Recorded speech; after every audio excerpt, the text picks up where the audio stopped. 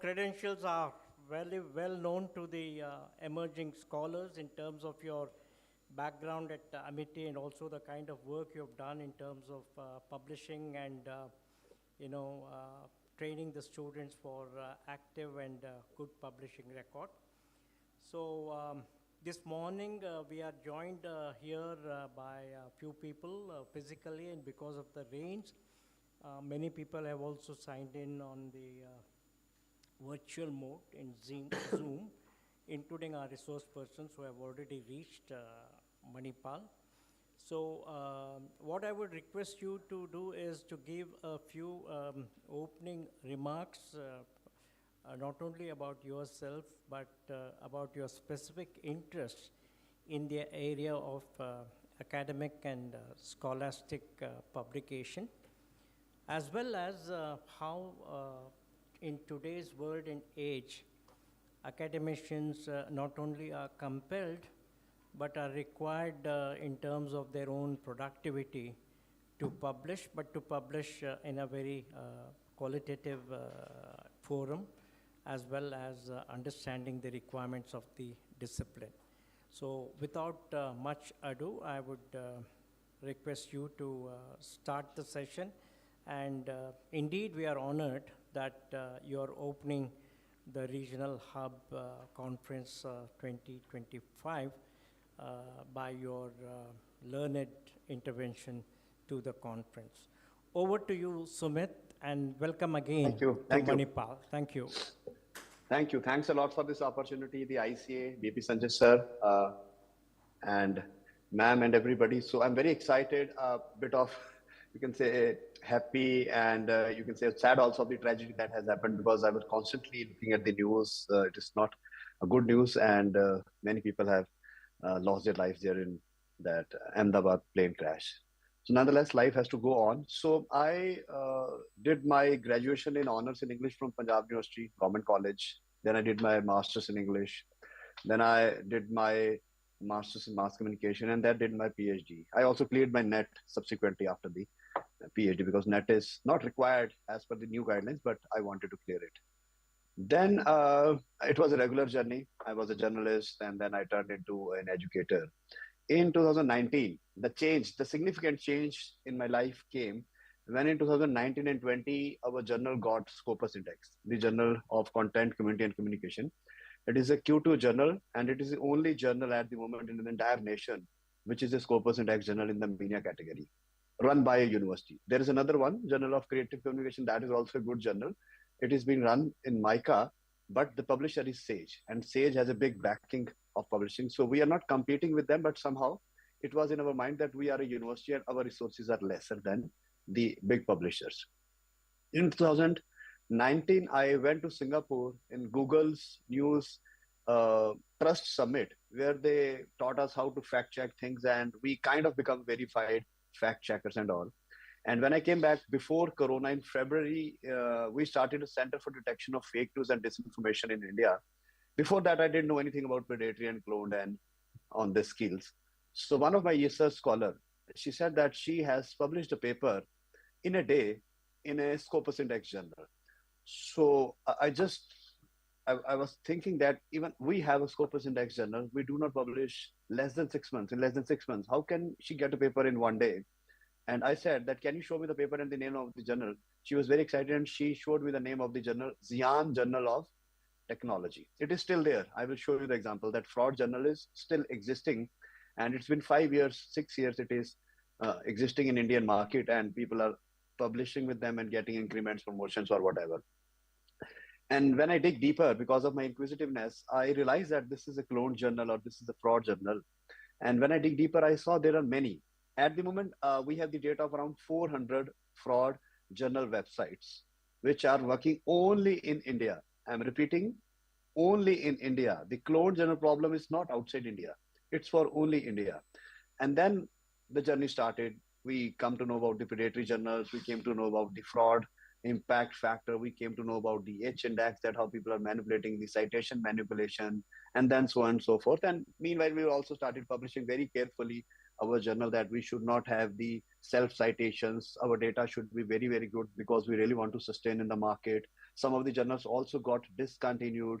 We got a lot of tips from the people. And then we started an early warning system in that we tell in advance that this journal has gone rogue. Do not publish with that.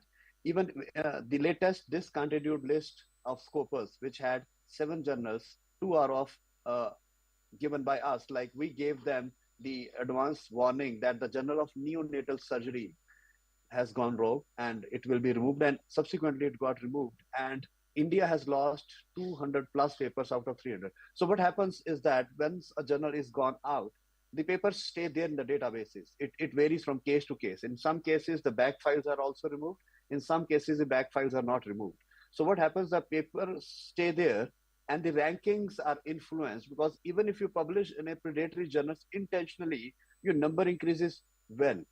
And once your number increases, your rank increases, your profile increases. But at the end of the day, when we dig deeper, you see that nobody is reading you, nobody's checking you, nobody's citing you. Your H index and your other indexes go down. And India as a country is losing a reputation that, yes, we are good in numbers, we're very good in numbers. But in terms of research, in terms of impact factor, in terms of H index, no one is there. We are not there in the top 15. So that is the main concern because even if we go for the local rankings, we are good. NIRF, NAC are good ranking patterns, and we are getting them in almost all the universities. But once we go into the QS, into the THE, it is very, very difficult to sustain into that.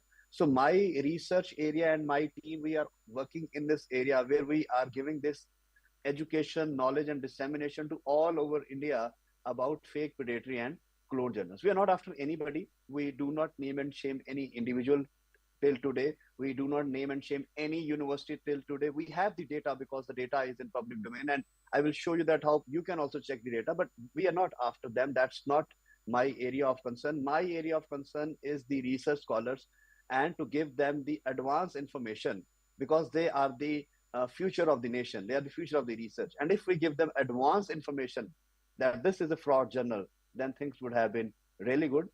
Coming to the Indian scenario, Indian scenario is we are in a tough situation.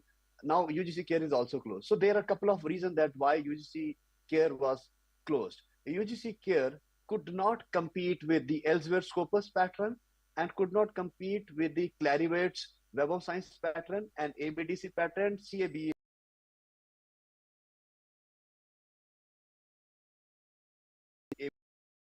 The top class institutions are looking for this were in the one list. So at what happened is that it started losing its significance because to compete ethically and honestly with these agencies like Elsewhere and with Web of Science, you need to have a strong base where people will not budge to any kind of political pressure. You might have a call from the Education Minister of India to put that journal in the list, but you will not do it because the journal is not that credible. We don't have that much of, you can say, stamina with us because in government job, we are also have to answer to the government bureaucrats. And also it is difficult to say no. And sometimes because of that, the list got some of the names which are not up to the mark. And at the end of the day, when the 225 guidelines came for the draft education, in that they said a government employee, an employee who will be through the UGC norms, will only have to have 6, 8, or 2 peer-reviewed research papers with him. So if the government is saying that you only reviewed papers from a peer-reviewed journal, then the death of the UGC Care was imminent. Because in that guidelines, these are draft guidelines, in that draft guidelines, it could have been written UGC Care listed journals. So that UGC Care listed journals should have some value. They've written peer-reviewed journals. And even if you become a professor, you just need peer-reviewed papers published in a journal. And if you are an associate, peer-reviewed journals. So the standard has gone substantially down in the draft guidelines itself. And the death of the UGC Care was imminent. And at the end of the day, the UGC Care does not stand there. And India has lost its position in research fraternity in the world that there is no agency now. There is no effective agency now to monitor the research publications and PhDs in India. In 2023, there was another guideline in which they have removed the research paper compulsion to submit a PhD thesis, which was earlier there. So now you can submit your PhD thesis without even publishing a research paper out of it. So that is there. But in private universities, in some of the top class universities where we work, we want one or two research papers in Scopus or in Web of Science to complete your PhD. But in central and state government, I am afraid that these rules have been applicable and no research is required. No research paper is required before submitting a PhD degree. So these are the things which are making India not looking. India is not having a good position in the research scenario because these things go out also. People all around the world see India as a global economy for manufacturing and all, but for research, we are not the global economy. We will not be able to become the Vishwaguru because Vishwaguru is a researcher also. Research R&D is an essential part of Viksit Bharat 2047 and Vishwaguru. So if we are dreaming of these two things, we effectively have to spend a lot of money, a lot of resources on R&D. Faculties have to be compensated well. They have to be given the seventh pay commission. I have told many people whenever there is a NAC inspection and I meet people, I say, please check the salaries of the faculties also, that how much they are getting. Do not just give away the rankings like that, A plus, A and all, and the salaries are of fifth pay commission. So these things have to be critically evaluated and needs to be managed together, right? And these are the points that I wanted to make before the start of the session, because I'm really very keen in helping the research scholars, the young faculties, in publishing in good journals, in writing good skillful papers, and in telling them how to avoid the desk rejections and how we can do better, how we can better together to save the Indian research scholars and India researchers, because we are very good. We are very good in medical science.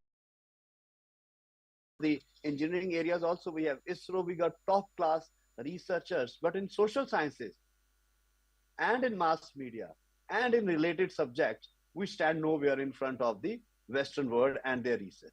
So that has to be checked upon. We need to use good reference management softwares which are there with us. The hands-on training has to be given. And the only thing which is aspiring at which we aspire at now is the awareness. Awareness plays a significant role in every researcher's life. We have the channel also, Bharat Journal Checking channel. We have the pages also, LinkedIn. I'm very active on LinkedIn. I keep on putting my data there. And we are there to help you out. We have the email helpline also. Many other related things are there, which are all free. We do not charge for that at all. Everything is free. Every knowledge is free. Dissemination is free. And I'm thankful to the ICA team for giving me the opportunity. And I'm very excited to be with you all.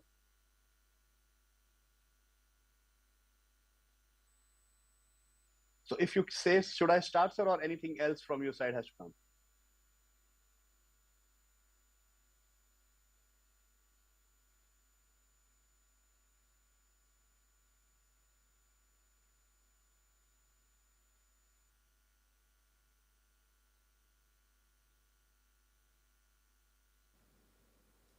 Are we audible, sir? Yes. Yes, you may please proceed, sir. We are with you. Yeah, thank you, thank you. Thank you. So I'm sharing my screen. I'm switching off the camera to save the bandwidth here. So camera is switched off. I'm sharing my screen.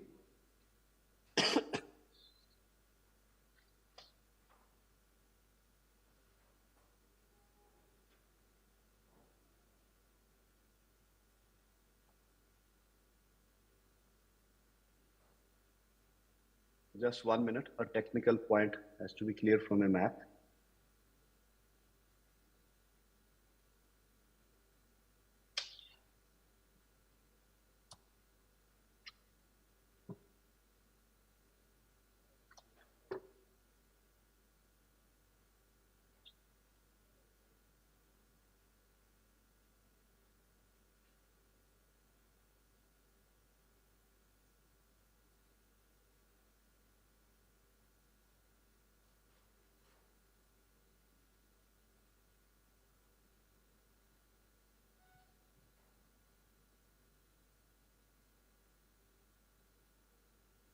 I hope my screen is visible. A quick yes or no.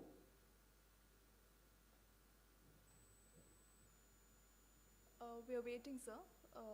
It's loading. It's loading. Okay.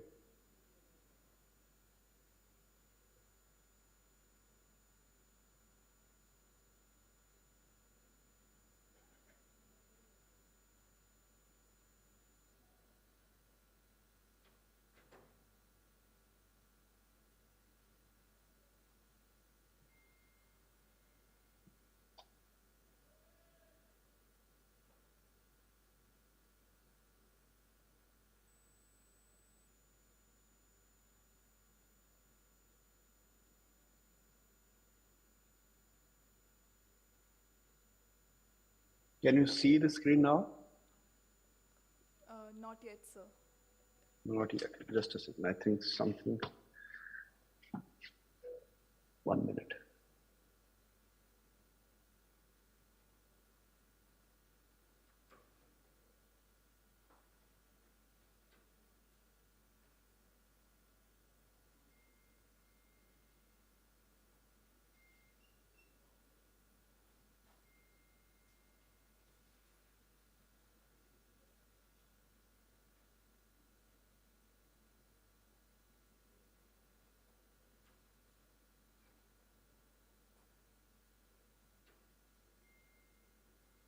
Stop sharing. Just a second. Share screen once again. Share. Now, can you see it now? Is it the Zoom? Yes. Can you sir. see this Scopus? Yes. Yeah. Yes, sir. We can see it. Thank you, sir.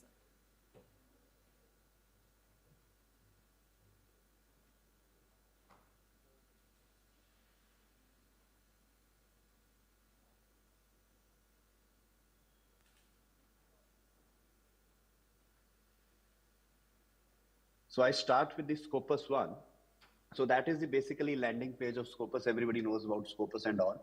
So how do we catch the predatory journals and the other related issues? I will come to that also, the red flags also, and the files also. This is basically the landing page. We'll come back to this later. 2024 site score has been released, and I'll show you the methodology, how we understand that methodology and how we manage our journal and the related things over there. So let me show you some of the examples of the fraud journals first, so that and you can compare the good journals with the bad journals and how we catch them. So there is an example of this journal. Like, I'll just give you the website.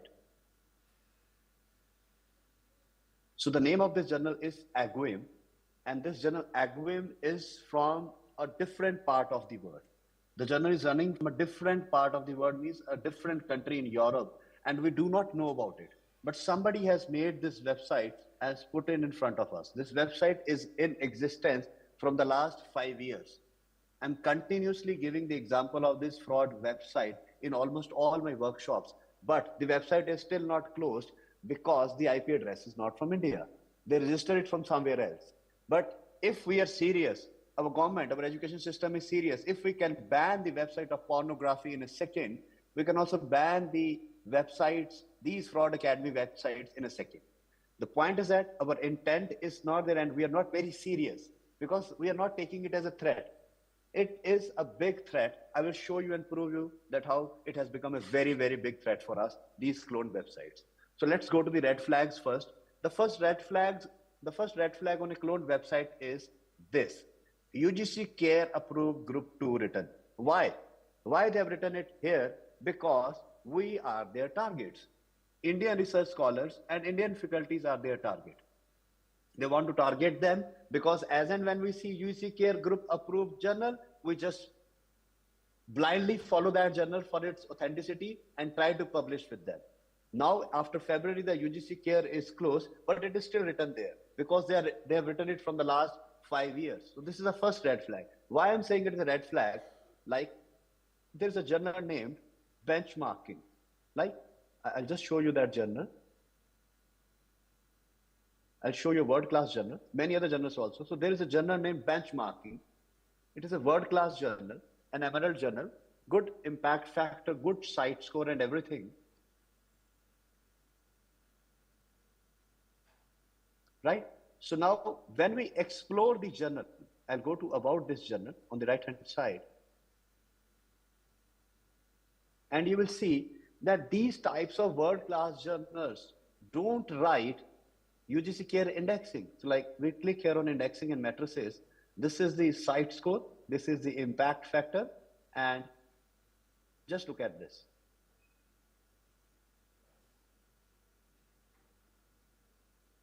The indexing. I'll just go back there to the indexing. Here it is. Once again to the indexing. Just look at this. Even the Scopus indexing is also written alphabetically. So the world-class journals will never impress upon UGC Care Group 2. Why?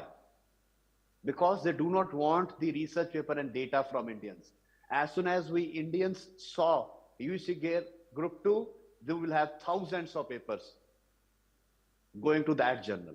And sometimes the journal crashes because we just send the papers recklessly and random. We do not compare our research paper with the journal. We do not compare our research paper with the theme of the journal. We do not compare our research paper with the call for paper of the journal. We are under pressure to publish, and we just send our paper to save our jobs or our, you can say, ranks, right? But the world-class journals are not worried. They are just putting everything alphabetically, and they are not worried about UGC Care. They rather do not write. Although it is a Scopus and a Web of Science index journal, automatically it should be in UGC Care Group 2. Although UGC Care is not there, but automatically it should have been there, but they will not write it. World-class journals are not writing at all that they are indexed in any of the Indian agency. It will give them demerit points nowadays because we are losing respect from the world-class institution that Indian research is not up to the mark because of the reckless publication. I'll substantiate my argument with the numbers. I will show you the numbers also. We will go to the SJR, and when we see the SJR which talks about the numbers, you will see that the numbers are astonishing. So this is the SJR. It speaks about the Scopus indexing journals and their numbers worldwide.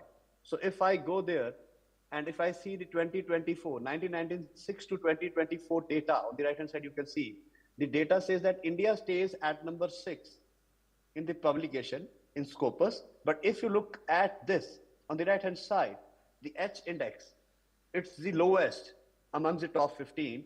And the citations per documents are the lowest amongst the top 15. But yet we are there at number 6 because they are counting it with this number, the publication. If I go to only 2024 data here, you will see that we are at number 3. Only 2024, we are at number 3. And one of the ministers also said that in 2029, we will be world's number 1 in publications. Yes, we might achieve that in 2028, but nobody will be reading us. Nobody will be citing us. And we will be the poorest amongst the H index all. So if we go by the numbers are quite high. If we go by the numbers are quite high. Publication, it's not publication, it's production. Production of research paper is the highest. But nobody's reading us, nobody's citing us. Why? Because for them, we have lost the plot. And when we dig deeper, we go to the retractions. India will be very soon number 1 in retractions. We are at number 3 at the moment because China has the highest number of retractions, but they have coming up a very strong policy where they will be severely punishing the people, those who have done intentional wrong. Retraction can come to any paper by mistake, unintentional. But if you are doing it through your own on data manipulation, then it is not the right thing. And now the rankings will also be taking care of the retractions that even the 2% scientists will be checked. If they have the many retractions with them, they will not be in the data of the highly cited from the Clarivate, and 2% scientists for elsewhere, they will not be in that list. So these kind of new things are coming up. So we should not be in the rat race of production of papers. We should be into the publishing of the papers. Now coming back to the topic of this clone. So this AGWIM, this is the first red flag. There are 10 red flags I will show you. The first red flag is UGC Care, right? The second red flag is multidisciplinary. We can discuss multidisciplinarity. I am not saying that we cannot, but multidisciplinary research is not easy to do. It is rather interdisciplinary. We can have interdisciplinary research, but multidisciplinary is very, very difficult. We are multitasking. So if a journal is writing that it is a multidisciplinary journal, be very, very careful. It is one of the subset. It is one of the subset of a cloned journal. Third, a journal is saying that it is an ISO certified journal. This is an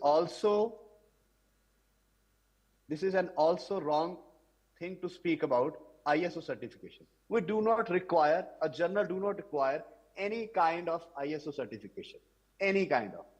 It is a fake business and they've just written it that this journal is an ISO. certified. Even if it is written genuinely, be very, very careful. The fourth red flag, they will use the Gmail ID. Gmail ID usage, I'm not against it, but you cannot use it for official journal purposes. You need to have an official email ID. Like in our, we have the .edu or .gwa like that. So other institutions are also like that. So be very, very careful from these Gmail ID.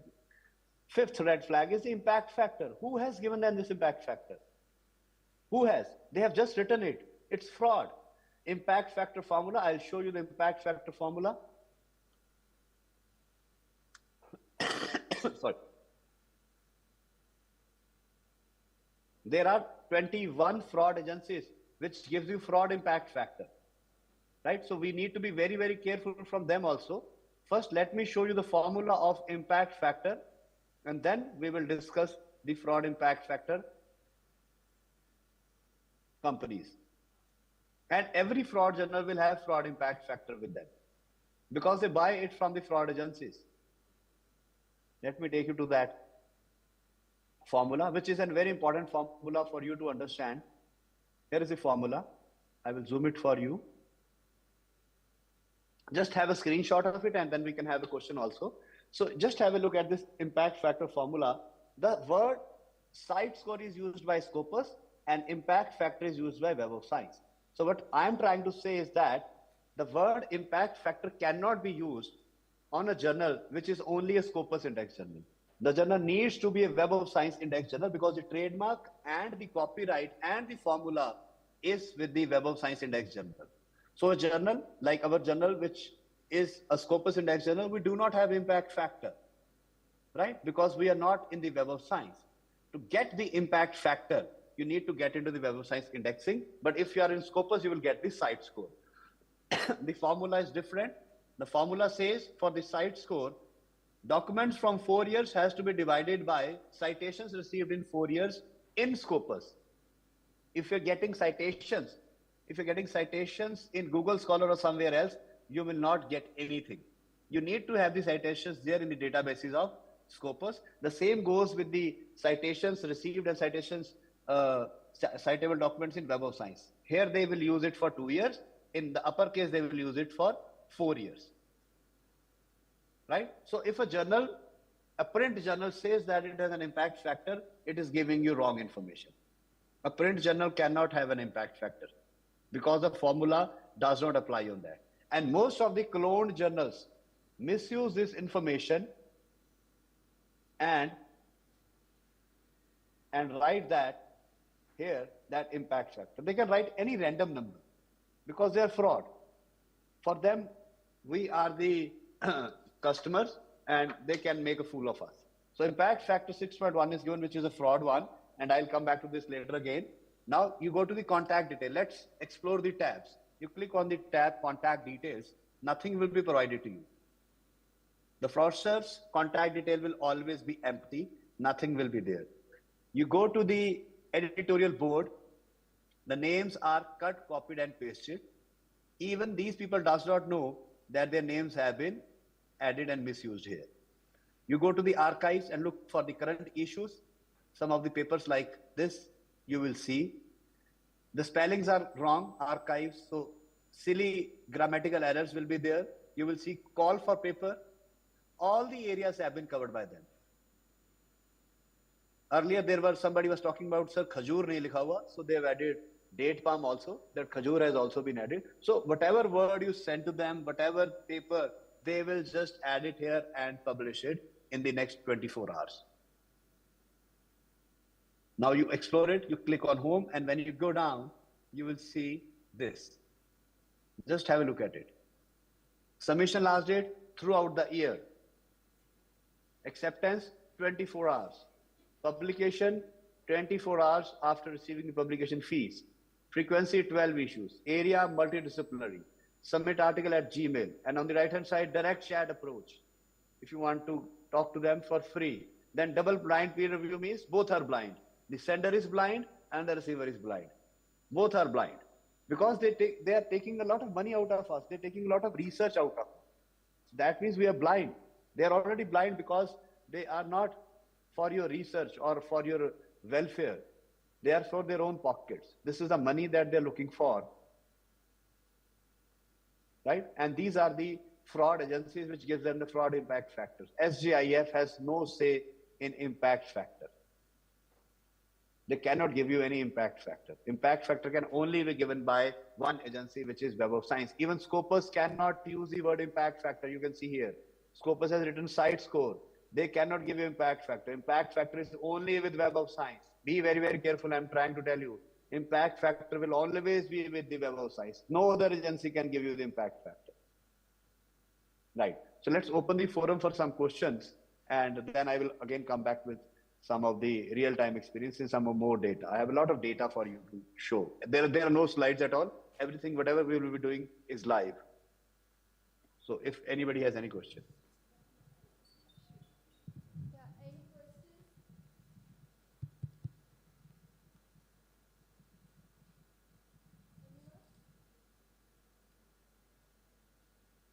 If anybody has any question, any young scholar, any faculty, any point in your mind, please freely ask, because we didn't get much time together. I wanted to come but couldn't. Yeah. Good morning, Dr. Sumit. Padma Kumar here from MIC Manipal. Good morning. Yeah. So Good morning, sir. there is this question a lot of scholars have. So if there is a paper that gets indexed in Scopus, maybe in 2017 or 16, and then in 2024 they get to know that that journal has been removed from Scopus, right? So what happens in such a case, right? Later on, during the time that they publish, it was indexed in Scopus, and later on Scopus had removed that journal. There are two answers to that. The first is that if your paper is removed entirely, if the journal is removed entirely with its back files, then obviously you cannot claim it that it is a Scopus index, because we verify it at the Scopus databases website. But if the paper sustains and the journal is discontinued, the paper is in front of your name, the paper is in front of your university's name, then it can be counted, because you have to we can give them the benefit of doubt that because university is also using the paper for the ranking, right? And they can also use the paper for their performance. But we need to see, it should not be in a biomedical journal. All right. It should be in a journal related to the subject, because a journal of neonatal surgery has published a lot of Indian papers, those who are not of the medical background. So people have to see that they need to go to the journal related to the area. Editor will say, जो editor बिक चुका है, वो तो ये कहेगा कि भी आ जाइए, all the papers can publish. But we need to understand that we have to have the same subject journal. Otherwise, our media journal could have published any papers. Right. So as long as the paper, as long as the papers are there, they don't have to worry about you are it. safe. That's what you're saying. They are safe. They are safe. Most of the time, the papers survive. Most of the times. But in 10, 15 odd cases, we have seen the papers were also removed. Right. So there are cases. So it's not like that कि ये हो नहीं सकता. There are cases the papers are also being removed and are removed even after getting the PhDs. And somehow I know a person whose PhD Viva was on hold, because before the Viva at 10 a.m., at 9 a.m. they once again checked it and it was not there, the paper. All right. So if the minimum requirement of a research university is to have the research paper in the Scopus databases, they're checking it and then the paper should be there. So it's a risky, Padma sir, it's a risky thing. All right. Thank you. Yeah,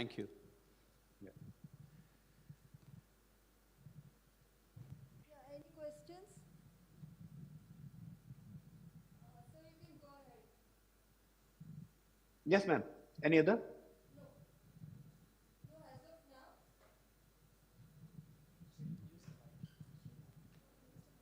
Yeah, no, as of now, I think you can go ahead, Okay. sir. Okay, I'll continue.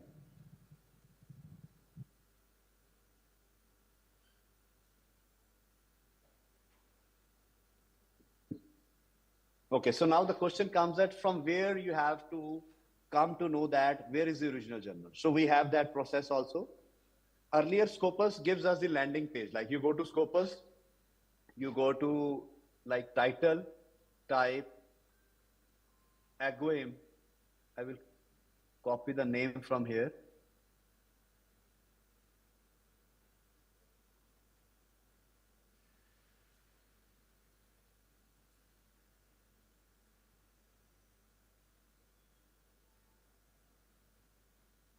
Scopus will self-populate it, because if a journal is in Scopus databases, it will be like that. वो अपने आप निकल कर बाहर आ जाएगा. Self-populate. We click here. We click on AGWIM. You can see it is there. That means it is a Scopus index journal, but we are looking at the fraud website. So this is the original website of the Scopus. Earlier Scopus gives us the source homepage here. Earlier Scopus used to give us the source homepage here where my cursor is. Now they have removed it. But we have got to know one thing, that the publisher is Geo-Ecotrop, and it is not an Indian journal like that, right? So now we have to dig deeper. We'll go to SJR. SJR is also a helpful tool. It is a free tool, right? They do a lot of advertisements there on the website. So we will type now AGWIM here and click on search.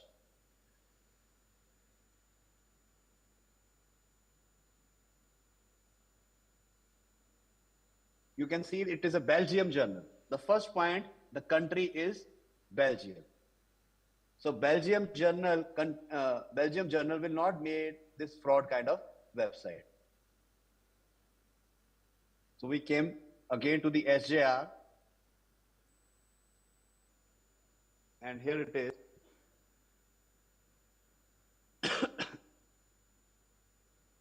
The publisher is Geo-Ecotrop. We will click here. It will take us to this. Geo-Ecotrop will go there, and we will see if we can get the word homepage. Here it is, homepage. We will click on the homepage, and it will take us to the original journal in Belgium, right?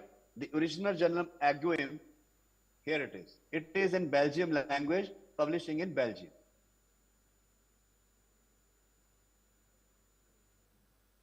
Right? I'll show you another example. There is another journal named Adalia.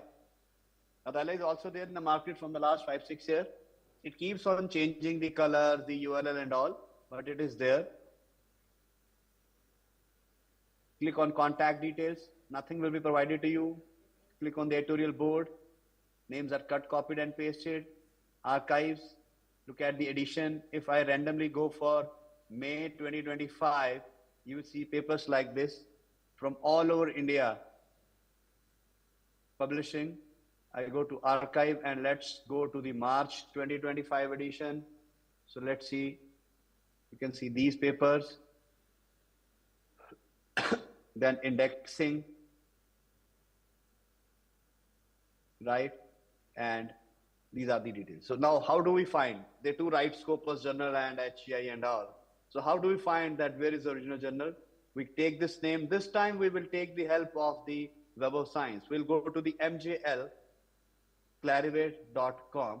So this is, I'll give you the free access. The free access is a limited access. Like you create your free account here. For everybody who's listening, you can create your free account and you will have the limited access.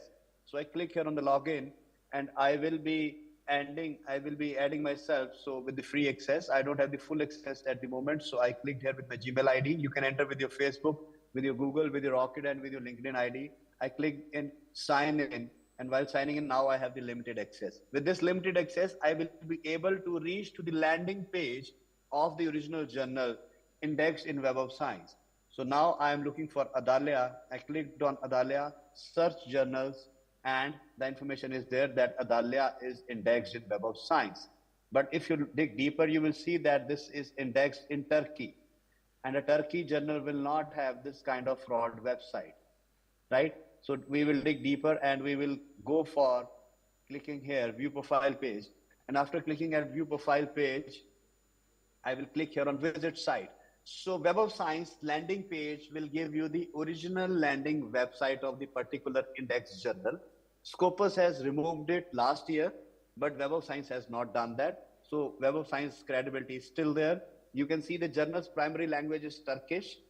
Frequency is annual, it's not monthly. When we click here, visit site, it will take you to the original journal, which is in Turkey, publishing in Turkish language. Right? So there are, I would say, around 400 plus journals in India, cloned journals in India, taking away your research, your money, and everything. I'll show you some more examples substantiating my argument. So I'll show you in Chinese journal. We have around 42 Chinese journals. So let me show you a Chinese one example. Xi'an Journal of Architecture and Technology. And if you write them, the Chinese people, they will say that it is your problem. Our journal is fine in our country. So they say that it is India's problem. Obviously, everybody is after Indian research and Indian academics. So you can see this journal, again, dark, shady kind of a black website with fraud impact factor right on the head of it. Then you see click on the contact details, you get nothing. You click on the editorial board, cut, copied and pasted names are there. Look at the current issue. Paper from all over India are being published from Jan University, from Jamia Millia Islamia, from University of Mumbai. So because the point I'm trying to make is that the lack of awareness is there. People do not know. You just cannot reach to everybody. I have taken around 1,000 plus hands-on training workshop, 1,000 plus, but still there is a lot to be done. Still there is a lot to be done. And it's been 5 years that I'm struggling to tell this to the people because people are not understanding the urgency to save ourselves and save each other. So you can see Jamia Millia is a reputed institution, and then University of Mumbai is again a reputed one, Jan is again a reputed one. And people from these institutions, faculties and research scholars are getting papers published in cloned journals. And when you look at the call for papers for these, they publish all the areas, they just write it like that. They are not worried about us. You go to home and then you see they challenge you. And they say that, yes, they are in Scopus. Yes, this journal, this screenshot is original. This journal is in Scopus, but this is not the original website. Not at all. These are some of the red flags that we have to catch on our own. Even if I am not there to help you out, if I'm somewhere else, although I try to help as many as I can, you should have the knowledge now to catch it on your own and name and shame them. These journals has to be name and shame rather than the people. So it is very, very important for us to sit down together and go after them because they are ruining the Indian academics and research and everything. And when you look at the past issues, randomly, if I go to issue number 4, randomly you will see paper from all over India are being published. And now again the question comes, you can ask, sir, where is the original journal? We'll copy this name. We will verify it with Scopus. If it is a Scopus index journal or not, we'll go to sources. We can verify it Web of Science also, but we can first verify it with the Scopus. So Journal of Xi'an, Architecture and Technology. Find sources. It is not self-populated by Scopus. Maybe there is a spelling error. So I'll just do it again. I'll go to sources.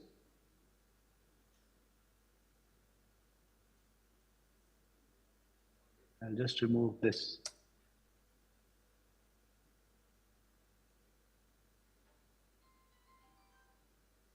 If it is not working properly at the moment, we will go to the SJR. SJR is also having the same information.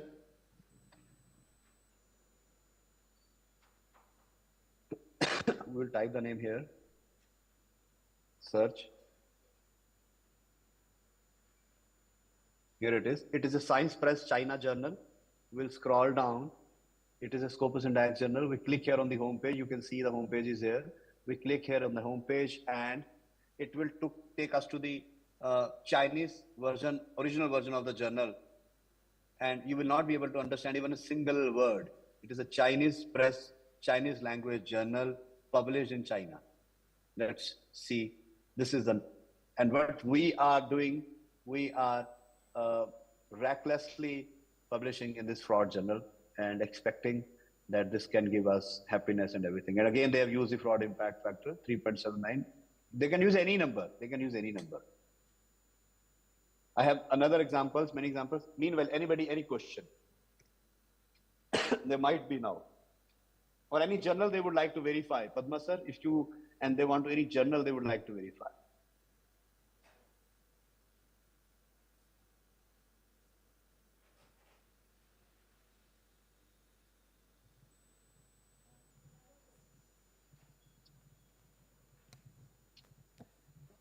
Sumit, Yes, sir. so if there's a journal and which is indexed on Web of Science or Scopus. But the clone is also there, which has the same ISSN number sometimes, right? Could you just talk about those kinds of journals, the same journal having another cloned version? It's the same. It's the same. So if you look at the ISN number of this journal, it is 107930. Okay.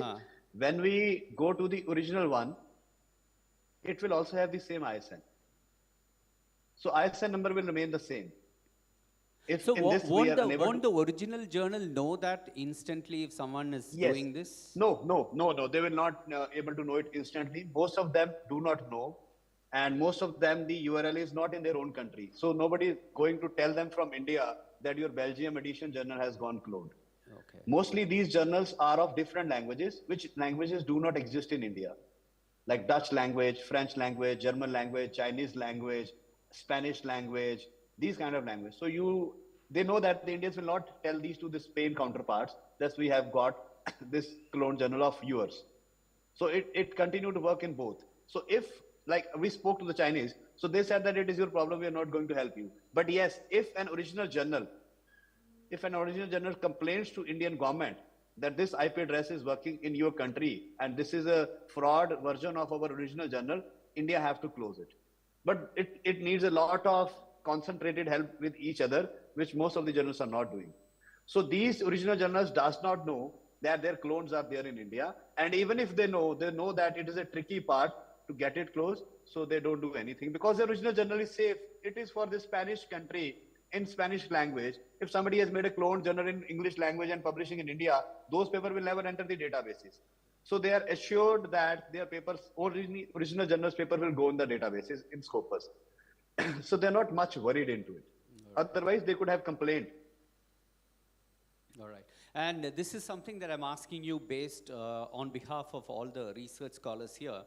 Right, here we tell them, like when we are guiding our scholars, we tell them that once you submit a paper to a particular journal, until you get back reviews from that journal, you are not supposed to send that paper anywhere else. That's how it is. Yes, that's the criteria. But in spite of that, some scholars do have this confusion. They do not have the patience to wait for the results, to wait for the reviews. They send the same paper to multiple journals. And but that's very unethical. We all know that. But I really want you also to talk about that, so that our scholars will. Yeah, as an editor-in-chief of a Scopus Index journal from the last 10 years, we catch it like that. How do we catch it? I tell you the way. Like if I am looking for a journal named Benchmarking to publish my paper, I need to cite. I have to cite minimum 2 to 3 papers because I need to see that whether that journal is related to my study or not. If a journal do not have a single paper of my related study, why I'm sending that? So once you send that paper randomly to all the journals, as an editor-in-chief, we come to know from the references that you haven't used any of my references, you haven't used any of other references. So your paper will be desk rejected. Most of the time, the papers like these are desk rejected because we look very closely to them. Now the point coming up that students are not waiting, most of the journals are now giving you the timelines. Like how much is the turnaround time, how much is the publication time, and how much time to take the first decision, which is rejection or acceptance. So most of the journals are taking this, so they need to have the patience. I am telling you on the face of it, if you have to see your paper in 2026, you have to start now. You just cannot start now and publish a paper in 2025. It's very, very difficult now. You need to have 6 months of balance time with you before start thinking or even writing a research paper. Yes, with some of the quick publishers which are in the category or sometimes the predatory like MDPI and all, you can publish in 10 days also, but you don't know the future of those journals. Right. No, most of the sustainable journals will take minimum 6 months to 1 year to other things. So we have a very strong policy here. We've got even advisories against publishing in MDPI journals as well. So definitely, it is. Even the Indian government under one ranking, one system, one nation, one subscription, MDPI is not there in the 30 publishers. Right. So you should not send, and please look for one journal, wait for the decision, and then look for the another one. Yes, you might be under pressure, but do not go into the pressure like that, because start thinking about the research paper from the day you have started joining your PhD. Do not think that the PhD is honeymoon period for 2 years and then you will start, you will not get anything. You need to be on your toes for all the next 4 or 5 years, the competition and the research is changing. The dynamics are changing. It is very, very quick. We have to read a lot of softwares, R, Python, Excel Stat, NVivo, Smart PLS, SPSS, GLA. I've learned around 13, 14 softwares. I'm not a software guy. I'm English. So the point I'm making is that we have to be abreast with the technology. Otherwise, somebody else will start publishing with that technology. Absolutely. So, and that too a social scientist. Yes, sir. Thank you, because I want it to be a reiteration of sorts for many of the scholars who are here, who don't take Yeah, those they things need to seriously. publish in 2026, start just now. You just cannot start for 2026 in 2026. You need to start now, and you need to look at the journal's previous editions and what kind of papers they are publishing and try to cite some of them automatically so that your research also relate to that journal. If your research is not relating to that journal, why will they publish your research paper? So you must see some of the citations from the previous editions, which should relate there. Sorry. Thank you so much. Right. Any other question? Yeah, any other questions? Yeah, please go ahead. Hello, sir. Good morning. So, Good morning. actually, a couple of points here. What you talked about that, there's a way we can find out. We have to go to Scopus, or we go to SDR and find out about a fraud. But Web of Science also. yes, You can go to Web of yes, Science also. but then, how does our, our online education or the fact that we should be aware of before trying to send our paper, or even if, because the moment you start writing research, you get a lot of emails in your inbox from various sources that, you can submit here, there is this publication and sometimes I'm sure some of those publications, like you rightfully cited, some of them are also incorrect and fraud.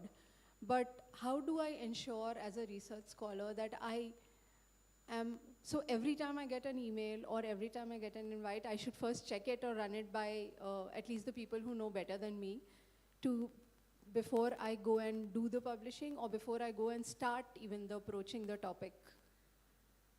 No, start approaching the topic before, and then once you're finalizing your topic, you can look for the journals. There is a way to find out the journalist. I'll just go online and show you.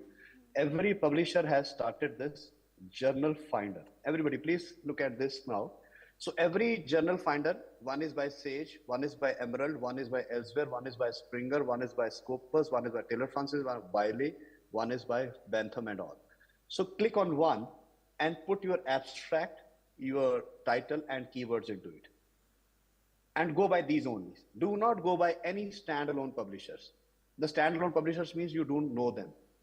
Most of them are frauds. So look for this journal finder. Let's go for an example. I clicked on journal finder Emerald, and I am at a loss that where should I publish, but I have a title in my mind. I have keywords in my mind. So I clicked on journal finder here. These are the genuine websites of the genuine publishers. We have to believe them. No problems in that. And now you have this data. So this you can sort by A to Z, time to first decision, because timelines are very important. As Padma sir has asked about the timeline. So we will type time to first division, low to high. Now search by keywords. So we are more into media, we are more into this. So let's write media and search. So these are the filters that we have used. So at the moment, they have no media journal, right? So Emerald has no media journal. We will just go for some synonym to that, or something like fake news areas are there. So let's go to write fake news journals if they are publishing in that, or maybe something on the subject line if we can get. So we have to search like that, and then we will have some of the journals. If not on this area, let's go to management. Management, they are good in that. Let's type management. So these are the journals. Let's see how many journals are there. So there you will have the list as per the timeline. So like if I click on this is the website, and then you will have the timeline and everything here. You can check it. Indexing and matrices, and here it is. timeline. So this timeline is almost given in every journal. But we have to go to a reputed one. The same way, let's go to Sage. Sage has media journals. Here is a comparison. Can you see the comparison in the Emerald? So these are the, you can compare them also. Right? So this is the way I tell everybody to use Journal Finder. So now I'm going back and now I will use the Journal Finder for Sage. So I have again write Journal Finder, Sage. So the name for that is Sage Journal Recommender. We will click on that. You have to put the manuscript title, keywords, then the types, all Sage journals, gold subscription model. We will discuss the models also, the open access and all, because the concept of open access has been largely misused, where they say that money has to be given. It's not like that. There are around 15,000 free journals in the world. They don't even ask for a single rupee. So it's like that. So we will discuss that also. So they give you everything. These journal finders gives you everything. So this is a way which has to be asked. The second way is that I have my details. I will be sharing my details. So you can WhatsApp me and I will get back to you within 24 hours. If that journal is on planet Earth, we will provide you the right information right in on your WhatsApp, because we have a lot of data, a lot of tips. So you save a lot of time. So that is also you can do. So at the end, I will give my details where you can send your journal's name and your concern. Do not send us your research paper. That is your own. We don't have time to read that, but yes, we will be able to help you with the name of the journal across indexes. Okay, I also, as a follow-up question, can we, now that there's so much of artificial intelligence tools which are available for everybody, is it possible to use any of the tools to ensure that we are not going to a fraud website? Or can we enable our browsers to tell us that every time we access? Crossref has signed an agreement with Redirection Watch, and all the papers which have been redirected has been given to Crossref. So now what happens is that if you buy the subscription as an editor-in-chief, as soon as you put the references there into the Crossref, they will give you the message that these are from the redirected papers. So the references will come in red. So AI is helping us a lot in getting back to us. So we have recently submitted a paper. Out of 73, 71 was green. One they couldn't find it, and one was red. That this paper has retracted. So the papers which are being retracted, all the data is getting added into the Crossref. Crossref is the biggest agency for the reference management, which looks after all the references under I4C and I4A. And now this is coming up, and very soon everything will be in the market. And you will be seeing that some of the papers that you are clicking will getting read because they are retracted, and you should not give them the references. So this is coming up. It's, I think, only 2 or 3 months away. This thing is there. I can show you that in my account. So if I have just submitted a paper, in that we have got the screenshot is there or not. I'll just try to find it out. Meanwhile, other question then. Thank you, sir. Thank you. Thank you.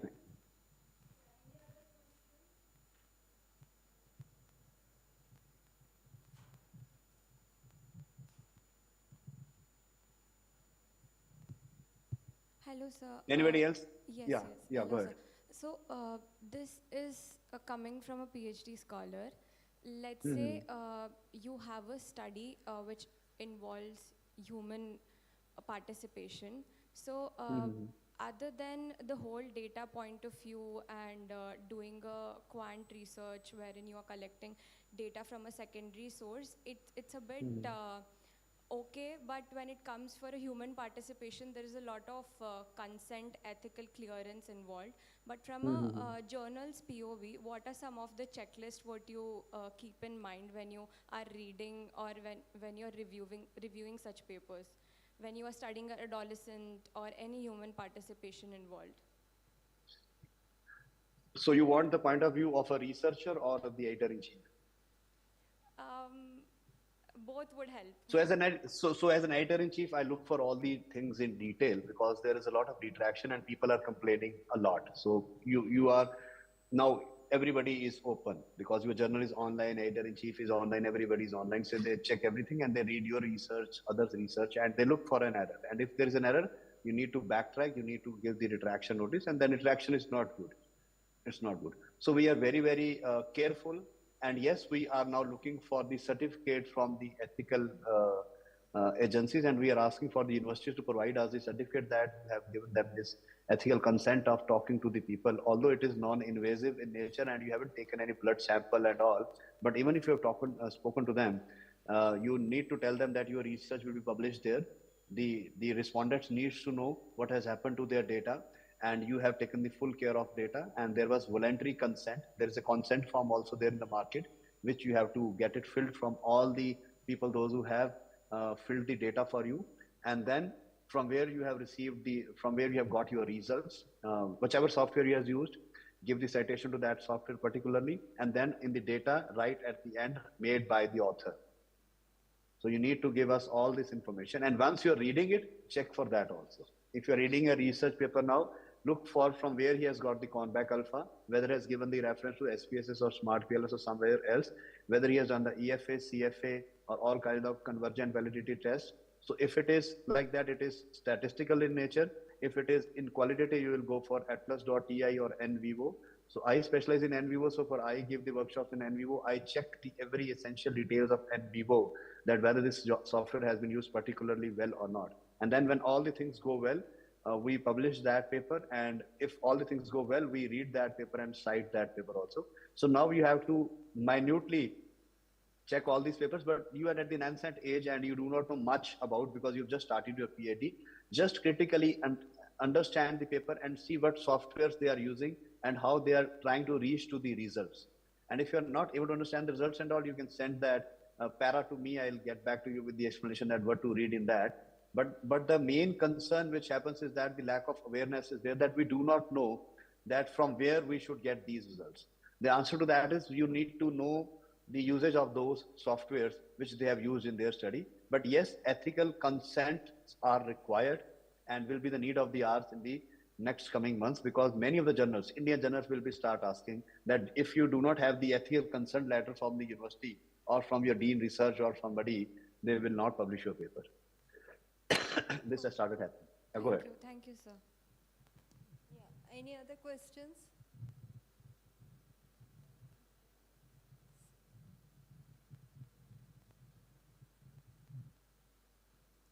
Sir, myself. Anybody from the, yeah. Yeah, myself Prakash. I'm a researcher here. I have a question. Go ahead, Prakash. Yeah. How we can verify if the journal is genuinely indexed in Web of Science? So we'll go to the Web of Science MJL and we will click here on search journals, and you will give me the name, we will search it here. So it is very easy. You can write down this link, mjl.clarivate.com, get into it. It is free service, and then you will be able to see. If the journal name does not reflect in this, that means the journal is not indexed in Web of Science. That's simple and easiest way and free. Create your free account at mjl.clarivate.in, enter the name of the journal here and click on search journal, and the data will be in front of you. If you have any name, I can just do it in front of you. If you have any journal's name.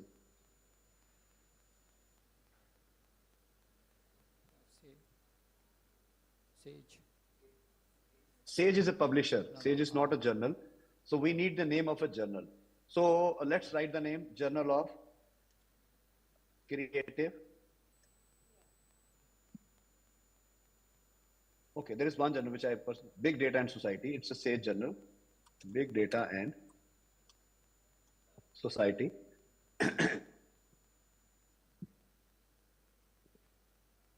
And here it is. It is an indexed journal. Click on View Profile page, and you will have full information about that journal. This would be the link to the visit site, country, region, article DOIs, publisher, and indexing is SSCI and all, right? MGL gives you 4 types of core collections. SCIE, SSCI, AHCI, and ESCI. They four will have the impact factor, others will not have the impact factor. That is also a catch in that, but we will come back to that later. But this is the main searching, that how you search a journal. Right? Simple, put the name and it's there. Now if you see that, if I name our journal here,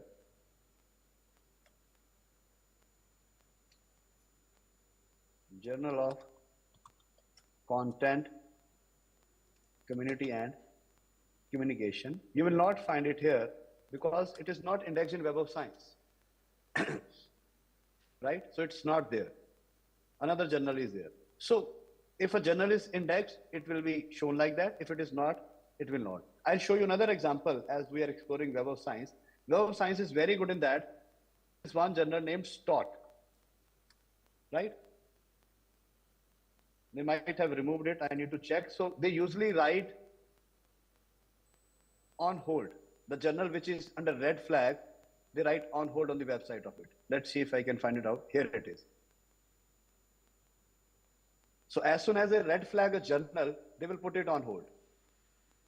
Like this. So you are now knowing whether to go with this journal or not. Right? In Scopus, they do not do that. They put a journal on red flag, but they do not tell this to anybody. They just tell that to that particular editor-in-chief. Editor-in-chief do not tell that to the world and started publishing recklessly high number of research papers. And in terms, turned predatory. Right? But in Web of Science, they put it, they name it and shame it that this journal is on hold. Do not publish with that. तो ये थोड़ा सा इस मामले में इनका better हो जाता है कि थोड़ा फेस सेविंग रहती है. अब अगर आपको स्टोट के बारे में पता है, you will tell this to 100 more people, यार स्टोट में पब्लिश नहीं करना, on hold है. Scopus में you don't get that. Right? In some of the journal Scopus, they are red flag, but I know them because I know the early warning system, but nobody knows. And people are still publishing with them. But in Web of Science, it is very clear that they will put it on hold. Right. Any other question? Thank you, sir. Yeah, one more. Hello, sir. Can you hear me? Yes, I can hear you. Yes, sir. Sir, you just stated something regarding multidisciplinary as a subject.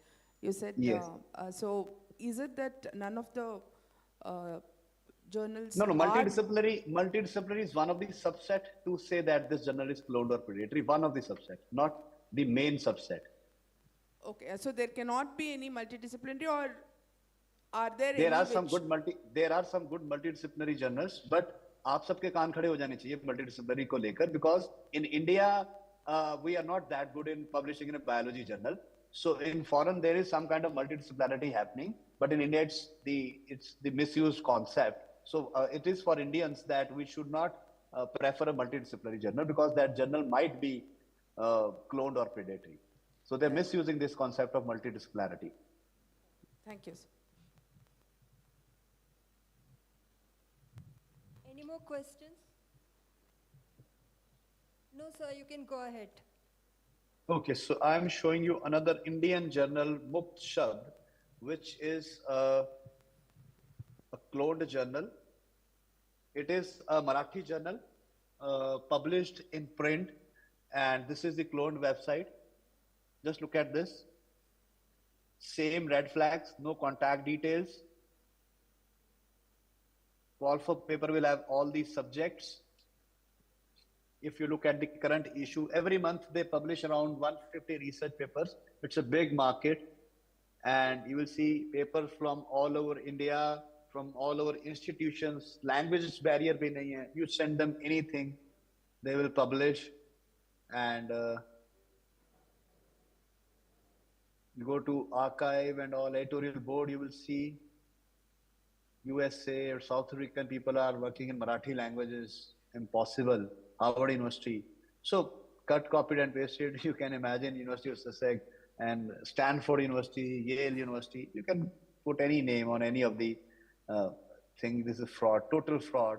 And this journal was in UEC Care List 1. Now UEC Care is not there. So it's like that. So now closing the topic of clone, let me take you to now the new topic, which is the predatory one.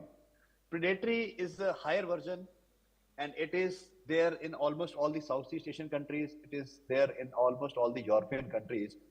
It is a word problem, predatory. It's not the Indian problem only. Cloning was only an Indian problem. So when you talk about the predatory journal, you go to Scopus databases, and I'll give you the example like neonatal surgery. So this is a journal, a very unique name, unique journal. And this journal has been recently been discontinued. The area of the journal is pediatrics, parentology, and child health. You click here to explore this journal. And when you click here, you will see this journal is still written this, but this was discontinued. And here it is. If you look at the outlier behavior, can you see that?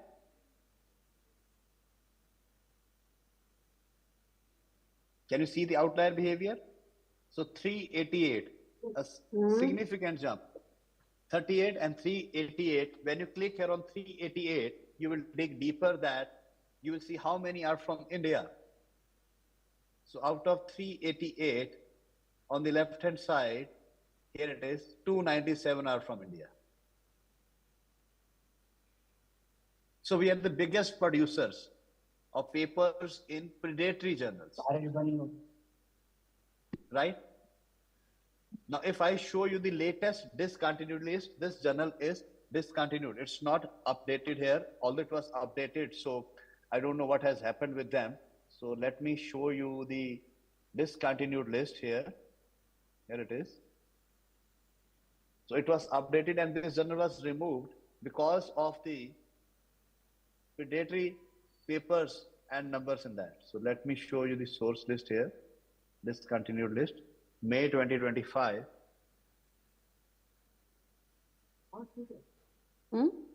Here it is. Shalvi ma'am, please mute kar lijiye.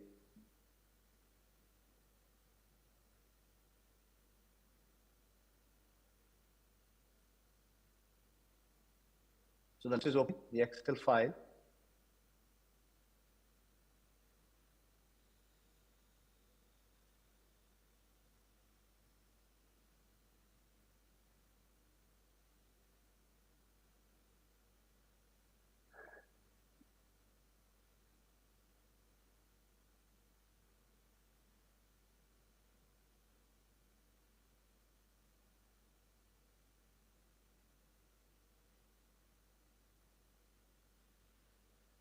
And on the discontinued titles.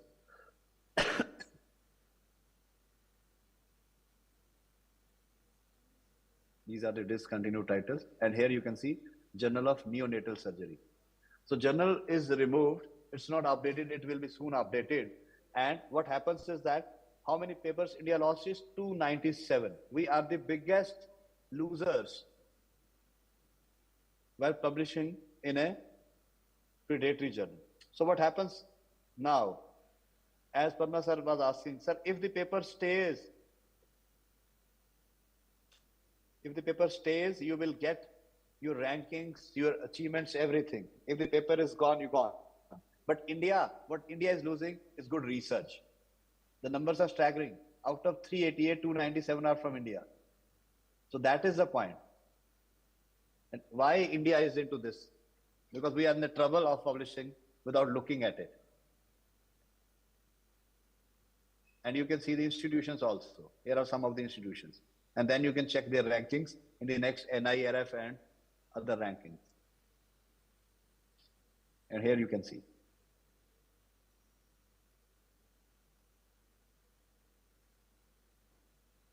Another discontinued journal which has turned predatory can also be, you can see this list, Journal of Commercial Biotechnology. We can copy this name from here and we can check into the Scopus databases and we can dig deeper that what happened with that journal.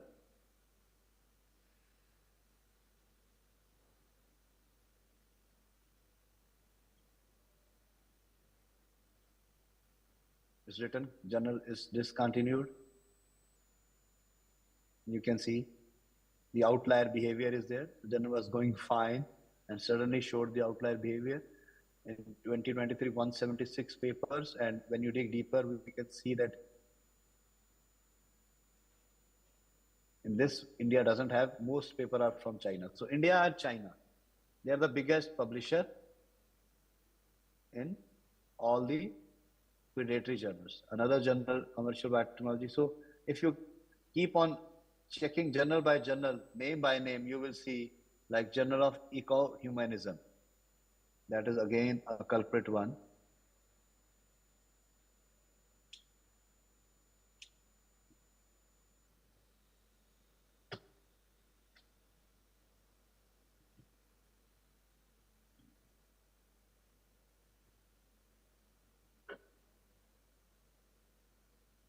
(1,615 papers, 1411 and then 1,615.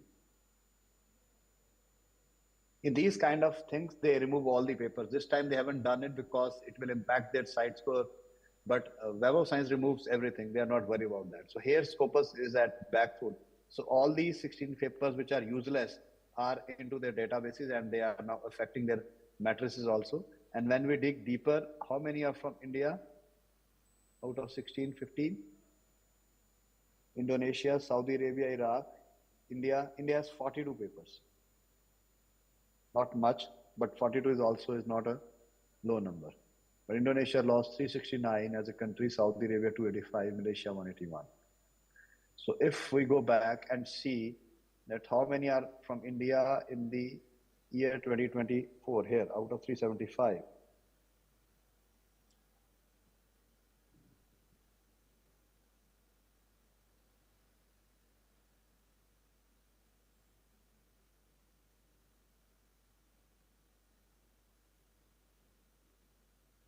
So 8. So India survived. This time Indonesia took the lead and published almost all kind of useless papers in this journal. So basically the outlier behavior is there. When a journal starts publishing reckless number of papers, you need to stop. You need to check this, go to the Scopus landing page of the journal with your free access if you don't have the university access, and then try to see that what is the Scopus content coverage, how many papers are there. And if it is reckless in numbers, be very, very careful that this journal has gone predatory and soon will be discontinued from all the areas. Like anybody, any question related to this now? Predatory journals.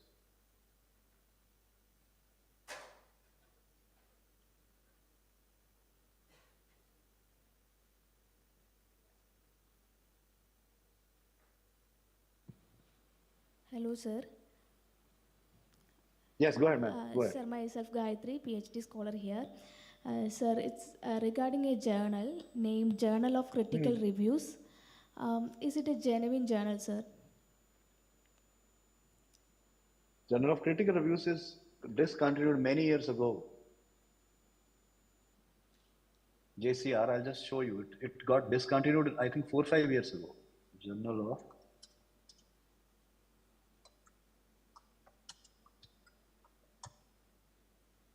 I'm searching it. It is from Malaysia, the journal? I don't know, sir.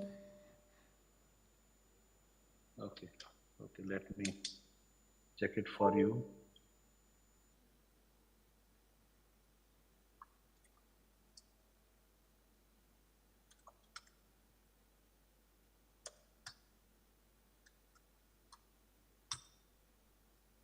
This is the name? Yes, sir.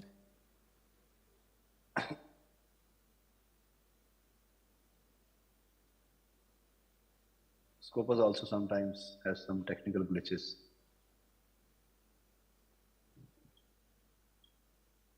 Let's go to the website from here. Meanwhile, Scopus is opening there. So this is the website. Are you sure? Have you seen the website earlier? Yes, sir. This is the website. Okay, so you can see it was just there till 2020.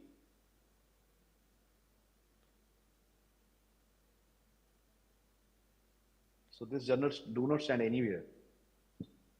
So do not publish because I know that this is a fraud journal. I was in Malaysia when I was giving a workshop, and then this owner was there. So this is a fraud journal. Okay, You need sir. to be careful. Okay, sir. Thank you. Did you send your paper to them till now?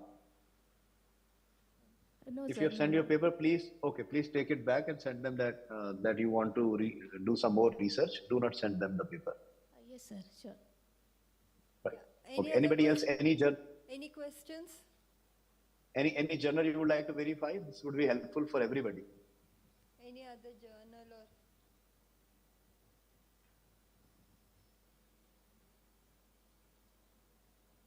Any journal? Any journal name or any? Yeah, Okay. one of the So, yeah. participants want to Go know ahead. whether Journal of Consumer Research. Okay.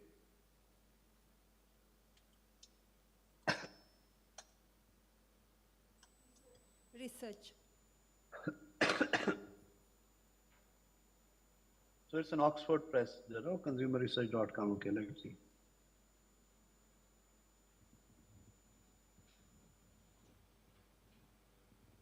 Looking like a genuine journal.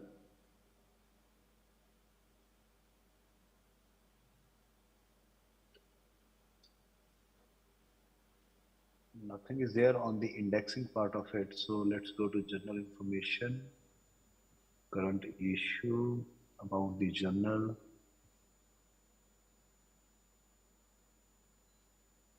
Impact factor. They're talking about impact factor. We will directly copy the name of the journal and we will go to Web of Science. So I go to MJL and I will type Journal of Consumer Research.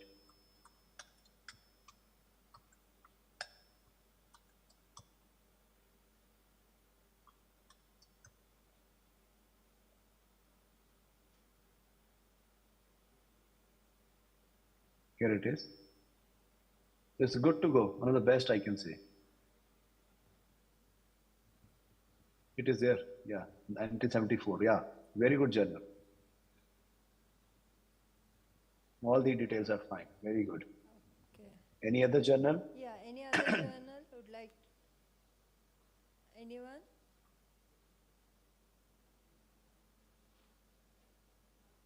Yeah. There's a question, sir. Go ahead, please. Yeah.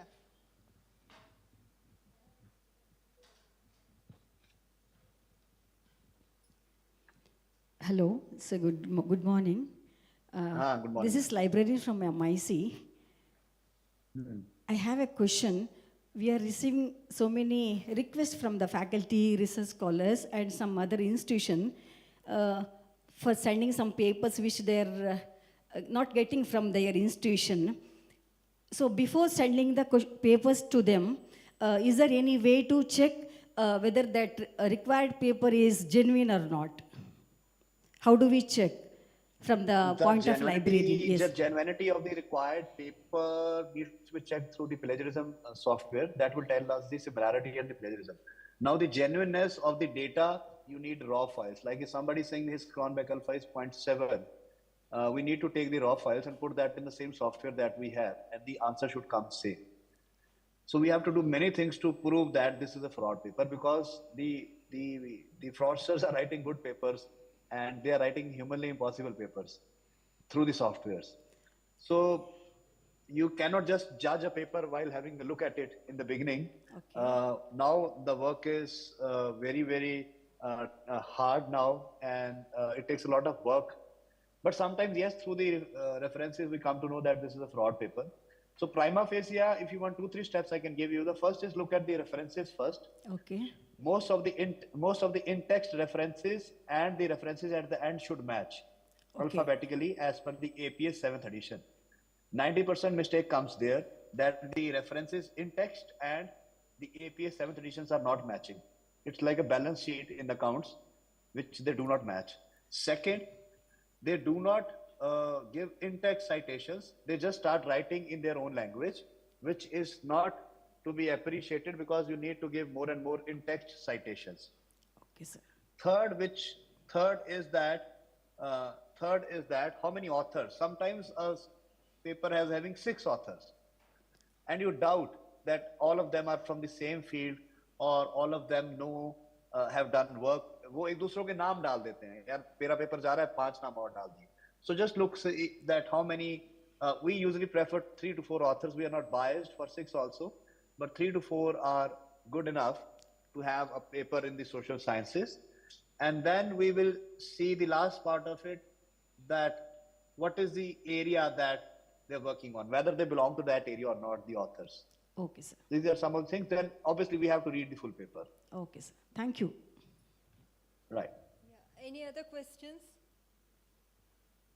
I don't think so, sir. You can proceed. Right. So general consumer research is fine. We have checked it. So now predatory, I've given you the example. Now let's discuss the open access policies. What happens with the open access is that usually a journal will ask you to give them some APC. That is called article processing charges. That is called article processing charges. But not every journal asks about it. So how do we check that whether the journal will ask or not? We'll go to DOAJ. So DOAJ is a directory for open access journal. They will not be able to tell you whether that journal is predatory or cloned or something, but they will be able to tell you that this journal do not ask any fees. So in the world, there are 13,000 journals without the fees, right? 13,000 journals without the fees. So ऐसा नहीं है कि journals ही नहीं है. People usually say, sir, हर जगह पैसे देने पड़ते हैं. It's not like that. Money is not involved in all the journals. Some of the journals are running without taking money from anybody, because they are backed by the universities or backed by the good research ecosystem at that particular place. And the world is also shifting towards publishing without the APC, because you have done a lot of research, you have spent a lot of money, you have spent a lot of energy in writing a research paper. And after that, you again have to pay money for its publishing is not good. So that is the main reason. That is the main reason that this thing is coming up for that. So it is there. So DOAJ is there. So there are 4 categories is open access. In open access, I'll give you the example. First one is when there is nothing is charged. So that is called Platinum Open Access Journal. Every publisher is having that. So I'll show you the emerald ones. So where they do not charge a single rupee. I'm repeating again, they do not charge a single rupee. Look at this. These are the journals. You can publish with them for free. They are world-class indexed journals. Some are with the IIM, like this is IIM Ranchi, this is IIM Bangalore, this is IIM Journal, right. Another one is Gold Open Access Journal. So I'll give you the example. A media journal. Big Data and Society is a very reputed journal in Sage. We click on the website. And when you go to the website, you will see that they will ask you for $2,100 APC. They're very clear. This is called Gold Open Access, and it is written upfront on the website that this is the minimum cost to get your paper published. But that is after selection. ऐसा नहीं है कि आपने पैसे दिए और paper publish हो जाएगा. It's not like that. Just read this para carefully, everybody.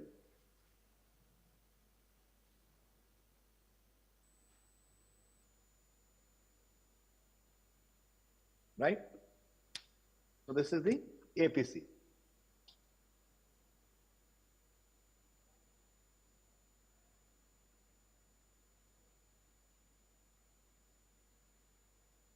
Third category is hybrid.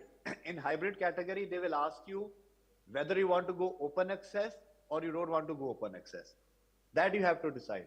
And most of the time we say that we will not be able to go open access, so we do not publish with them with the APC, we publish with them without the APC.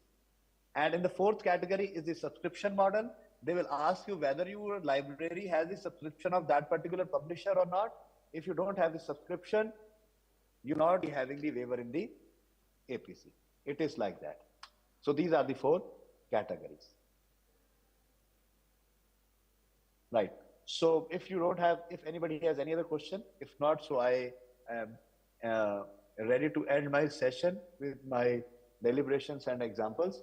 If anybody has any questions, so we can have next 5 minutes, because I have to leave by 11:15 to my office. I'm sitting in my room at the moment. So anybody, any question or any questions? point? or any discussion, we can have the discussion also. Yeah, any doubts, any questions? No, sir. Morning session There- or morning There's sessions no are like question that. as such. So nonetheless, I'll just give my details to everybody.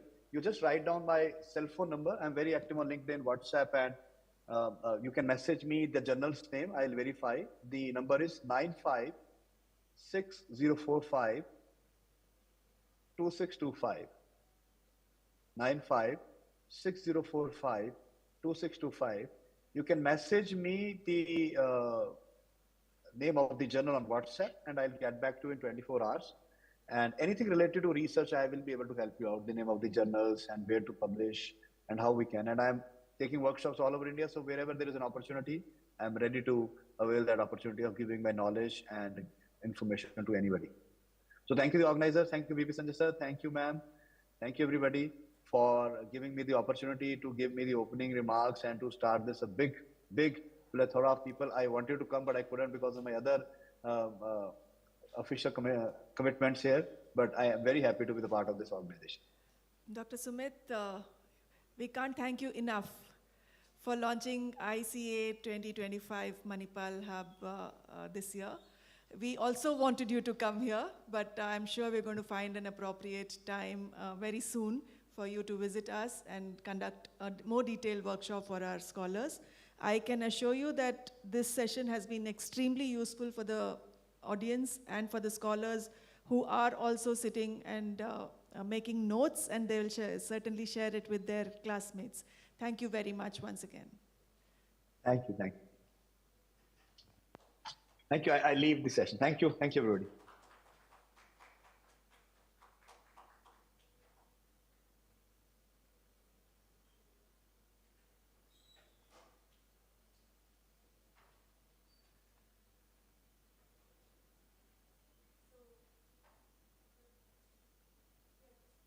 Morning, yeah. Thank you all for joining this session. We again assemble in this room at 2 p.m. For the pre-inauguration, and then 2:30 the Vice Chancellor will be here for the inaugural. See you later. Thank you.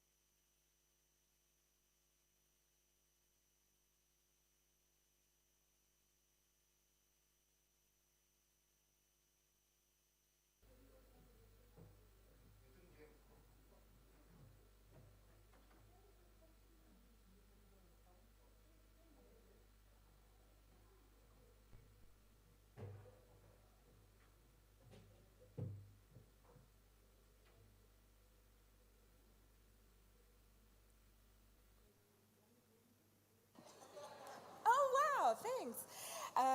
As is customary, I am honored to formally begin today's proceedings with a land acknowledgement.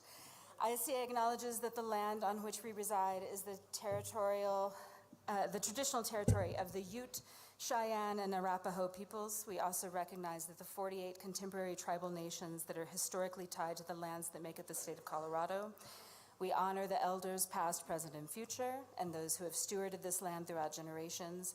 We recognize that government, academic, and cultural institutions were founded upon and continue to enact exclusions and erasures of indigenous peoples. May this acknowledgement.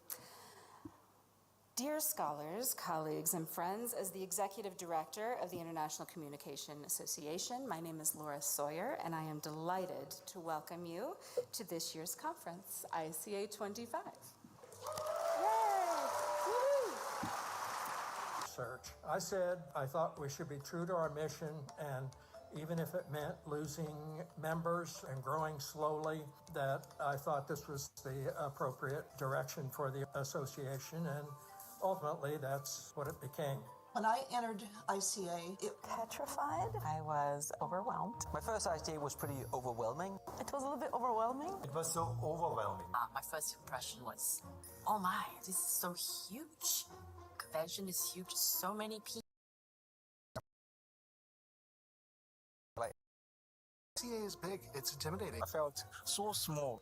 No, there's some kind of magic. The research is really good. It's really competitive. I had this guy from a large West Coast university who was elected fellow of the American Academy, and he got the paper rejected the year that he had was elected a fellow. I told him that, hey, we got standards, right? So. Sama ICA.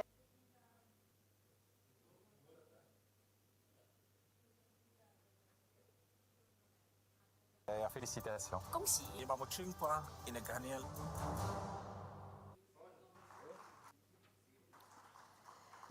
Okay, it is now my honor to officially open the 75th Anniversary Conference of the International ICA at 75. Wait until the next conference. It's going to be awesome.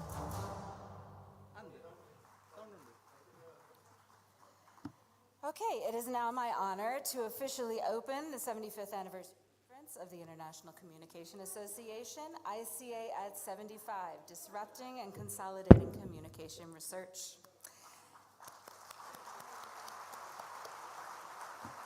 Please be aware that this session is also being streamed to the hundreds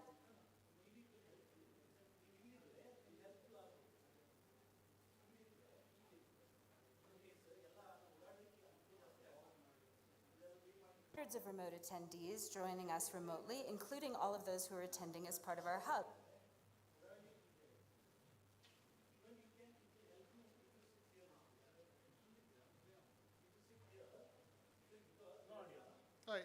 Ends of the room before it starts.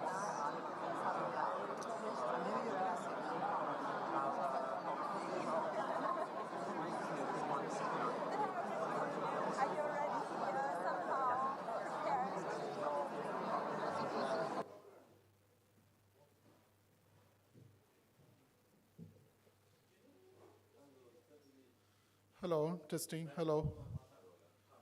Hello, mic test, hello.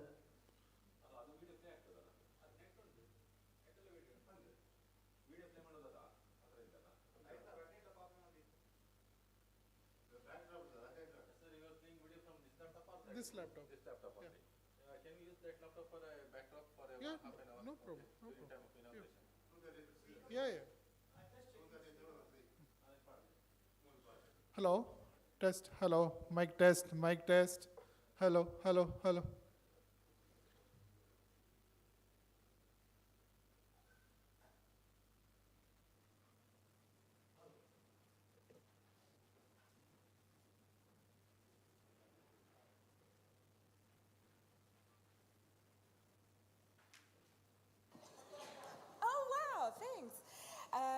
As is customary, I am honored to formally begin today's proceedings with a land acknowledgement.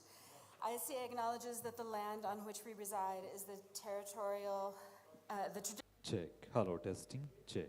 Okay.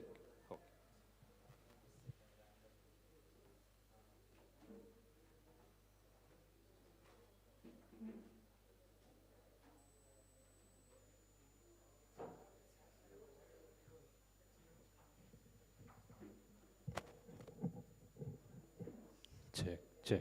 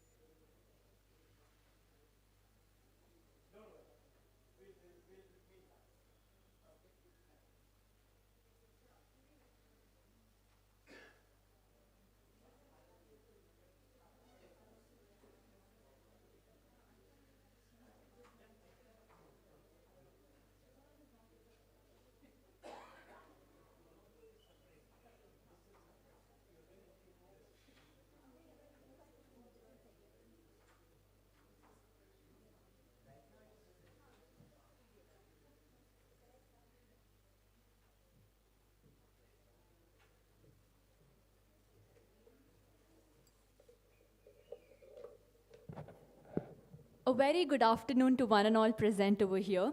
As we gather here in Manipal, the monsoon has arrived in its familiar rhythm, bringing cool breezes, overcast skies, and a calm that adds to the reflective spirit of the conference. I'm Aditi Mehendale, currently pursuing my BA Honours in Media and Communication, and it is an honor to be the MC for the ceremony today. I welcome you all to ICA Manipal Regional Hub 2025, held in parallel with the 75th Annual International Communication Association Conference. The theme this year is Disrupting and Consolidating Communication Research in a Transforming South Asia. Now, in its fourth year, the Manipal Hub continues to serve as a vibrant platform for critical dialogue and scholarly exchange, bringing together academicians, practitioners, and emerging voices to explore how communication research in India is evolving amid socio-political and technological shifts. To begin with, we would like to tune into the inauguration of the 75th Annual International Communication Associations Conference at Denver. I am honored to formally begin today's proceedings with a land acknowledgement. ICA acknowledges that the land on which we reside is the traditional territory of the Ute, Cheyenne, and Arapaho peoples. We also recognize that the 48 contemporary tribal nations that are historically tied to the lands that make up the state of Colorado. We honor the elders past, present, and future, and those who have stewarded this land throughout generations. We recognize that government, academic, and cultural institutions were founded upon and continue to enact exclusions and erasures of indigenous peoples. May this acknowledgement. Dear scholars, colleagues, and friends, as the Executive Director of the International Communication Association, my name is Laura Sawyer, and I am delighted to welcome you to this year's conference, ICA 25. Search. I said I thought we should be true to our mission, and even if it meant losing members and growing slowly, that I thought this was the appropriate direction for the association, and ultimately that's what it became. When I entered ICA, it petrified. I was overwhelmed. My first idea was pretty overwhelming. It was a little bit overwhelming. It was so overwhelming. My first impression was, oh my, this is so huge. Convention is huge, so many people, and I'm lost. Where am I gonna say it? Do I have the nerve to say something? Will I ask a question? ICA is big. It's intimidating. I felt so small. No, there's some kind of magic. The research is really good. It's really competitive. I had this guy from a large West Coast university who was elected fellow of the American Academy, and he got the paper rejected. The year that he had was elected a fellow, I told him that, hey, we got standards, right? So.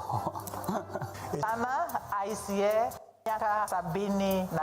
Hongera. Voilà. Tillykke ICA. 75, det er flot. Joyeux anniversaire, félicitations. Comme si.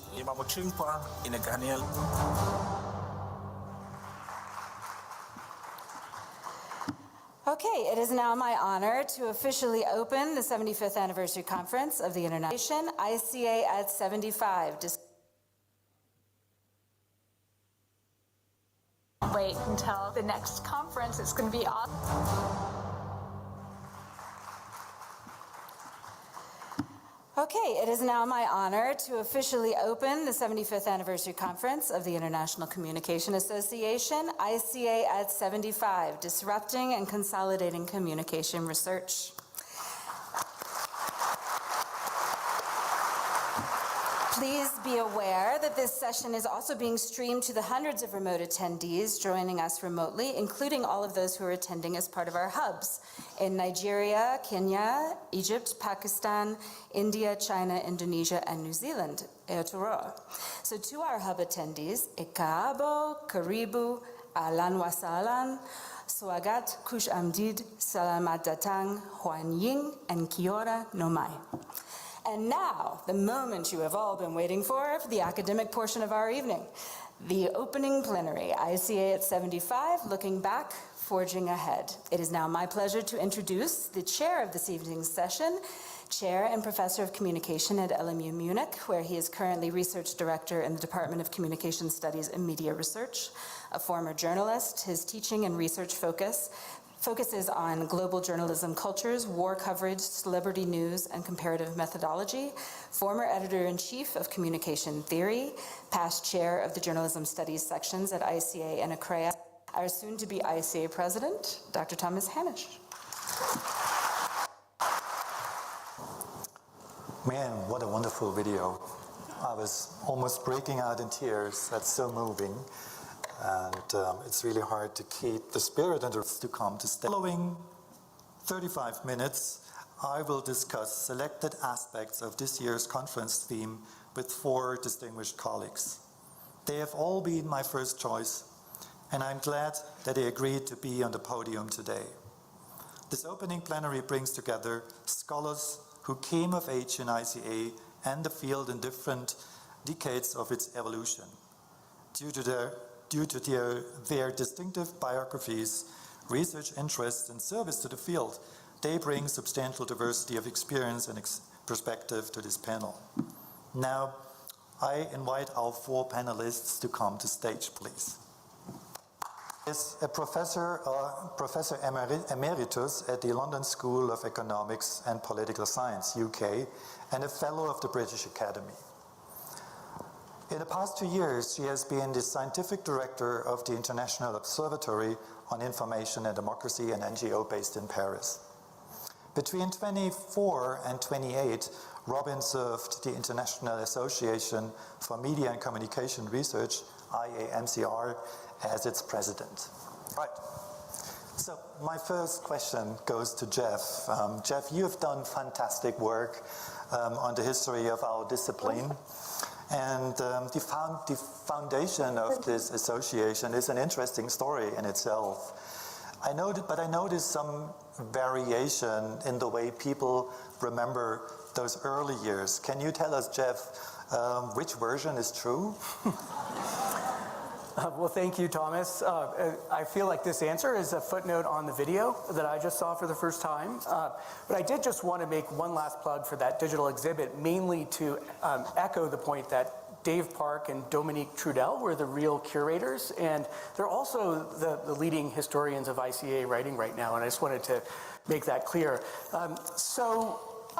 I will show you this, which is an edited collection of the history of IMCR, which came out in 2023. It's by Palgrave. It's not as expensive as you might expect. So I could stop there, but I came all this way from London. So let me give it a shot. I'll start in 1957. In 1957, the then president of IMCR, Fernand Terreau, had this to say. He said there would be no scientific progress at all that would be possible in the field of information and communication without extensive international collaboration. ICA, Sharon, ICA has come a long way in internationalizing the association, and you have been a very strong voice advocating efforts to de-westernize and decenter communication scholarship. In your view, how successful have these efforts been in transforming our research agenda? National origin. And I think this was very beautifully reflected in the video that we saw just now. And this is also the case with editorial boards and so on. But I think when we talk about internationalization of knowledge and ideas, we should be mindful of the terms of trade, so to speak. Are we engaging as equals, or is there an unofficial but very real hierarchy between center and periphery? Thomas, I think you're absolutely right to pose the challenge in terms of transforming our research agendas. And I think your own Worlds of Journalism program, for example, is a wonderful example of decentered research. But as you know, it's hardly typical. So yes, there's research from the margins, how to create space for new theoretical inputs, for new methodological approaches, for new epistemic gazes from below, from the peripheries. I think this is, because we're talking about disruptions, right? This is, I think, what makes any field, any discipline, any living organism actually alive. Oh, okay. Me? Should I worry? All right. Now, speaking of academic freedom, Sherian mentioned it, and I also mentioned it in my introductory remarks. The current assault on higher education in the United States dominates much of recent talk. While absolutely concerning, it's worth noting that the developments in the US actually reflect a global trend. I looked it up. According to the 2025 update to the Academic Freedom Index, higher education is under attack in a wide range of countries. Higher education is under attack in a wide range of countries in both the global north and global south. So here's my question. Have we, as individual scholars and academic institutions, remained too silent on this issue in the past? Who wants to answer first? It's complicated.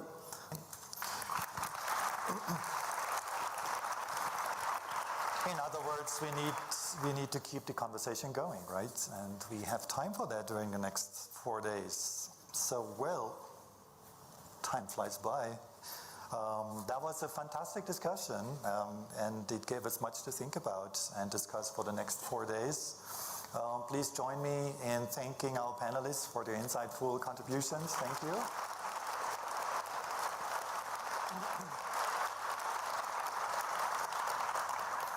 And now, please enjoy the conference and see you at the welcome reception. Thank you.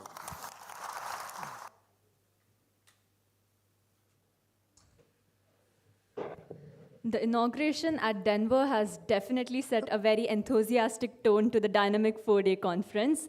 And now we shall move ahead to the virtual welcome message by distinguished leaders of the ICA, that is Professor Silvio Westbord, President of ICA, Dr. Maribeth Oliver, ICA Director of Outreach, and Dr. Nosher Contractor, past President of ICA and mentor to the ICA Regional Hub. Let's tune into their messages. I'm the President of the International Communication Association. I want to thank Professor Sanjay for the invitation to say a few words. I want to send you my best wishes as the MIC Nepal organizes a conference. I also want to remind you that this is the 75th anniversary of the International Communication Association that will celebrate our conference in Denver in the United States. The topic of the conference is disrupting and consolidating communication research. The way we see it is as an opportunity to take stock on current trends in communication studies, as well as the evolution of the field in the last decades. We believe that communication is in the middle of a situation of transformation, constant expansion with new lines of research, and our conference is basically an opportunity to understand these current trends. Also, we believe that in communication studies is a research practice that is undergoing significant transformation in the way that we ask questions, the way that we approach research. And finally, we believe that communication studies is a growing field. It remains so, but it's also at a time of consolidation in very interesting and distinctive lines of research. So again, I wish you all the best. I hope you have a productive conference, and I look forward to knowing about the proceedings of your conference. Thank you very much. Namaste to our colleagues in Manipal. As someone born in India, it brings me special joy to welcome you to this year's ICA Regional Hub. As a scholar born in the Global South and as only the second person of Asian descent to serve as an ICA president, I wanted to do what I could to further advance ICA's commitment to the I in ICA, International. I was humbled to have had the opportunity to lead efforts for the creation of these regional hubs and regional chapters. India, the world's most populous democracy and home to over 22 official languages and hundreds of dialects, offers perhaps the most complex and fascinating communication landscape on earth. From ancient Sanskrit texts that theorized communication millennia ago to today's massive digital transformation, India demonstrates how communication adapts across incredible diversity while maintaining cultural continuity. I want to express my special gratitude to my good friends, Dr. B.P. Sanjay and Dr. Padma Rani, who, working alongside a very capable and hardworking team, have made this regional hub possible through their exceptional leadership and vision. Their collaborative commitment to advancing communication scholarship in India demonstrates the kind of dedicated teamwork that creates global impact and community. Manipal, nestled in Karnataka's scenic coastline, has emerged as a center of educational excellence and innovation. The city that began as a vision of Dr. T.M.A. Pai now hosts students from over 57 countries, creating a microcosm of global communication right in India's heartland. This international environment makes Manipal uniquely positioned to understand how communication bridges culture while respecting local traditions. India's incredible journey from a nation where hundreds of languages coexist to becoming a global IT powerhouse, from Bollywood's worldwide influence to the digital revolution that brought internet access to remote villages, creates unparalleled insights into how communication shapes development, democracy, and cultural identity. Your scholarship on multilingual communication, digital divides, diaspora media, and cultural adaptation represents exactly the kind of knowledge that emerges when we embrace truly global perspectives. ICA deeply values the perspectives you bring from this land of incredible diversity and innovation. India's contributions to communication theory, from ancient rhetorical traditions to contemporary digital inclusion models, remind us that our field is enriched when we learn from multiple intellectual traditions rather than relying on any single cultural framework. The Regional Chapters program was designed to ensure voices like yours are central to ICA's mission, not peripheral to it. I hope this regional hub serves as your gateway to deeper engagement with our global community. Perhaps you'll join us at future annual conferences in person, contribute to our research initiatives, take on leadership roles, and one day, as I've had the honor to do as only the second person of Asian descent and the first of Indian descent, lead ICA as its president.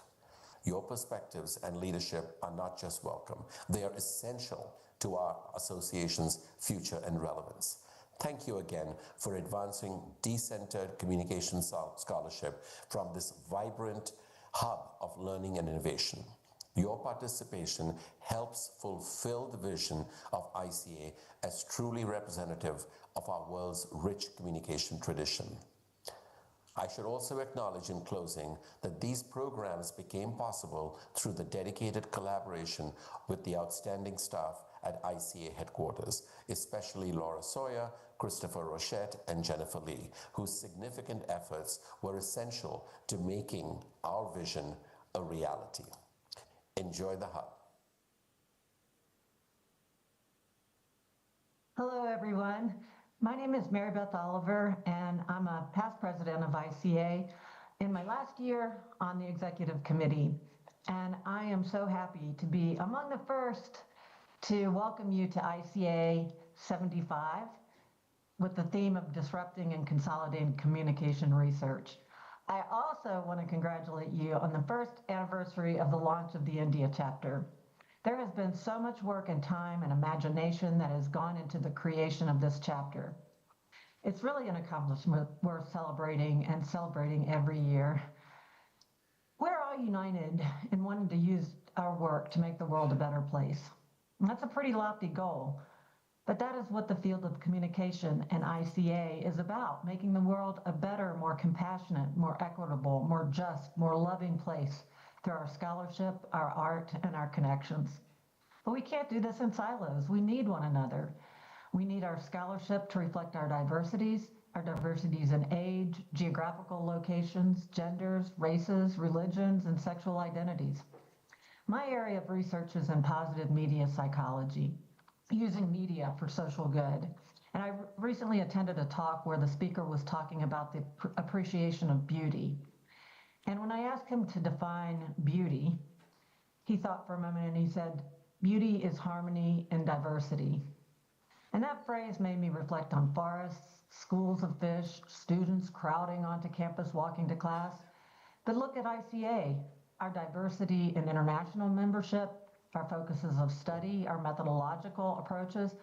Looking at it from the outside, it might seem like our organization is a little bit chaotic, but it's not.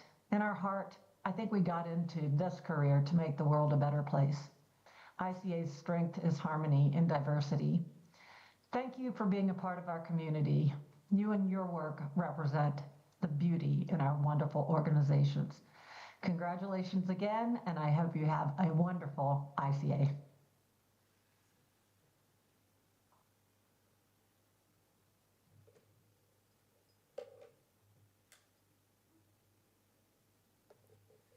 The wonderful welcome messages by the ICA leaders brims with the dynamic spirit that ICA reflects.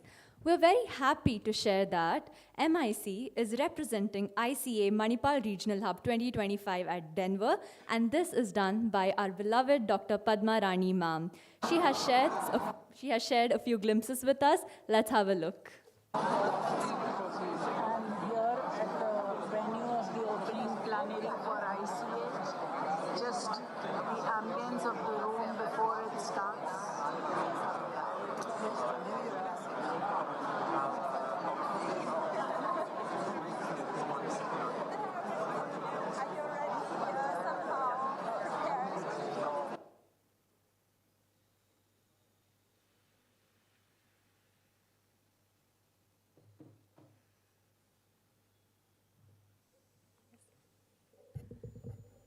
And that brings us to the end of the virtual messages that we have received. We will shortly commence with the official inaugural ceremony.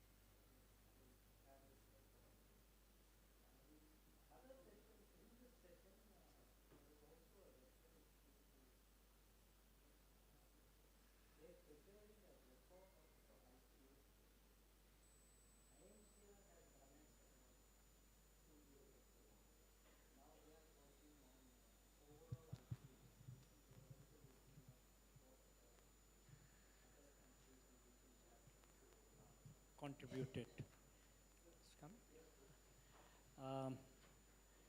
So ICA, of course, has been, many of you know, has been mainly based in and out of United States. Its international outreach probably has not been as comparative as the IAMCR has been. But few years ago, they opened up the concept of hubs where parallelly and in alignment with their annual conferences, we could work on some of the themes and also engage in discussion and analysis with our own network of scholars. That is how the ICA Regional Hub Manipal came into being. And we have been organizing this for the fourth time this time. Although the theme that we select is the overarching theme of the ICA, we ensure that our resource persons and also the technical sessions have the freedom and latitude to respond to it critically as well. It's just not what they suggest. They can take the theme and they can critically analyze that as well. So more about what we are going to do when the formal program is coming. But we just thought that we could use a few minutes to kind of, take you partially to Denver and get a feel of ICA at 75 and what Manipal is trying to do in terms of reaching out and enriching scholarship, both in India and elsewhere. Thank you very much.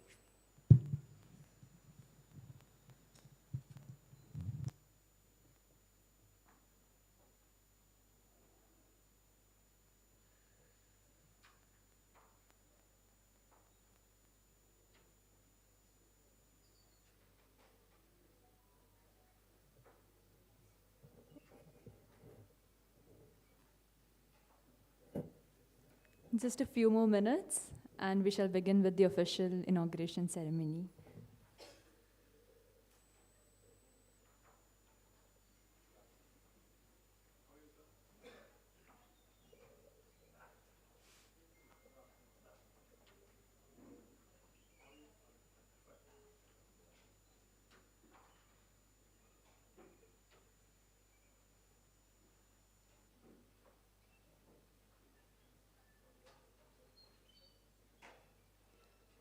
Once again, a very good afternoon to everyone present over here.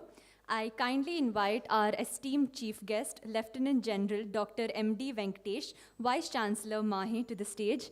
I request Dr. Shubha H.S., Director MIC, and Dr. B.P. Sanjay, Senior Professor at MIC, to escort the chief guest to the stage.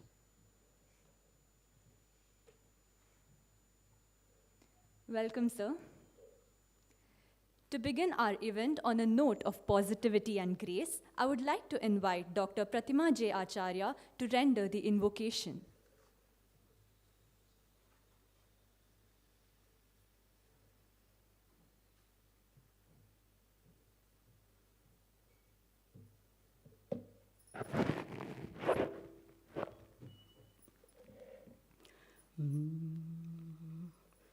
प्रणम्य शिरसा देवं गौरीपुत्रं विनायकं प्रणम्य शिरसा देवं गौरीपुत्रं विनायकं भक्तावासं स्मरे नित्यं आयुकामार्थ सिद्धये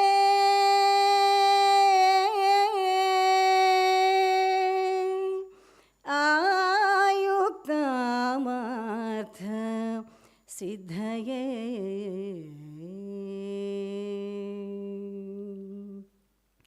सर्वविघ्नहरं देवं सर्वविघ्नविवर्जितं सर्वसिद्धिप्रदातारं वन्देऽहं गणनायकम् वन्देऽहं गणनायकम् वन्देऽहं गणनायकम् वन्देऽहं गणनायकम्.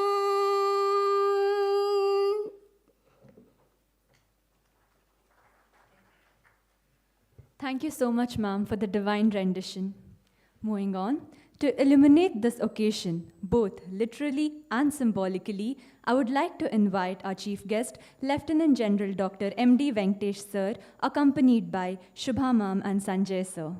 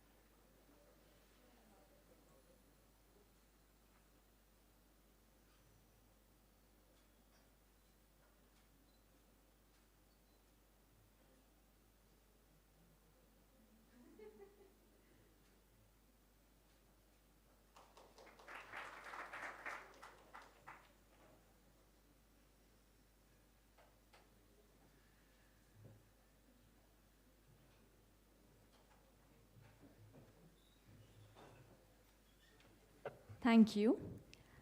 As the light of knowledge has been illuminated, we can now proceed to the formal welcome address. I would like to invite Dr. Shubha H.S. ma'am. Thank you, Aditi. We are living in times where a tweet can spark a movement, a reel can shape perception, and a podcast can reframe public discourse. This is also a time when the media gathered to cover a celebration ended up reporting on a tragedy last week. When the surveillance footage yesterday stands as an evidence of a major tragedy, the media has no choice but to rely on it as a definitive account. We are also living in a time where 2 days ago, we had a very senior gentleman who came all the way from Bangalore to our library looking for a book called Bhakti Bhandari Basavannanavara Vachanagalu, which was published in 1968. He had looked for this book in many libraries across Karnataka, and in our library, the book lasted for 28 years but was not issued even by one single person, and we had weeded it out. We were able to lend it to that scholar who went away very happily. The book found its purpose again in our library. These moments, seemingly worlds apart, remind us that communication is powerful, and its power lies not just in the speed and scale, but in its ability to connect people to ideas, emotions, history, and truth, across time, across formats, across generations. It is in this dynamic and evolving landscape of media and communication that we have gathered here for the ICA Manipal Regional Hub 2025. Scholars, practitioners, and thought leaders from across the country and around the world will participate and reflect, collaborate, and lead the way forward in the discussions in the next 4 days. Namaskara, and a very good afternoon to each one of you gathered here. on this red alert, heavy downpour, west coast town of Manipal, which we love to call Maheverse. Mahe, a university and a universe by itself. Respected Vice Chancellor, Lieutenant General Dr. M.D. Venkatesh sir, your presence here this afternoon adds great value and encouragement to our academic endeavors. Thank you for agreeing to be the chief guest and inaugurate this International Hub annual conference. We admire your persistent reassurance and presence during all our ICA conferences. The other dignitary on the days is our very own Sanjay sir. Though my duty today is to welcome, I can't but not mention his enthusiasm and forethought in planning this ICA Manipal Regional Hub. Thank you so much, sir. A big shout out to our dear Padma ma'am for bringing ICA to Manipal 4 years ago and make it grow year after year. Though she is at Denver right now attending the main ICA, her presence is largely missed.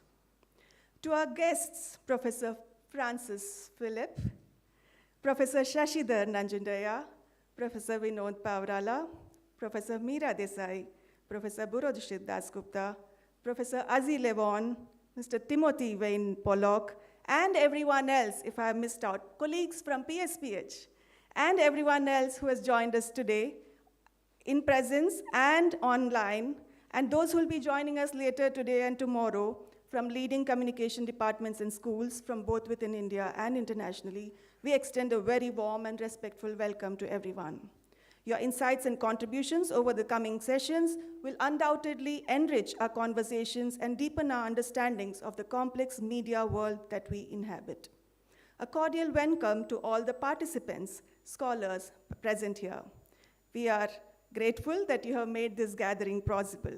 May the 4 days ahead be filled with learning and bold ideas and connections, meaningful connections. A very warm welcome to each one of you.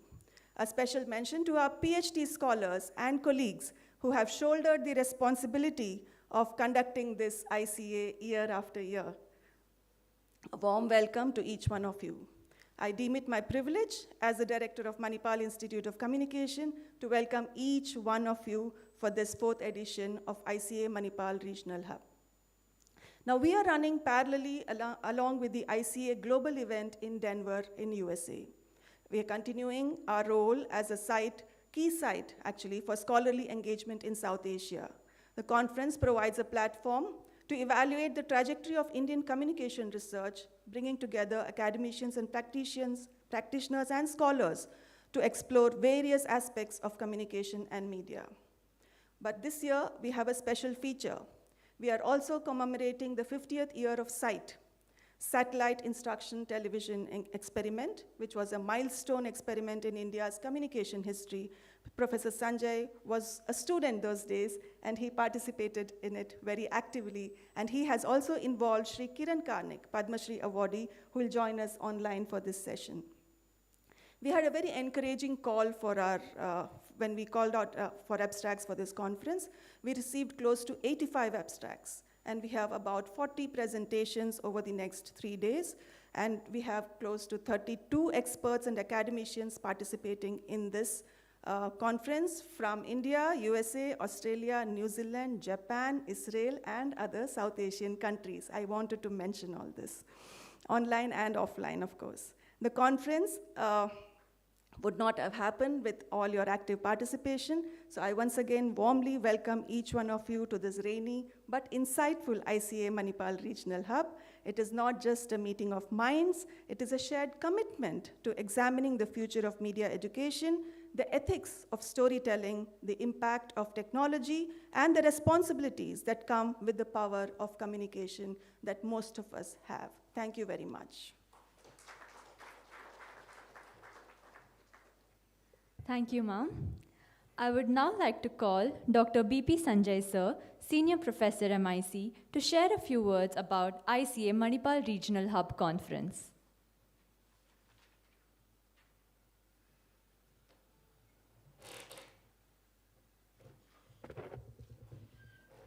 Respected Vice Chancellor, Director Professor Shubha, distinguished delegates, and emerging scholars. Shubha has already given an indication of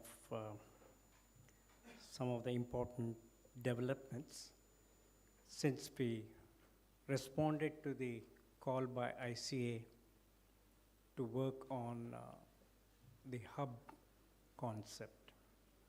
Thanks to the Mahe leadership team, which has been very encouraging, we were able to crystallize the hub idea and what it would develop on an annual basis.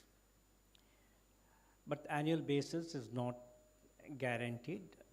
Every year, around October, November, we receive call for proposals from all the hubs in the world, and we have to make a competitive and a prospective presentation of what the hub entails.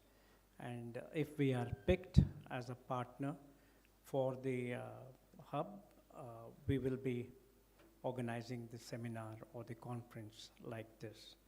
I'm very happy, thanks to the effort of all the colleagues and also the research scholars, we have been successfully winning this award, and we have been organizing it in alignment with the ICA main conference, which is currently happening in Denver. At the hub, we were confronted with working not only on the theme, but on also organizing the sessions over the 3 or 4 days that we have. So we decided one of the macro themes that is currently engaging, not currently engaging, but engaging all of us for quite some time, is this highly hyped expression of digital inclusion, digital society, which is on our minds in every aspect of our discourse and discussion. So one of the main plenaries which we are expecting to throw not only an advocacy perspective, we are also expecting a very critical perspective on the dimensions of digital inclusion. We also felt that there should be an opportunity for understanding the perspective by the authors. So we have this year worked on one of the plenaries, which we call it as Authors Connect, and based on recommendations and also our own review process, we have selected 5 to 6 authors who will be discussing their books in response to 5 or 6 questions that we have asked. We also have a plenary on hub-to-hub collaboration with ICA New Zealand.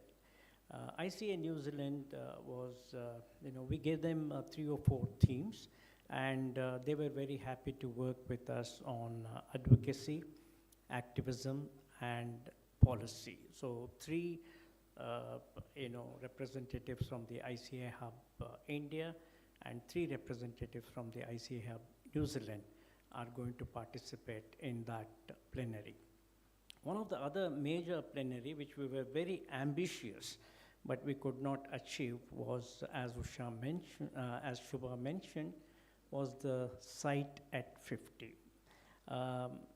Many of you may or may not remember that Site was a historical experiment. It was just a 1-year experiment, but the process leading up to Site and what followed after Site has had many implications in India, including the notion of direct television, telecommunications, and so many other aspects. So we wanted to work on a very ambitious theme of Site at 50, including exhibition by the ISRO on the journey of Site.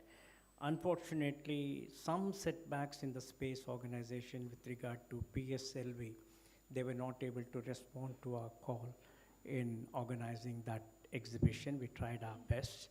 So what we have done is we have brought in one of the main, planners and support team who along with Vikram Sarabhai had worked on the site. Padma Shri Kiran Karnik is going to offer a perspective on site at 50. And I, having gone through some of the formative phases and discussion, will offer my own perspective on that. And we have kind of put together a very small sourced documentary on what that historic experiment was all about. On the technical sessions, we put out a call to, in the open forum, breaking the theme into 6 or 7 sub-themes. As Shubha mentioned, we received nearly 80 submissions, and they were peer-reviewed by academics. And finally, we were able to pick around 50 or 52, out of which we have about 40 presentations in the technical sessions. And thanks to Shubha and her team, we also have a cultural evening, which is Yakshagana by children, and that's going to be one of the important aspects of ICA, regional hub. Many people have a lot of questions about why aligned, why parallel, etc. I mean, these are some of the philosophical questions many scholars are always engaged in. But we feel that, in these days of competitive higher education policies, where comparative and comprehensive understanding of certain aspects of international scholarship is needed, we feel these bridges act as kind of important, links for our own emerging scholars. Just this morning, we had a very fascinating presentation by Professor Sumit Narula, who on the theme of decluttering the publication dynamics was able to take through the scholars about the whole dynamics of Q1, Q2, Q3, not only the politics of it, but also the presentation aspects of it. This presentation preceded this morning in the session. So we are now ready with your support to have the plenaries and the technical sessions. And Manipal has been fortunate in forging relationships with all the major communication associations of the world. We have active association with AMIC, we have active association with IMCR, and we are also active with ICA. And we have also launched under the support of the school and also the leadership. We are currently seeding the ICA India chapter, which is in a very formative stage, but in due course, we hope to develop it as a very strong ongoing network of scholars for promoting a lot of academic and research activities. Let me not take much of your time, and this is the brief that I have about what we are and where we are and how we are what we are. Thank you very much.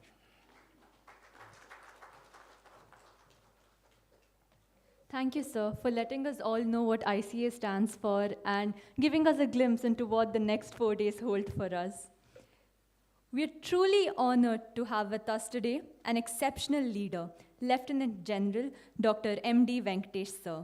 He is a distinguished ENT surgeon and medical educationist who has served in the Armed Forces Medical Services for 38 years and has held key roles including Dean of AFMC Pune and advisor to DRDO.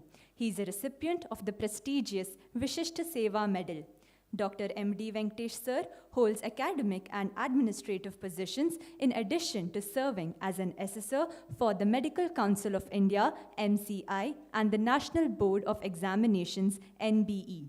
He is currently leading the Manipal Academy of Higher Education, an institution of eminence and a deemed university, as Vice Chancellor. His ability to seamlessly combine his deep medical knowledge with visionary leadership has been instrumental in elevating MAHE to its position as the top private university in the country.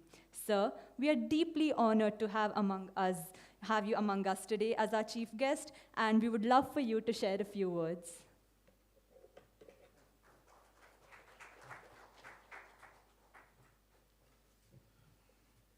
Very good afternoon and greetings to everyone present here today from Manipal Academy of Higher Education, an institution of eminence deemed to be university.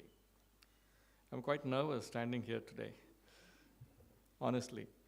This is perhaps the fourth edition of the ICA Hub Conference, and I was here 4 years ago while we are inaugurating this hub. And I've seen over the last 4 years, every inauguration I was here, Dr. Shubha mentioned about it. Dr. Shubha, Dr. Sanjay, to all the illustrious dignitaries of the dais, academicians, professionals, researchers in the field of media, scholars, students, ladies and gentlemen. We've seen over a period of time, Dr. Shubha did allude how medias and communication has changed over the years. And Dr. Sanjay and Dr. Shubha mentioned about the first ever attempt to bring in, a satellite-based communication into education in terms of sight. And we've also seen how we have evolved. I'm close to 70 years. For the last 65 years, I've been reading newspapers, listening to radio. I do that even today. My day doesn't begin unless I complete 3 newspapers from page 1 to the last page. My wife keeps on complaining, you don't read the publishers and the printers' name. Notwithstanding that, we've seen how communication has changed the way we live. Communication has changed the way we think. Communication has changed the way we perceive others. Communication has changed the way we see future. Communication has changed, from waiting for the next day's newspaper or a news clip on the television or the newspaper to the current day instantaneous communication. Every second your smartphone will beeping a new information that is coming in. It is now absolutely instantaneous, comes with its own advantages and disadvantages. A big disadvantage, I would say. And the technology has overtaken the creativity and the thought process. Technology has overtaken, and perhaps the sensitivity with which communication used to happen before, we have lost it to the technology. I'm not saying, I won't call it a progress. I will have to leave the debate to the people to discuss and come out with. Over-dependence on technology has come with its own, advantages and disadvantages, the pros and the cons. While on one end, we are able to communicate instantaneously across media, on the other hand, perhaps the charm of communication itself, the way it was being done by verbal fashion or a written fashion, or even a visual fashion or an auditory fashion from a radio or a television or audio-visual fashion, has now totally changed. Earlier we used to have, we used to identify columnists by the way they used to communicate. We used to wait for a certain, weekly a piece that used to be written by some renowned, journalist. Today we have lost all those things. Alongside, I've also seen that today's newspapers, literally if you take 10 of them, every single piece is a syndicated version. The individual communication that we had from a journalist to me as a reader, which used to be literally personal, is absolutely gone. Be it Times of India, Indian Express, Hindustan Times, the main pieces are all syndicated. It's literally everybody is saying the same thing. And you look at the editorial. Now, I'm not only talking about newspapers in India, I'm talking about newspapers across the world. There's a strict divide. What you want to present as, where you want to be, does your newspaper stand up to. Earlier values, ethics, and communication in unbiased fashion has given way to heavily tilted opinions. Even editorials, if you look at most newspapers, we find that you can clearly make out what each of these newspapers is trying to communicate and where do they stand in terms of truth at the center, on either side exaggeration, the other side underreporting. I mean, I'm just plain speaking today, I'm not a journalist, but this is what my thoughts are. And today we've also seen that something Dr. Shubha brought out briefly and Dr. Sanjay brought out about ethics in communication. I think over a period of time, ethics has been a victim in communication. Today, as we stand at this very threshold of changing dynamics from technology to highly technology-driven communications, today communication can do anything that it wants to. There is no need for a weapon or a war or any destructive activity to cause the kind of disruptions that is happening around the world. The current technologically all-powerful communication is doing its job.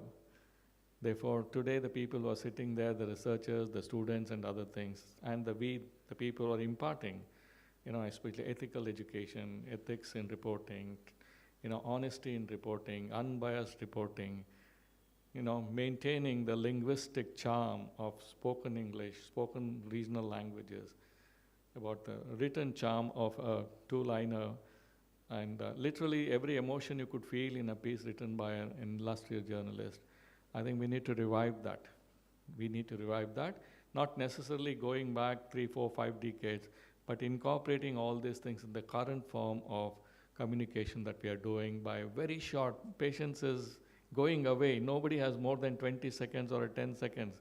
Reels are ruling the world. Ruling the world or ruining the world, I would say. Therefore, this is something that we need to evolve with time, but also we need to understand that everything that we do, we must instill the greatest values of journalism, of truth being spoken fearlessly, truth being spoken unbiased, truth being communicated for the betterment of the community, but not disrupting or not causing divisions among people and humanities. Today we are watching wars on our smartphones. We don't realize the kind of impact that it has on our mind.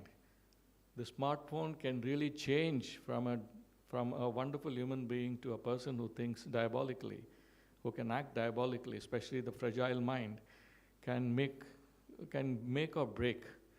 Therefore, responsibility is increasing in media professionals, in media educators, that how do we bring in this much required, ethics in reporting, ethics in writing, being honest and fearless in communicating, being unbiased, and stating things as they are without adding color, without adding mirch masala, as we call it in India.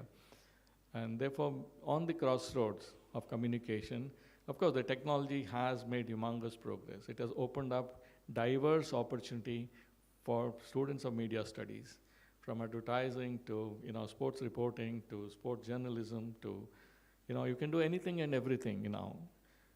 The media studies has become a totally multidisciplinary in nature. You can specialize yourself in health journalism. You can specialize yourself in communications, health communications, advertising, graphics. So there's endless amount of opportunities available. But all these things, I personally feel, needs to be, on a kind of a acceptable boundaries which define the human nature.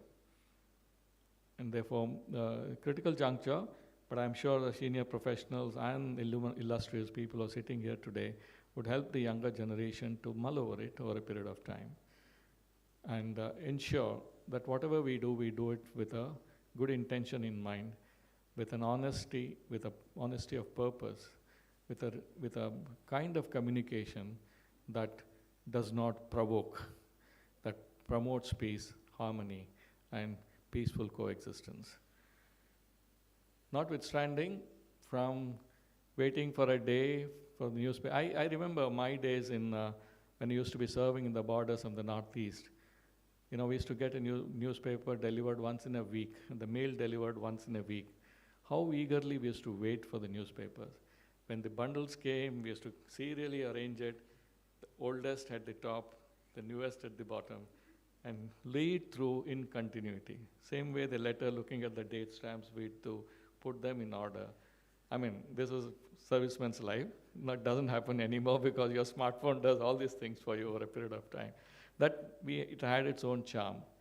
There used to be continuity in reporting. There used to be, today you find news is only 5 minutes as it lasts. And today's television you see is noise, noise, and noise, and nothing else. Therefore, evolving, I don't know whether it's for the good or the bad, but the fact remains that it's important for generations who have seen the older version and who are part of the younger version or the newer version. It is big responsibility of all of us. How do we bring in the sense of, responsibility in communication? Technology is extremely wonderful, but to become a slave of technology is not the right way to do it. Technology should only be an assistive in nature. The human being should remain in control at all times. That is one. The newer AI, the ChatGPT, agentic AI are only making big waves. Tomorrow, agentic AI will create something which we don't even know. It has its own way of looking at things. But over a period of time, we need to see that, it's only good things come out. Of course, everything needs to be reported in a very unbiased way. And to be part of this ICA Regional Hub Conference 2025, I'm truly privileged. With great, great interest, I've seen most illustrious professionals, researchers being part from across the world, and also some, international co-panels being organized, especially with New Zealand and MIC. And MIC, we are all very, very proud. This is one of the earliest media schools in the country, established by none other than one of the best-known journalists of India. And, the legacy continues. But the institution has always been progressive, has always looked at, stating things the way it should be, and also training its students with the core values of ethics that Manipal practices of honesty, integrity, teamwork, human nature, and of course, the last part is unbiased communication. So these experiments and being part of multinational groups which discuss these issues is a right thing to do, and it's happening around the time when the world needs such discourses and thus discussions. Therefore, it's an fitness of things that MIC has taken up this job, has been identified and given the responsibility to be the regional hub for South Asia. And very diligently, the school is carrying out its functions in bringing extraordinary people with exceptional contributions in the media world to the fore to make their wisdom available to the scholars and the students who are part of this conference. I also saw that there are 5 themes in this conference: communicating in polyphonic societies, role of communication in shaping Indian democracy, technological disruptions and local adaptations, amplifying voices from the global south, public scholarship and social transformation.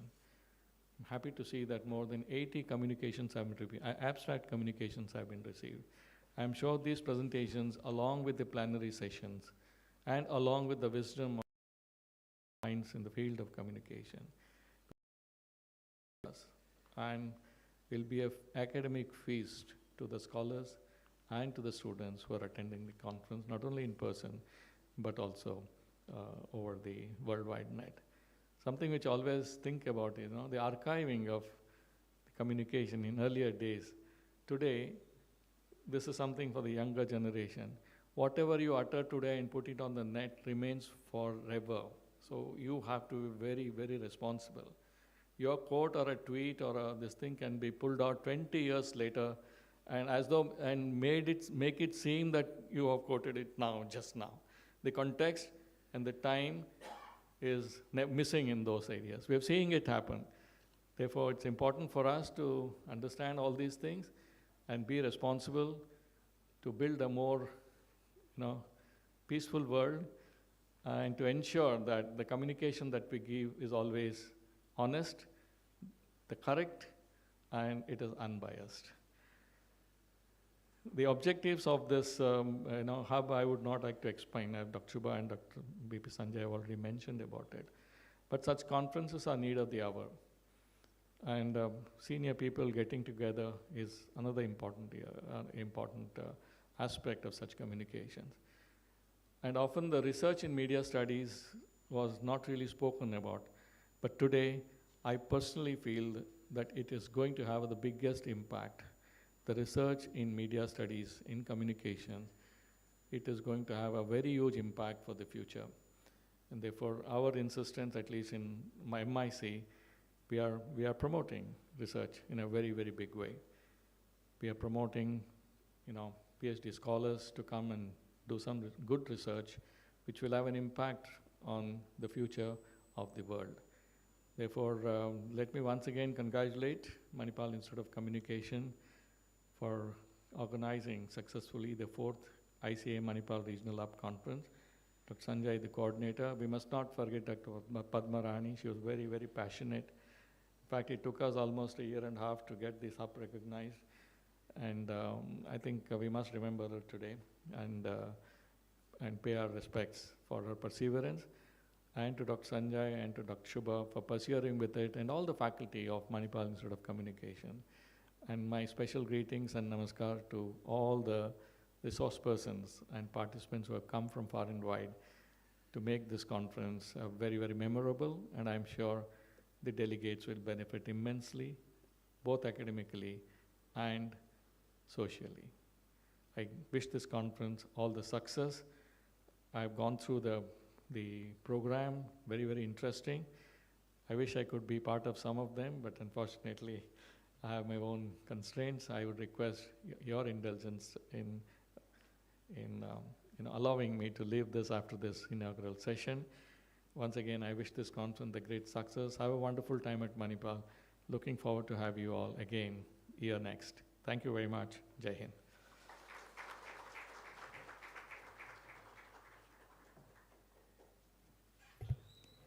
Thank you, sir. You have always been our constant source of inspiration.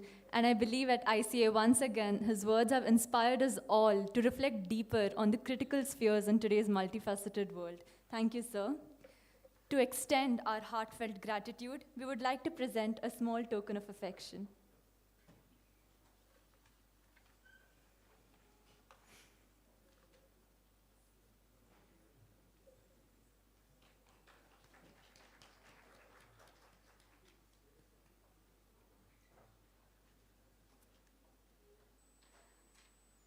As we draw this inaugural session to a close, it is my honor to deliver the vote of thanks.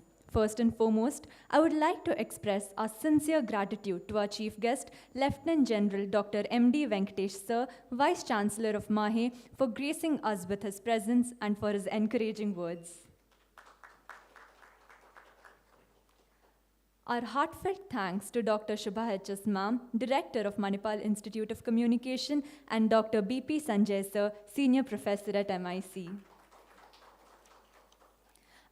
We are also grateful to Professor Silvio Westboard, Dr. Maribeth Oliver, and Dr. Nosher Contractor for sharing their welcome messages with her and with us, and our gratitude also extends to Dr. Padma Rani Ma'am for representing MIC at ICA Denver and bringing it to us.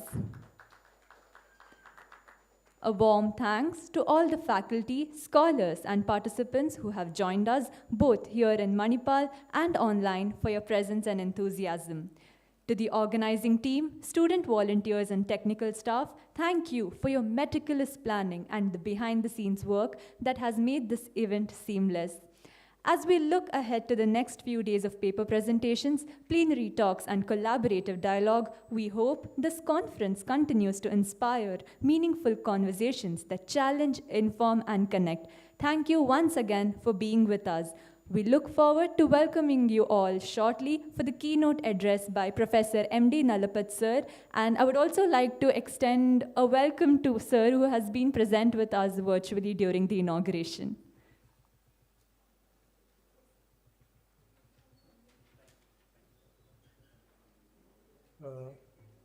Right. Thank you, sir.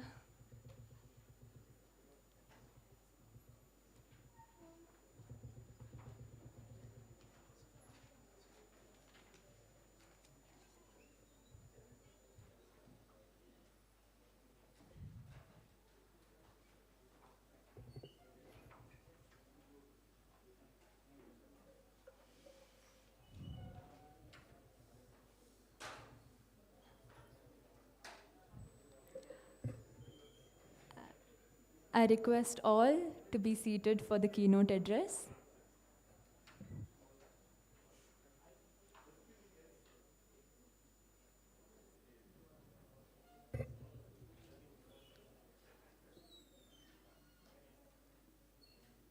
Continuing with the keynote address of ICA Manipal Regional Hub 2025. Professor Madhav Das Nalpat sir is India's first professor of geopolitics, vice chair of Manipal Advanced Research Group, and UNESCO Peace Chair at the Department of Geopolitics and International Relations at Manipal University, India. Professor Nalapat is the philosopher and ideologue who has defined India's new nationalism since the 1980s. He believes in and promotes India as a global power. His mantra is India First. He is the author of 7 books, the latest being The Practice of Geopolitics. It's a privilege to welcome Sir, who in spite of his commitments, has joined us virtually to be a part of ICA Manipal Regional Hub 2025. Thank you very much, and for that very generous introduction. Of course, since then there have been a few books. Manipal Universal Press has published 2 of them, and there have been 75 years of Indian foreign policy and Cold War 2.0, and hopefully a 3rd book on China will be launched, hopefully, so that it's released by next year. Thank you for the extremely generous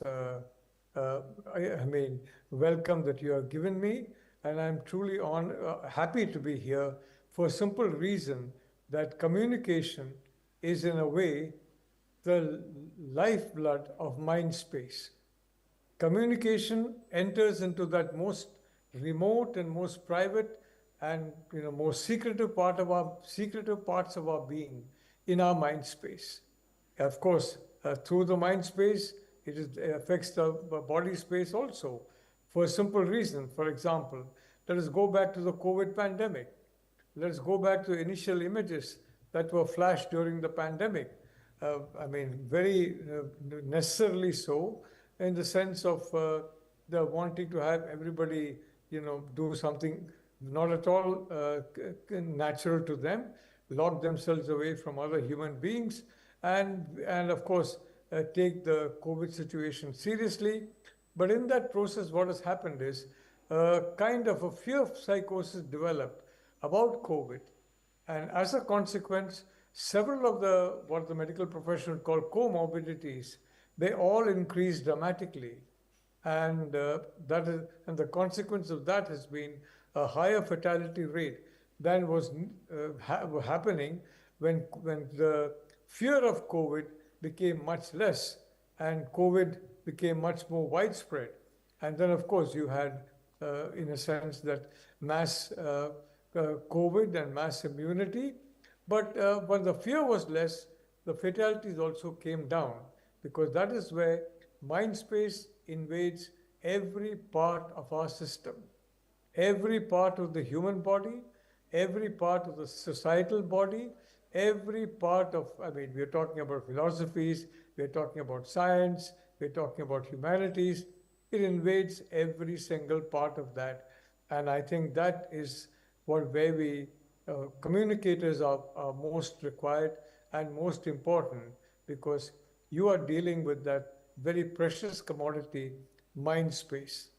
Now, I completely agree that we need an ideal world, and I completely agree that we need idealism, and we need to fulfill ethics and morality are important, and I hope it will be followed by as many people as possible. But the reality of situation is today, are we a world at peace or are we a world at war? And if you look around us, whether it's right home during what happened at the Pahalgam and Operation Sindoor, which has now gone into a pause. It is not ended. It has gone into a pause because it's only a matter of time before a fresh attack comes, because there are very large countries who are interested in ensuring that Pakistan becomes a guinea pig for their experiments with military science and their defense production. And the guinea pig has to be active. The guinea pig cannot be asleep. So it is very correctly been described by Prime Minister Modi as a pause. You look at now what is happening in Gaza, then in Lebanon, and now what is happening is complete kinetic situation between Iran and Israel. And both countries, of course, regard each other as an existential enemy. And it is going to be a war, an existential battle, and the fact is, one side prevails at the expense of the other. It's a zero-sum game. It's not a win-win game at all. It's a zero-sum game. When you think in that sense that this is an existential conflict with the other, and then, of course, you have this concept of the other, which again is a concept which, frankly, in my view, is not a very comfortable fit with ethics and morality. So when you look at all that, and you look at the messaging that came, for example, prior to that, or you look at the existing situations, you look at the messaging in Ukraine, the Ukrainian side, those who are supporting the Ukrainian side, and the Russian side, and those supporting the Russian side, I invite you to look at both. For a simple reason, you will find a complete disconnect between both of them. They are polar opposites of each other. One looks upon this conflict in a totally different way than the other does. And this is the, if I may say so, the power of mass communication, the power that's going to be wielded by every one of you in this audience, and then those who teach, your students and others. Therefore, please don't underestimate the question of communication. As the Vice Chancellor has very correctly said, it's a very, very important,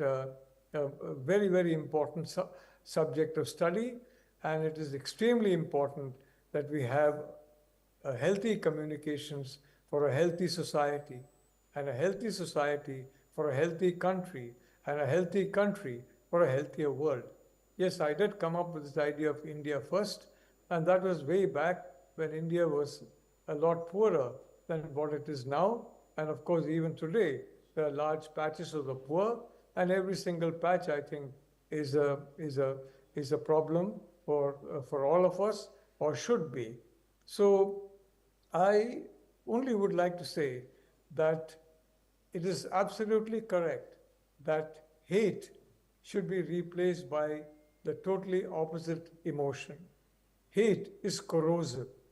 Hate is divisive. Hate promotes conflict, whereas the opposite promotes healing. It promotes societal progress.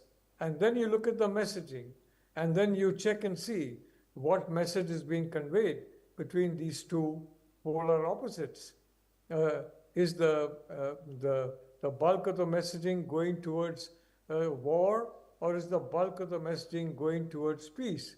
Now, some of us have been active in communication for a very long time, and if you look at the communications then and now, and possibly later, you will likely find that there are, clusters of information or misinformation or disinformation, and these clusters get built up, and these clusters multiply and become bigger and bigger rather than get smaller and smaller.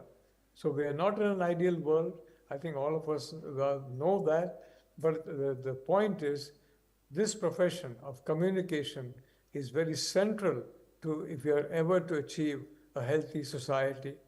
Now, I would only like to point out that if you look at the human mind is the same irrespective of the region you come from, irrespective of the ethnicity that you have, irrespective of so many factors that we have been trained to believe are very important. And the human mind is what needs to be, if I may say so, it needs to be retrieved from hate and brought into a different situation. As I think that it has been very ably put by the Vice Chancellor about the need for that transformation. And all of us, of course, would look for it. And there will be no magic button. There will be no miracle cure for what's happening. It is a cure which will take some time. It's a cure that will involve a lot of effort and a lot of sincerity from all of us. And I'm very certain that this audience will show that sincerity.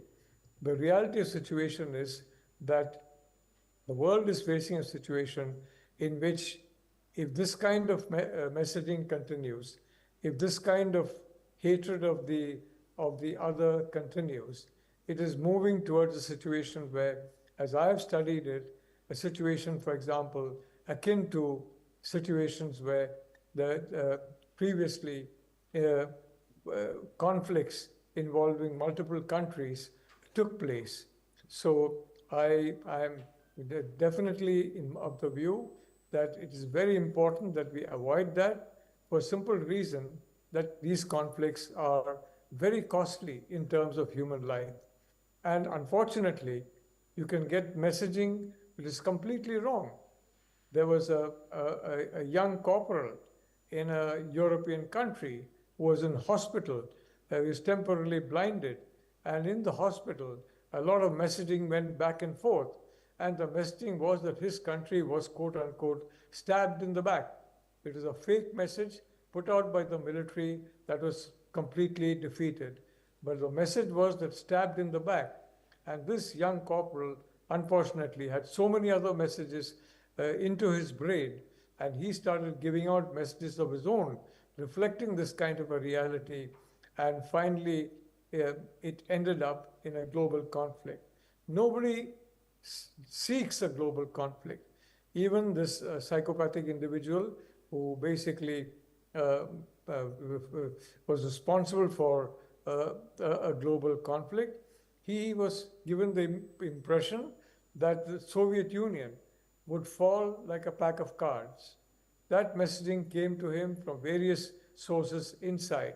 Whether they are planted or not, I do not know, because again, it is difficult to distinguish between a real plant and a synthetic plant and a paper plant unless you examine it at very close range and feel it and touch it. Just as, for example, meeting you virtually is not at all the same thing as meeting you in person. There's a humanism in personal interaction, and there's a certain lack of it in virtual interaction. And since COVID, we have become almost habituated to virtual interaction. And I think we need to understand that we need to get out of that and have more human interaction, and interaction with people who disagree with you, not just people who agree with you. It's very comfortable to have interaction with people who disagree with you, because then you more and more reinforce yourself into believing that you are right and the other people are completely wrong. But the fact is, in a very complex world, nobody is right and nobody is completely wrong. It has been a privilege to address you, and I know this is going to be an extremely important conference. It's going to be, and I presume that very valid and applicable, pathways to the promotion of what the Vice Chancellor was saying: ethics, morality, peace, and a situation of harmony where a situation of disharmony has previously existed. This is the task that we, all of us, have as communicators. This is the task that you are engaged in, which is why I would like to thank Dr. Shubha, I would like to thank the MIC for having invited me, because I find, in my view, you are part of an extremely important group of people, a group of people who will, one day or the other, willy-nilly mold the world one way or the other, molding your countries, molding your societies, molding yourself also, one way or the other. And as someone who's a human, we are all human beings. We all have that humanity in us, no matter what. I think it has got to be the right way, and the right way is the humane way.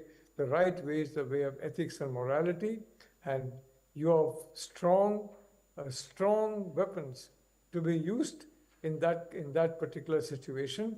And I wish you and everybody else in this very critical field the best of luck. Thank you once again for having invited me, and I would like to extend my namaskar and my thanks to every one of you for having listened so patiently. Thank you. Jai Hind.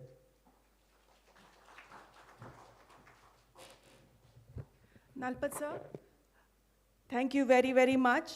On behalf of Manipal Institute of Communication and MAHE, I extend a very, very, heartfelt gratefulness to you, because I know you're not in Delhi and you wanted to come here, but you, in spite of all the other difficulties, you have taken time out and given this address. We can't thank you enough for this. Thank you so much. Thank you. God bless you.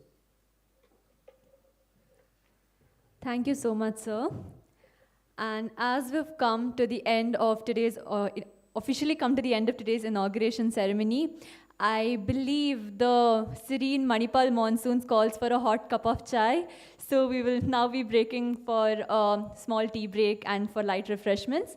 Please join us again at 4:15 p.m. for the enrichment talk in collaboration with ICA India chapter by Dr. Satish Kolluri, Associate Professor from Pace University. Thank you, one and all. Thank you so much, sir, for joining us. And we will now be concluding with the inaugural session as well. Thank you.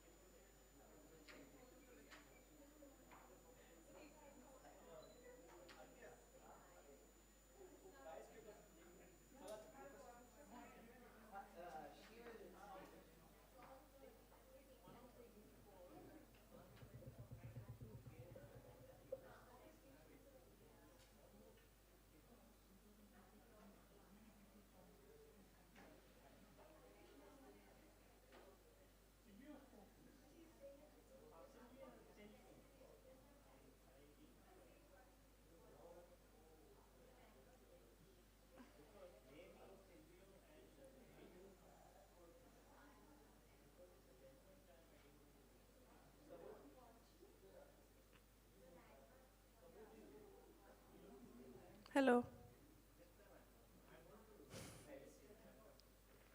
Do I need a pedestal? Am I not visible? That's fine. I think I'm fine.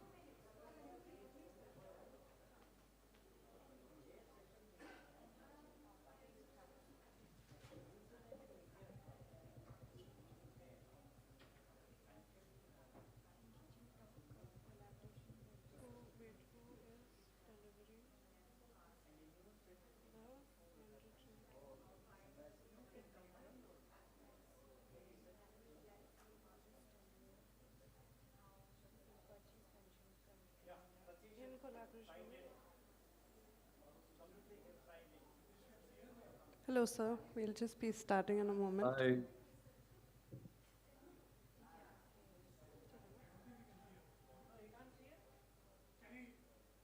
Sir, can you see us? Yeah. Yeah, I can.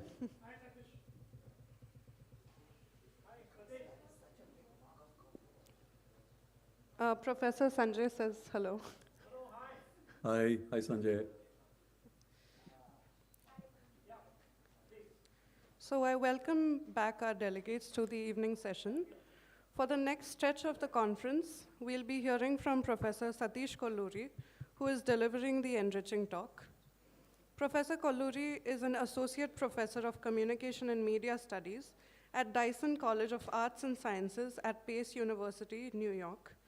His teaching and research cover the areas of development and intercultural communication, political communication and civic engagement, Hong Kong and Indian cinemas, American and inter-Asian politics, and cultural studies. He is presently writing on the disciplinary and pedagogical challenges of designing and teaching a course on consciousness and cultural studies from a multidisciplinary perspective at an American university. He has been a member of the curatorial committee of the New York Indian Film Festival and the Indo-American Arts Council since 2003. He's also a co-founder of Aratai, which in Tamil means chat or conversation, which is a salon space in New York City for conversations on South Asian art, culture, food, and global politics. We hope you find this session insightful, and for participants, there's a provision for a Q&A session after Professor Kolluri's talk. So we welcome you to ICA Manipal Regional Hub. You can start now. Yeah, thanks a lot for welcoming me. A very good afternoon, good evening to you all. I'm joining you all from Maplewood, New Jersey, which is about 15 miles away from New York City. So I live in suburbia here. And I'm also going to start with expressing my deepest condolences to the lives lost in the tragic air crash yesterday. We're still reeling from it. And there's a lot going on in the world right now, especially with the Israel-Iran war. So I'm sure it'll come up hopefully later on. But what I basically thought I could do is kind of blend the personal and the professional in terms of my journey, my professional journey to where I am right now.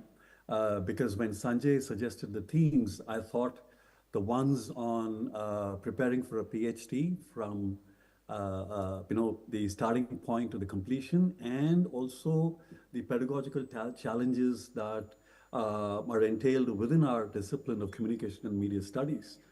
And so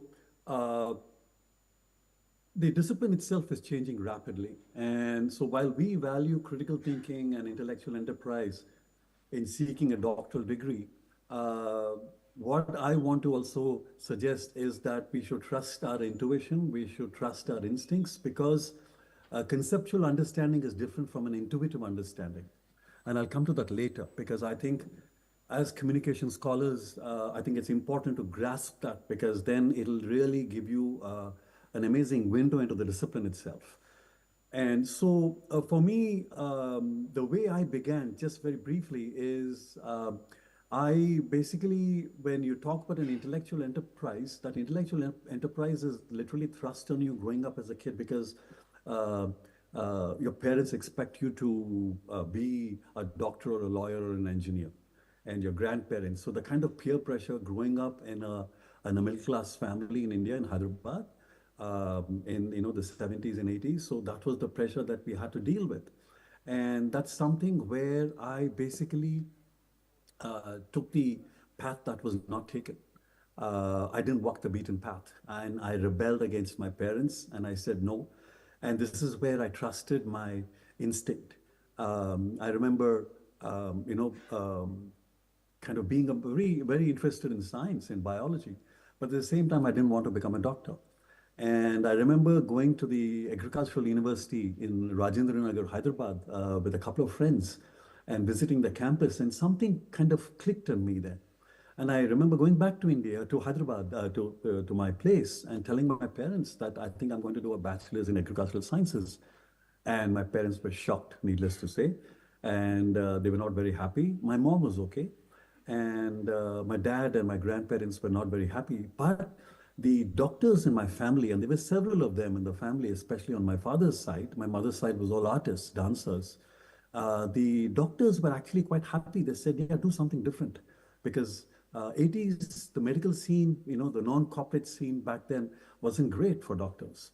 And so anyway, I kind of took their advice, but for me, it was trusting my instinct. And it was not impulsive, but it was something where I spoke to friends, people who had gone to APU, and then I said, why not go do a bachelor's degree in agricultural sciences? And I think that was one of the best decisions I made in my life, because it fundamentally changed my perception of reality. And we talk about reality being socially constructed, and that there was a dramatic difference in the way it was being constructed on campus for me, because I walked into new realities, right? I mean, understanding the urban-rural divide, where you had a lot of my classmates from rural areas in Andhra Pradesh. Back then it was AP. The caste and class divides, the political divides. So I walked into a cauldron of politics, and APAU was known for that. So thankfully, I landed up on the right side of it. We can get into that later. But given my very Marxist bent of mind, growing up with a couple of my uncles who were intellectuals, they had a profound influence on me growing up. And so I walked into that knowing my politics. And so at the same time, it was also a learning curve for me, because becoming the editor of the university magazine also brought along a lot of challenges, because I had to negotiate violence too against me. And so it was quite an eventful period, but nonetheless an extremely useful, very productive for me intellectually too. And we were expected to spend a semester at the Rural Agricultural Work Experience Program in a village. So we were 6 of us students, my classmates. We were in Rudrur near Nizamabad, in Nizamabad district. And so that was an incredible experience, just being in a village, living with a host farmer, with a family. It was just incredible. And so anyway, so for me, the one thing, a subject that I really got interested in at that point in time was agricultural economics, and broadly speaking, macro and development. And that kind of really triggered something in me. And I said, this is something that appeals to me. And so after my bachelor's, I ended up applying for my master's to the University of Illinois Urbana-Champaign because they had a great agricultural economics program. And they didn't give me an assistantship, but they waived the tuition for me. And I was pretty happy with it. And I went for my visa and I got rejected twice in 1984, twice. And I went back and my parents were very upset, but I was, quite philosophical. I said, it's okay. I mean, if it's not America, I'll do something here. But then something happened again. It's like this thing where everything happens and we're just instruments to that happening. And this is exactly how it happened, where I ended up joining Enadu News Time, writing backgrounders for editorials, and then basically getting into the field of journalism, development communications. So meeting up with people like Mukund Padmanabhan, who just recently retired as the managing editor of The Hindu. So they were all my colleagues, and it was an amazing learning experience for a 22-year-old plus. I worked there, and I worked in the corporate sector for a while in the ad scene. And then in 1987, for me, it was, doing something, but at the same time, I wanted to go to the US for a grad school degree, right? And then I ended up speaking to Srinivas Melkote. And then I knew he was just finishing up with his degree at the University of Iowa. And so we are family friends. And so I ended up chatting with him, and he suggested the program. I ended up applying to the program.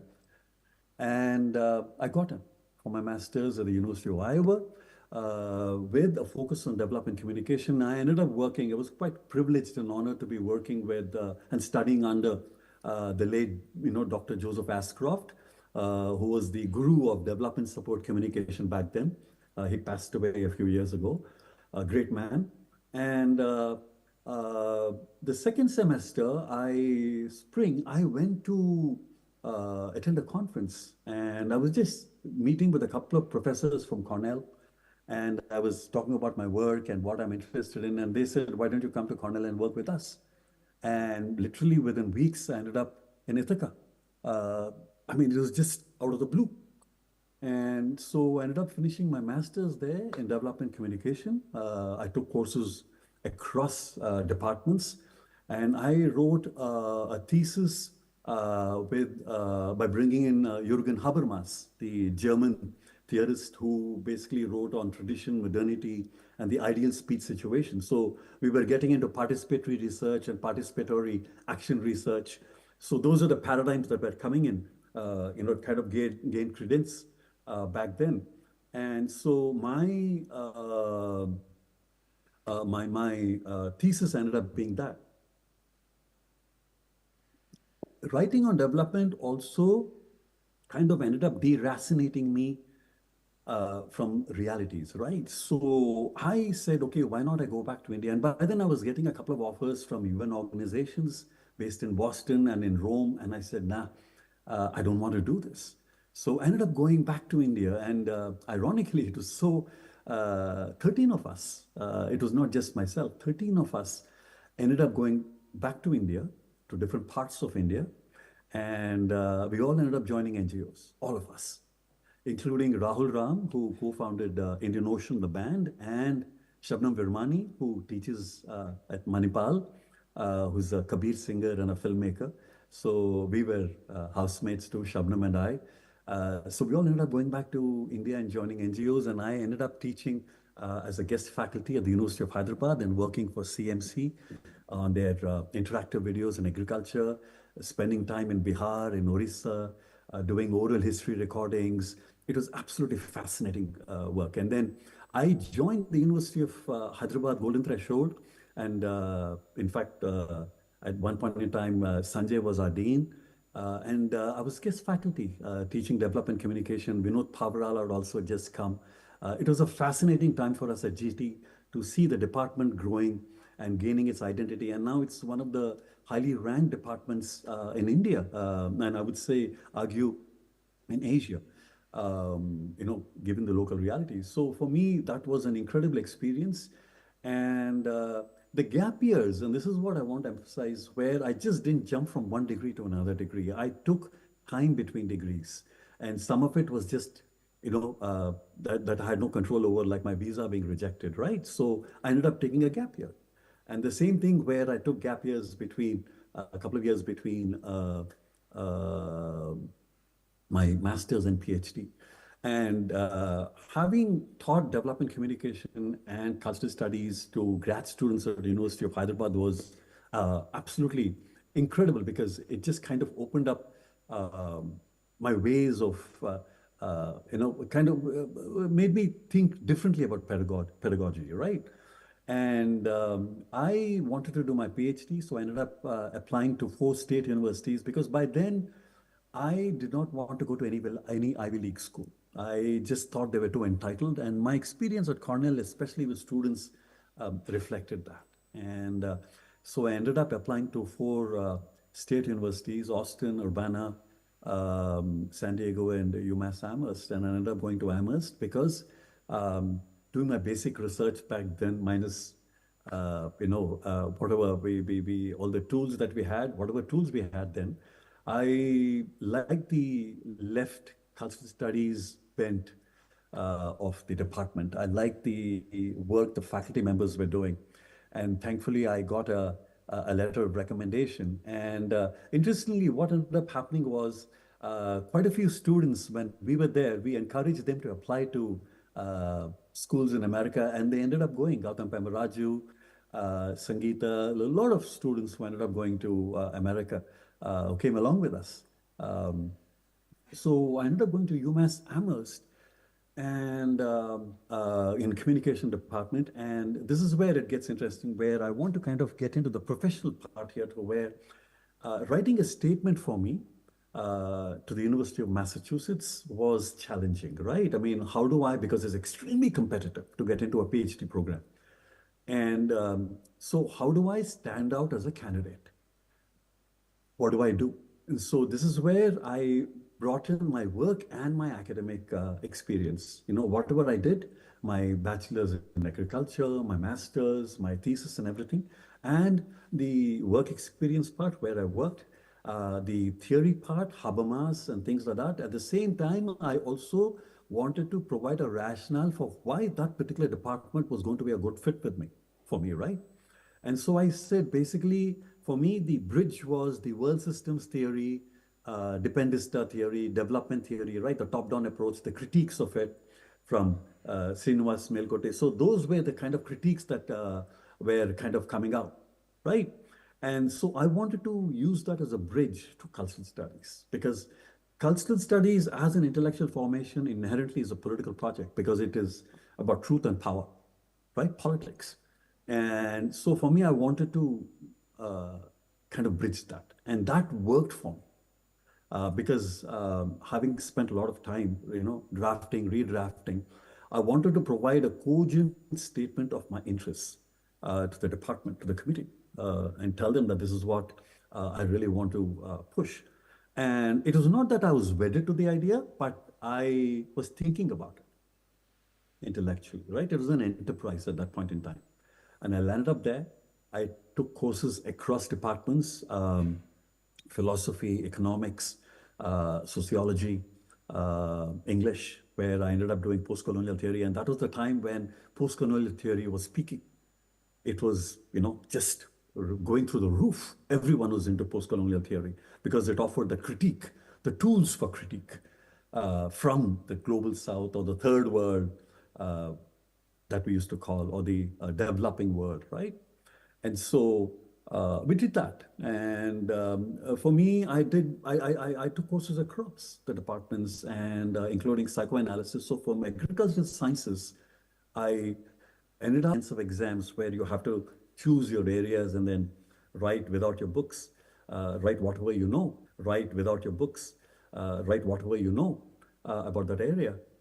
That changed me intellectually. So for me, that is what I mean by, trusting your intuition too, right? I mean, when you talk about intellectual enterprise, it's like, yeah, this is the journey I'm going to be. And sometimes it is possible that you walk in with a preconceived project already and say, this is what I'm going to be doing. And That's fine.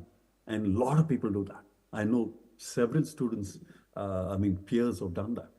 But it changed for me because I was introduced to post-colonial theory, psychoanalysis.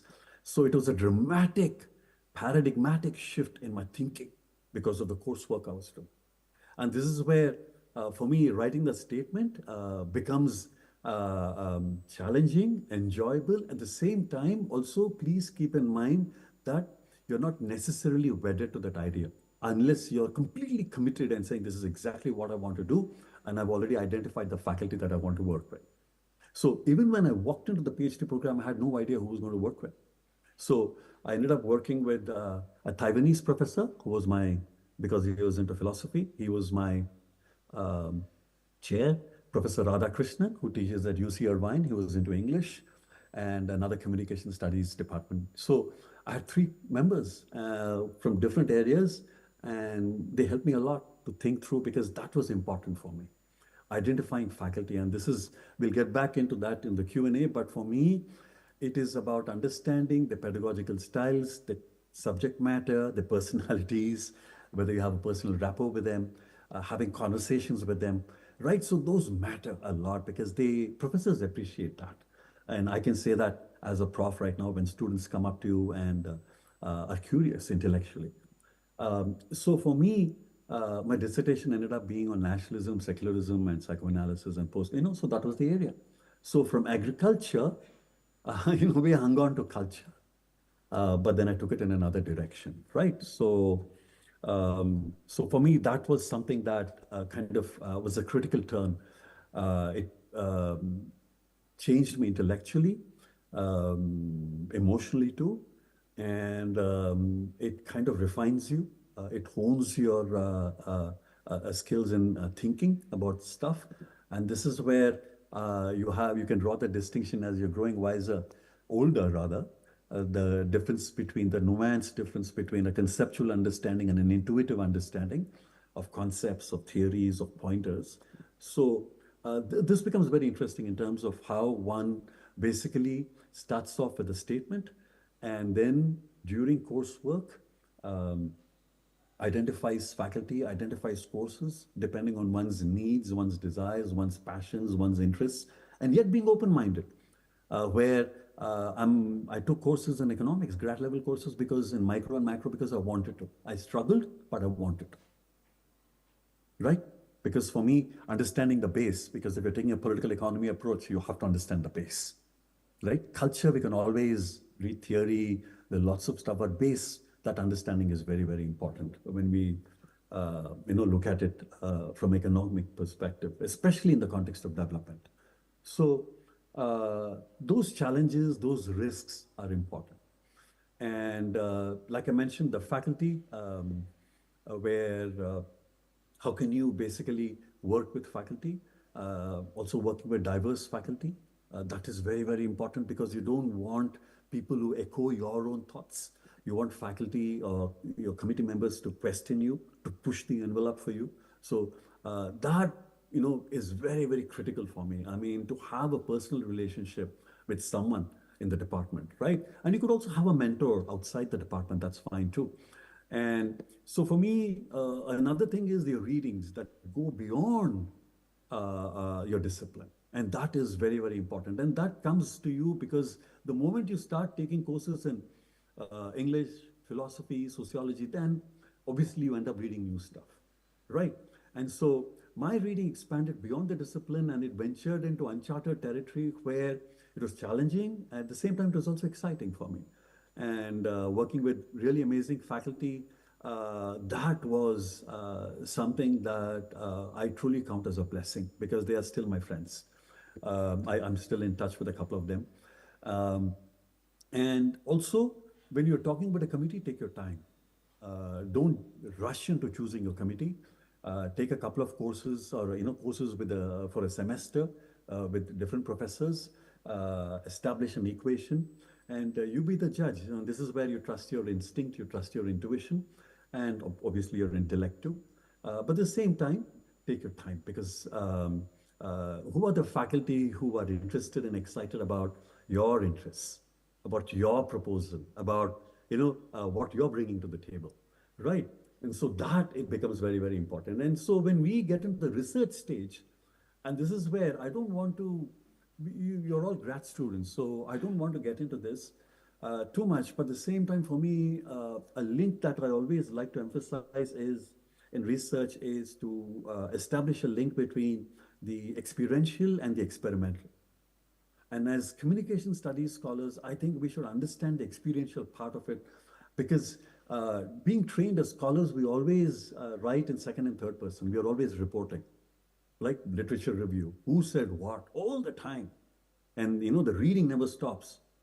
And, like, when do you start writing? And so for me, that was a challenge too, because I said, it's almost like a kind of a neurosis. And neurosis can be okay because you want to know more, right? It's like, but at the same time, it is where you draw that link between the experiential and the experimental, right? Your research, your project, how you want to go about it. Is it quantitative? Is it qualitative? Is it a blend of both? That you talk through with your committee, your professors, and you sort it out intellectually too, in terms of, feasibility too, right? Whether it takes you to another country, another state, or whatever it is. And the experiential here is where you're also writing in first person. And that for me is important, because this is where, we can get into the pedagogical challenges, but how do you design syllabi and assignments that allow students to express themselves? And that is important, right? Otherwise, they're just reporting. You don't want people to report to you. You don't want people to just cough up what has already been said. And so that experiential and experimental link also is important, because the experiential also includes the instinctive and the intuitive part. Because sometimes it is conscious learning combined with emotion, which you have to pay attention to. So how do you identify your areas of interest? Obviously through coursework, or you walk in with a conceived project already, which is fine, absolutely fine. That's something I've seen across the board, that people, if they are wedded to a project, they carry the thing through. I know I have friends who have done it. Another thing also is while you are in academia, is also to be part of an internship or a non-profit, just to kind of get you out of the ivory tower. I'm not saying that the reality that we experience in a classroom is not real. Of course it is real. In fact, we're deconstructing it there. But at the same time, if your project, or if it doesn't matter, involves you to be involved with the vernacular, with the local, then spend time there. And that is what our students do in America here, where we encourage them. In fact, it's necessary for them, mandatory for them to do internships, to get that grounded experience, or be part of an organization, non-profit or profit, or whatever it is, doesn't matter, in any area within the discipline, right? So that is something critical in terms of kind of always giving you a kind of a perspective from the outside world too. And in terms of the writing part, and the structuration is important in terms of how you outline your dissertation, the chapters, which might change. And again, when you are doing this, going through an exercise, don't think you are wedded to it, that there is no turning back. It can change. My chapters, titles changed, everything changed.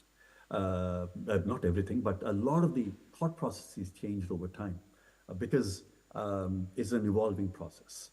And so when you're writing, structuration is important. And at the same time, for me, a writing technique that I practice even now is the stream of consciousness writing, or using the word cloud, where I just sit in front of a laptop and write about a topic or whatever I know about it. What's my level of familiarity with the topic, or expertise, depending on my readings, right? If you were to, for instance, be asked to write about climate change, stream of consciousness, without even referring to anything, what can you write? How many paragraphs, how many pages can you write without referring? So that is what I mean. So that is a technique that I practice. It's a method that works for me. And I encourage my students also to do that in the form of assignments. where you have to do a spell check, obviously, grammatically correct, but at the same time, it is a writing that is like breathing. It just comes out. You're just writing. Whatever it is, doesn't matter. You could be writing about anything, a short story, it doesn't matter. But that's the method that for me, and once you write, then you go back to the literature, see what happens. And this is what happens when you're writing. At a PhD level, you're expected to think originally, right? Contribute something unique to the discipline, something that has not been done before. And the word original, I always put it in quotes because we are always, part of the residue that's been passed on to us. It's never, but at the same time, something that is original is a value, a creative value that's been added, something of value that's been added to our understanding of the discipline, or of a topic, of a theme, or whatever it is. So obviously, there is value that's been added. And so the original part comes through the stream of consciousness, where you are basically writing from your own sense of familiarity or expertise, whatever it is. So you're writing from that perspective. And so when someone says, well, the committee says, well, this has already been done before, then okay, fine, push it. See what else happens. So for instance, at a talk I gave at the University of Hyderabad in, I think it was 2016, people were asking about topics, and I said, well, a topic that would really resonate well in present-day India is political satire and comedy, in which I published on, because I teach that. I teach politics through satire, and given the suppression of free speech in India right now, where it's kind of tricky to do comedy or push the envelope, political satire, right? I mean, you look at the Kunal Kamras and a bunch of people. How can you produce a dissertation on satire as a communicative act, political satire, on parody as a political or as a communicative act, right? But you can define it at a communicative level and also come up at a macro level where you're looking at it in the context of politics, cultural politics. So there is a topic there to be had in terms of, why is it that, we don't find comedy shows that, like in India, in America right now with Jon Stewart, Stephen Colbert, where you can literally make fun of your president, either parody him, joke about him, or satirize him. And we are seeing that happen right now. In America right now, you all know what's going on in America. I don't have to belabor that point. It's pretty precarious, right? And so for me, thinking about topics in the Indian context, right?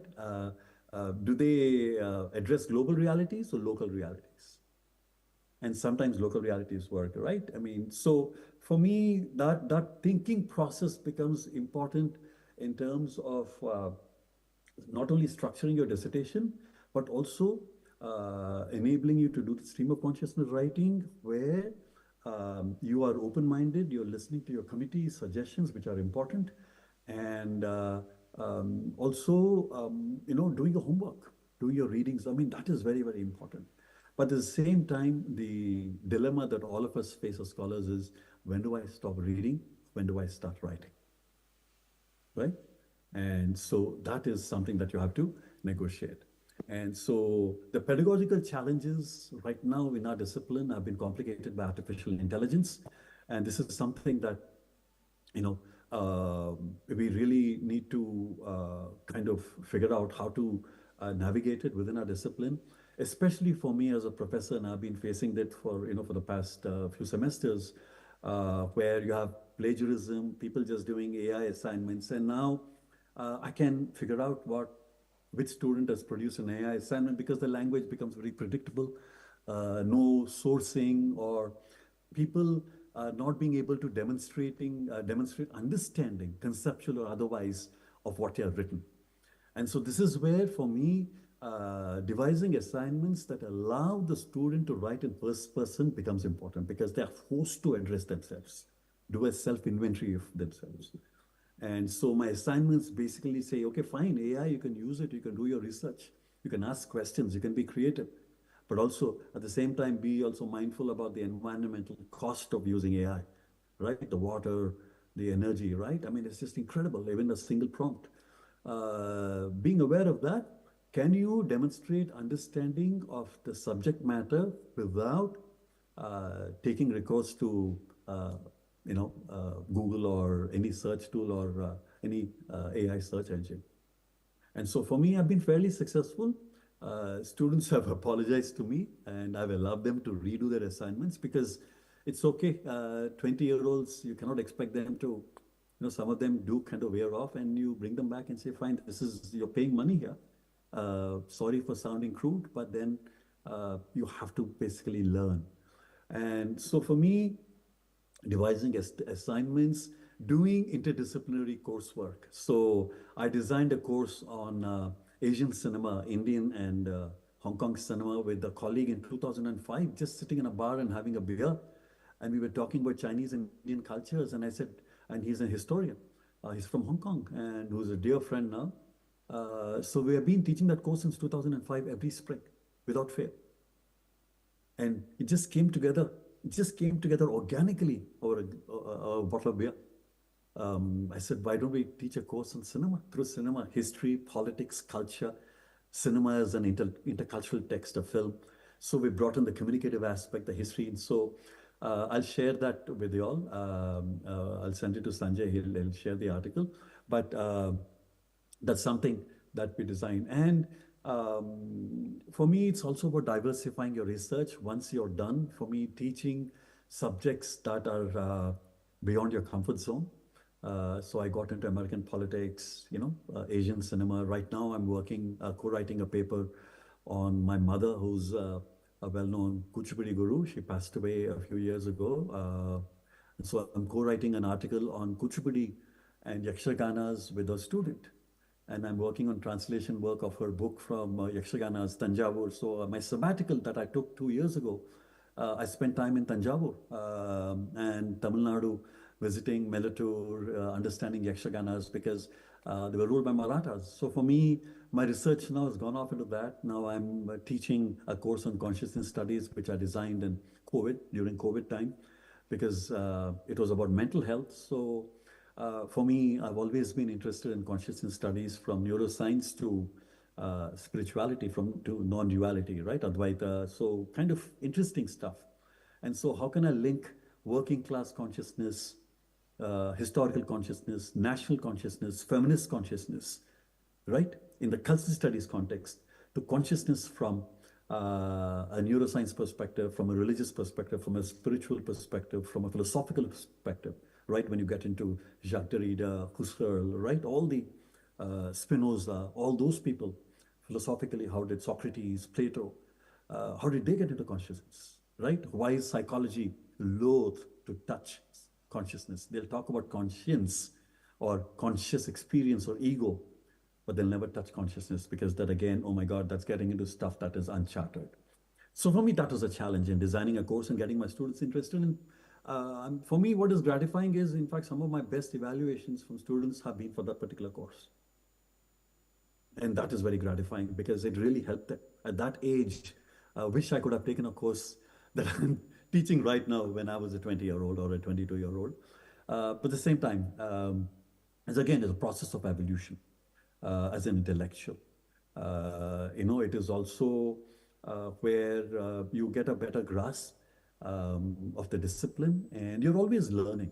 A PhD is never a period to your learning experience. You're always learning. And for me, designing new courses, facing pedagogical challenges, collaborating with faculty from other disciplines, that becomes something that is very productive for me, intellectually and emotionally too, mentally, because it allows me to branch out into other disciplines, get out of my comfort zone.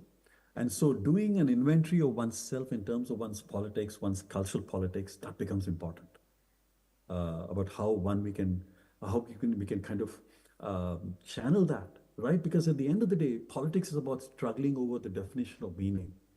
Who defines or gets to define meaning in the public sphere? That's what politics is all about. It's a contestation. And our discipline is at the very fundamental nature of that political act. Because at one level, all communication is persuasive. Even if I'm suggesting a movie to watch I'm implying a kind of a persuasive tone there. Let's go to that film, right? In that sense. So you can study communication from a macro structural level to a very interpersonal level, and that is where we go across disciplines. And my training as a scholar helped me become a generalist, where I ended up teaching courses across, designing courses, teaching courses from introduction to communication, mass communication research, all the quantitative stuff, which is very important in the Indian context, right? And the American, the global context, to intercultural, political communication. So different disciplines because of my interest and my training.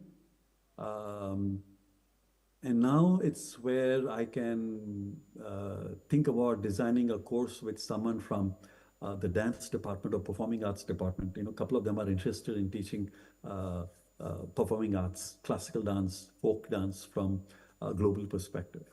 So that's where it's taking me right now. And I'm going with the flow because, like I mentioned, everything just happens.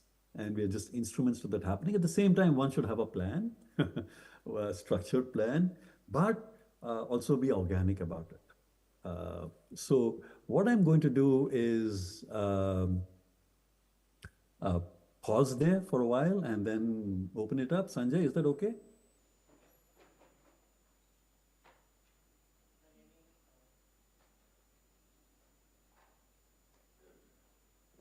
And questions from, publishing, all that, please feel free to,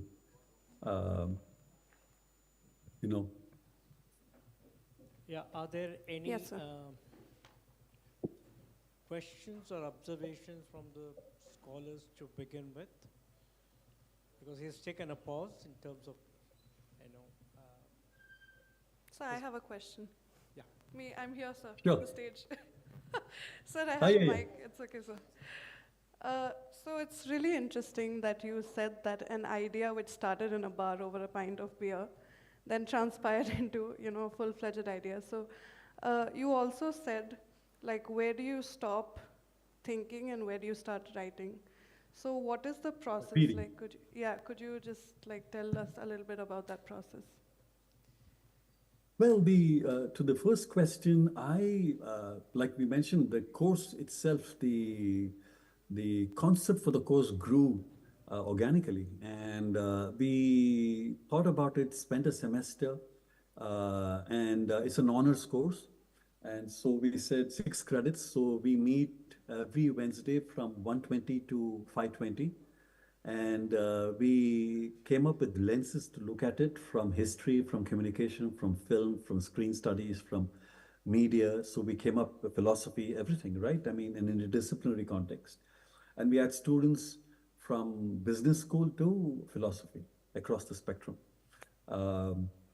And it was critiquing. So we would came up with ideas. So we would show I Not Stupid, a film on education and parenting, and then Tare Zameen Par. Yeah. We would show Lunchbox and In the Mood for Love, and have students pair those 2 films and critique them in terms of a universal theme. And so the course grew.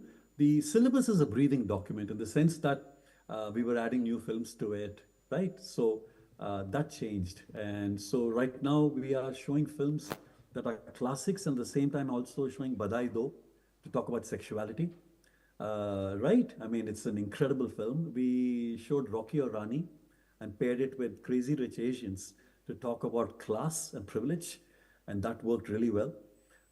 So it's also exposing students to new ways of thinking about the world of cinema. And the second question in terms of how to stop, where to stop reading, I mean, that is a personal decision, but at some point in time, you've read so much that you say, you know what, I have to start writing. What do I know about it? Otherwise, it's the kind of a neurosis that never stops. You just want to read, oh my God, it's that FOMO, fear of missing out. Oh my God, am I missing out on that article or this article? Somebody sends, oh my God. No, put an end to that. Because no dissertation is complete, is comprehensive, is exhaustive in terms of the literature. It cannot be. Impossible. So the writing part, once it kicks in, then you find it addictive. Then you want to get back to it. And you can periodically keep going back to the lit review part and saying whether the literature validates what you're thinking or invalidates you. If it invalidates you, then you want to share your line of thought with your committee and say, this is what I'm thinking about. And the committee says, hey, that's a great idea, actually. So that is what I mean. Thank you, sir. Hope that helps. Thank you, sir. That was an amazing answer to my question. So we'll move on to the next question, if anybody has questions. Good afternoon, sir. Hi. Hello. Can you hear me, sir? Absolutely. Yeah, I'm Francis Barclay from Central University of Tamil Nadu, which is Francis. Which is in Thiruvarur, very close to Tanjore that you mentioned. So Yes, I know that place. Yeah, I see a connect there. And it was interesting when you mentioned about these new courses that are more contemporary, that are offbeat. I would also like to implement such courses in media education. So can we contact you, sir, to learn how to come up with new courses, original courses, and how to implement it, to design the coursework? Can we contact you related to that? Absolutely. What I'll do is I'll share my syllabi with you all. Yeah. I'll share my readings and my syllabi so that you'll have an idea. Obviously, you'll have to tailor it to the local needs. For me, as much as we want to talk about the world, it is also important to address the local. So devising a course that also addresses local realities becomes extremely relatable to the students. Right. And so for me, a course like on Asian cinema, the values become universal. The values of love, compassion, empathy, right? All those values are universal. So how does cinema reflect that? And same thing with consciousness, where everyone has it, but how can we talk about it?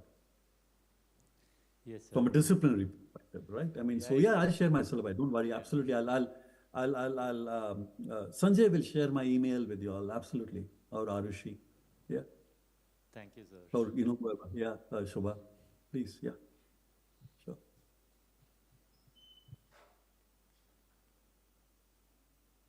We'll have another question.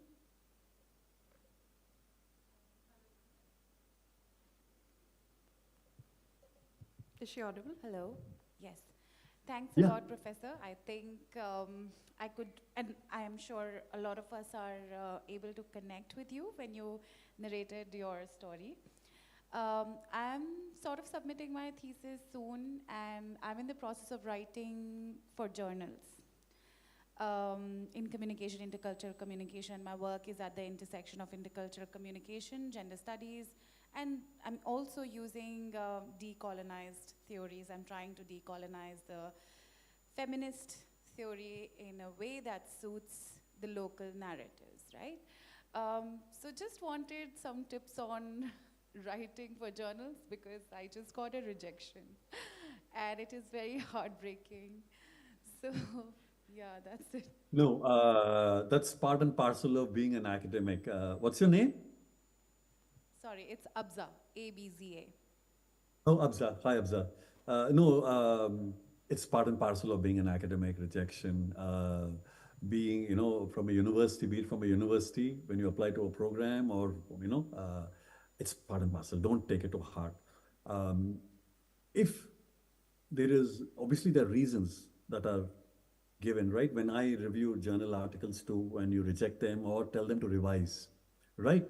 If someone is rejecting, there's a difference between rejection and revision, right? So if someone is rejecting, then you might want to go back to the drawing board in terms of how, why, from where are they coming, right?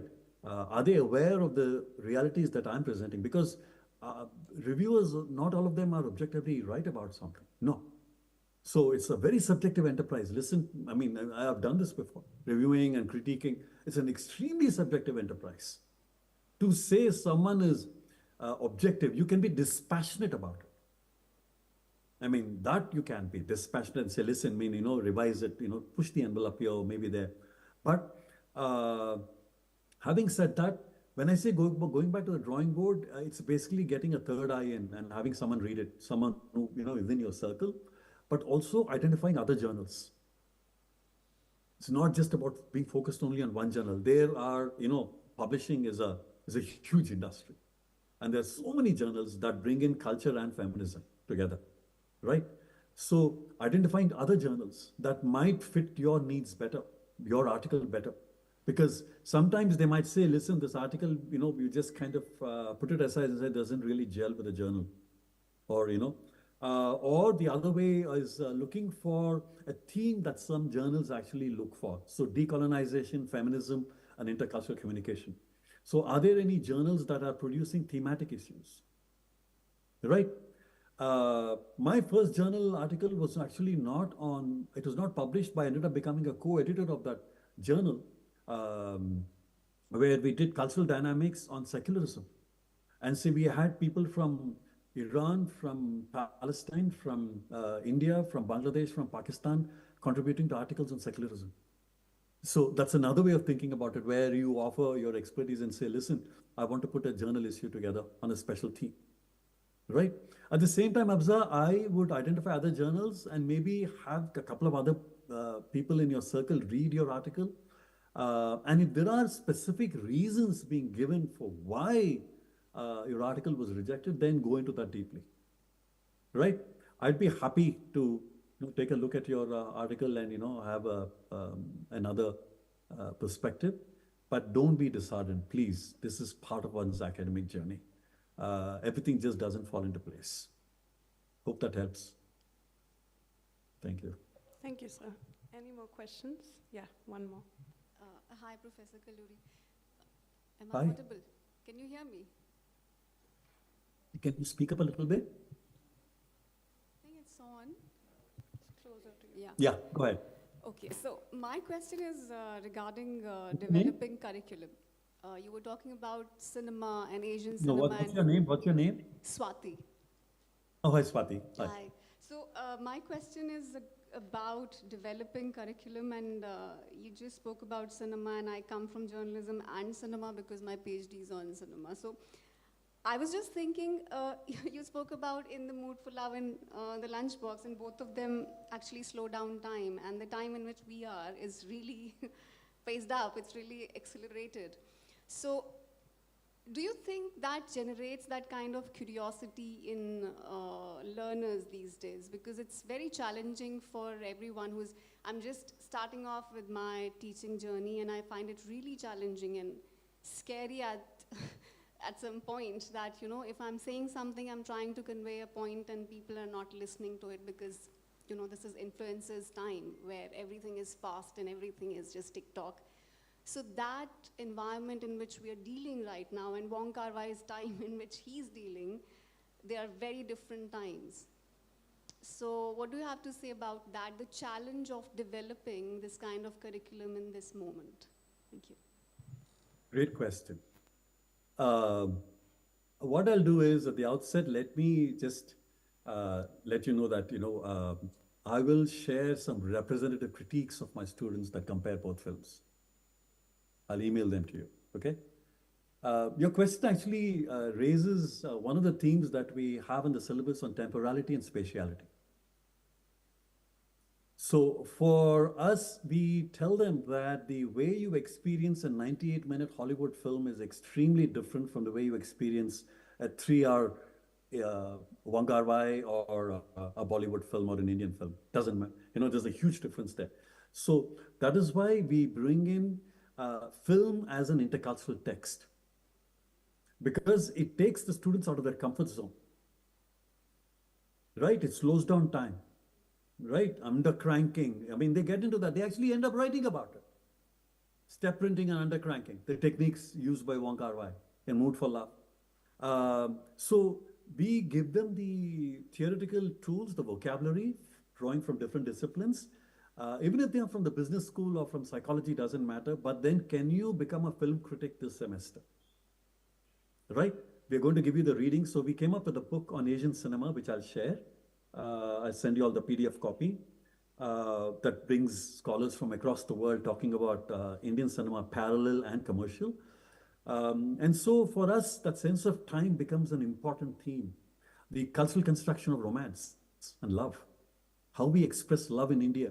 Right, there's a a reel that where the wives call their husbands or the other way around, where they just say, I love you on the phone and hang up and they wait for a response. And in India, you're not used to your partner hanging up with you, and saying, I love you, after saying, I love you. We don't verbalize it. When you say, I love you, your partner would say, what are you talking about? But here, if you don't say, I love you, and you hang up the phone, your partner is going to get upset. Why did you hang up the phone without saying, I love you?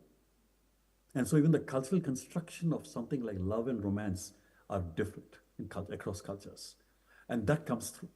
And for us, the best evaluations actually for the cinema, we have never received a negative eval because they love the course.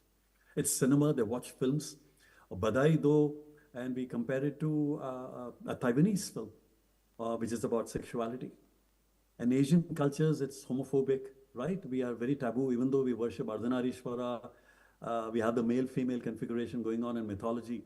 At the same time, we reject it on the ground. And so how do we reconcile? So it's an intercultural document, and it also tells them about how do other cultures experience time and place, space. Yeah. I'll share the material with you, Swati. You'll have a better idea, but great question, because that is one of the core themes, because watching a 2.5-hour Bollywood movie is not the same as watching a 90-minute Hollywood film. And getting used to the songs, which further the narrative, right? So all that song and yeah. In fact, I just wanted to share something with you all quickly. This is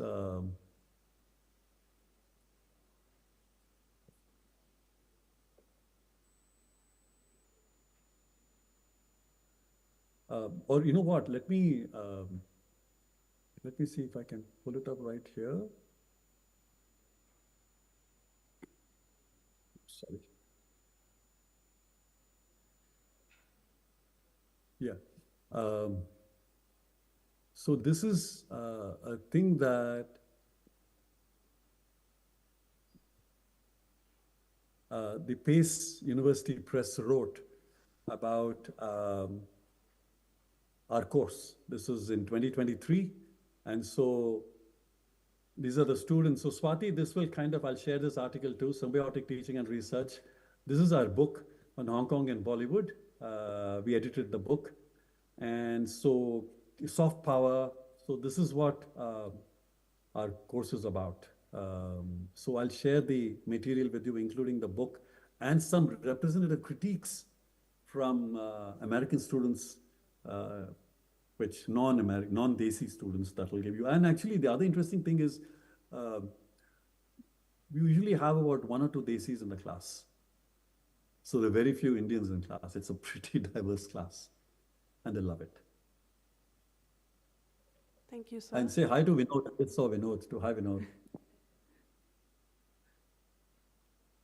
Sir says hi back. Any more questions? Yeah, we have one there.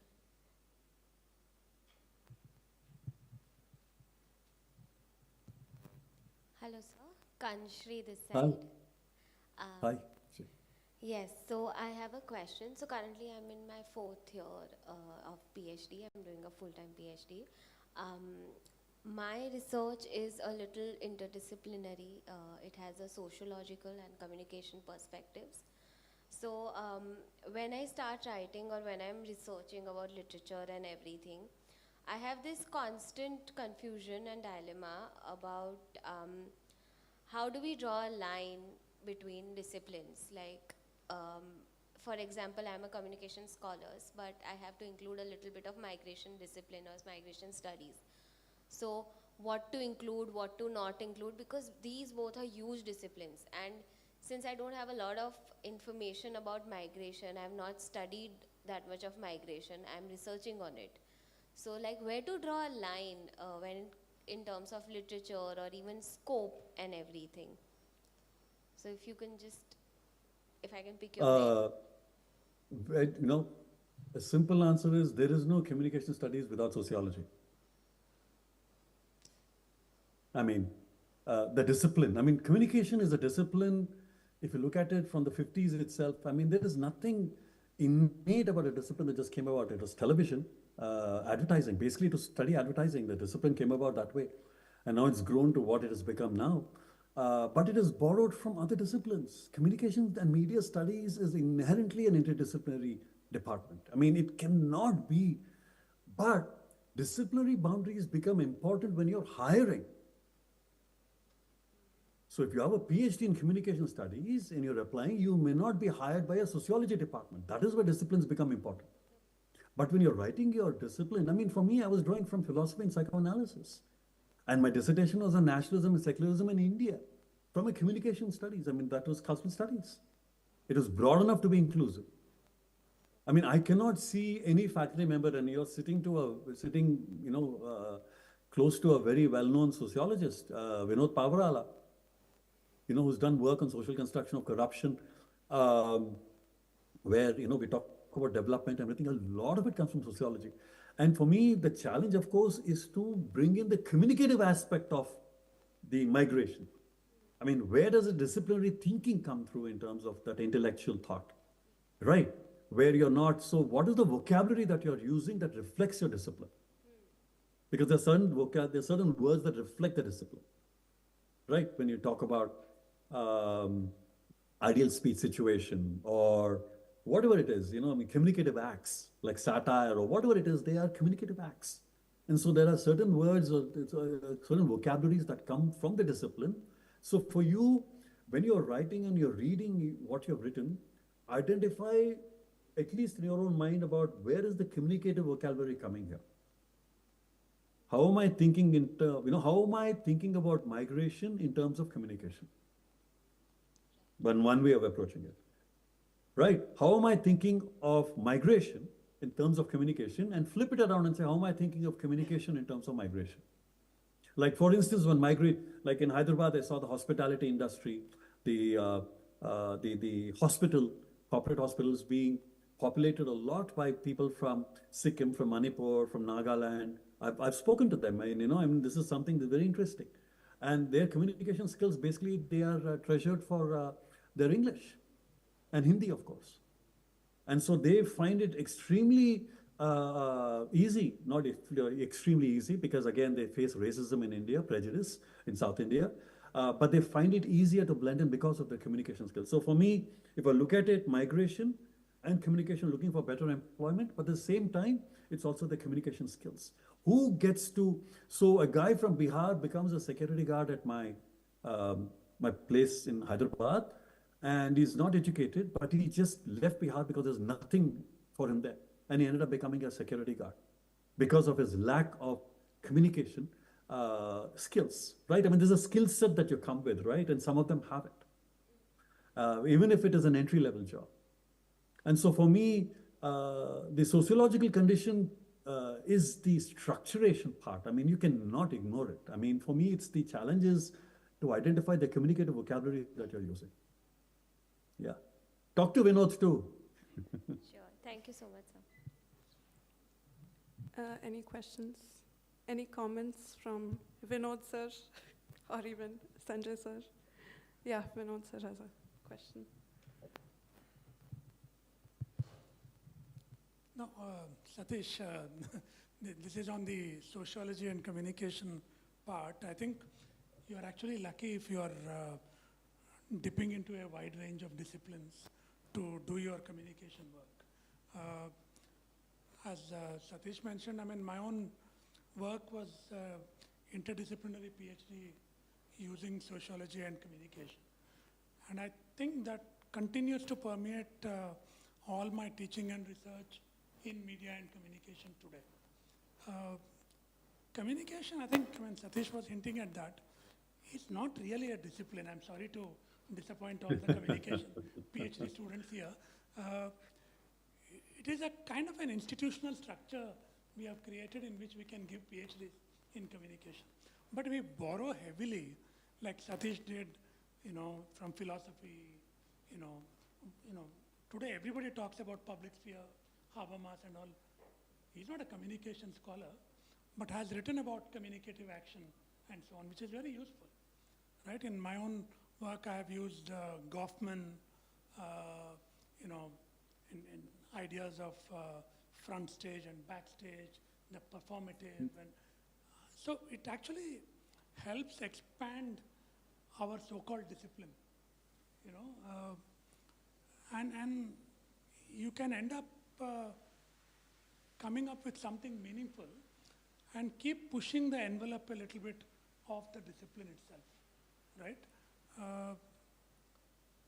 And also, I wanted to say something else about some of the PhD students whose questions I was listening to, Satish. I mean, this thinking and writing business that Satish has brought up and had some interesting comments on that. So when do I stop thinking and when do I start writing? I think you write as soon as you can, and you keep writing. I think the longer you defer writing, you can't be saying that 4 years I have been thinking, and the 5th year, you know, I just slept and woke up and I have inspiration and I'll produce 300 pages.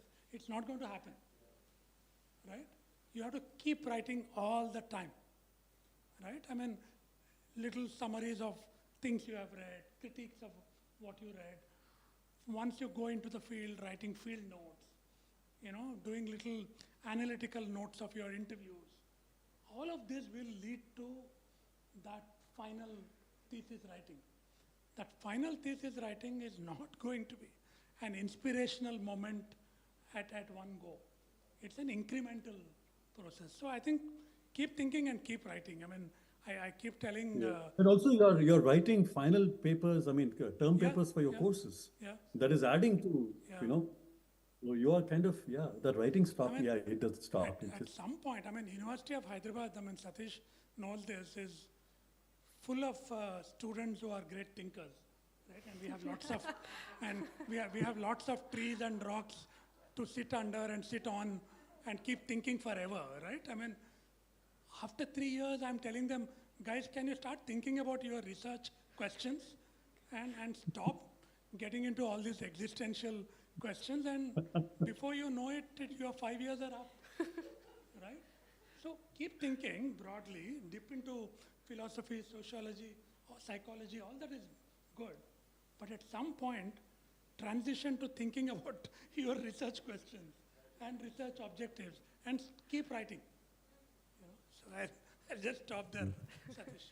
No. I mean, I'm glad you mentioned that because, the writing part, obviously you're writing every semester 3 or 4 papers for some course or the other, and it's... Now there are so many conferences to go to, you know, keep writing papers.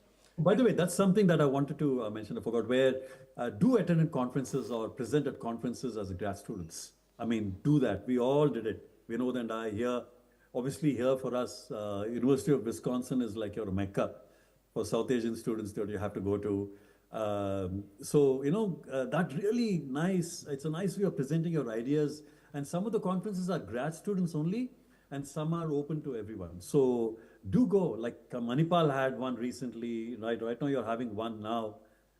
It's great to present and listen to, and that's why I love listening to student papers and reading their papers. I love, yeah.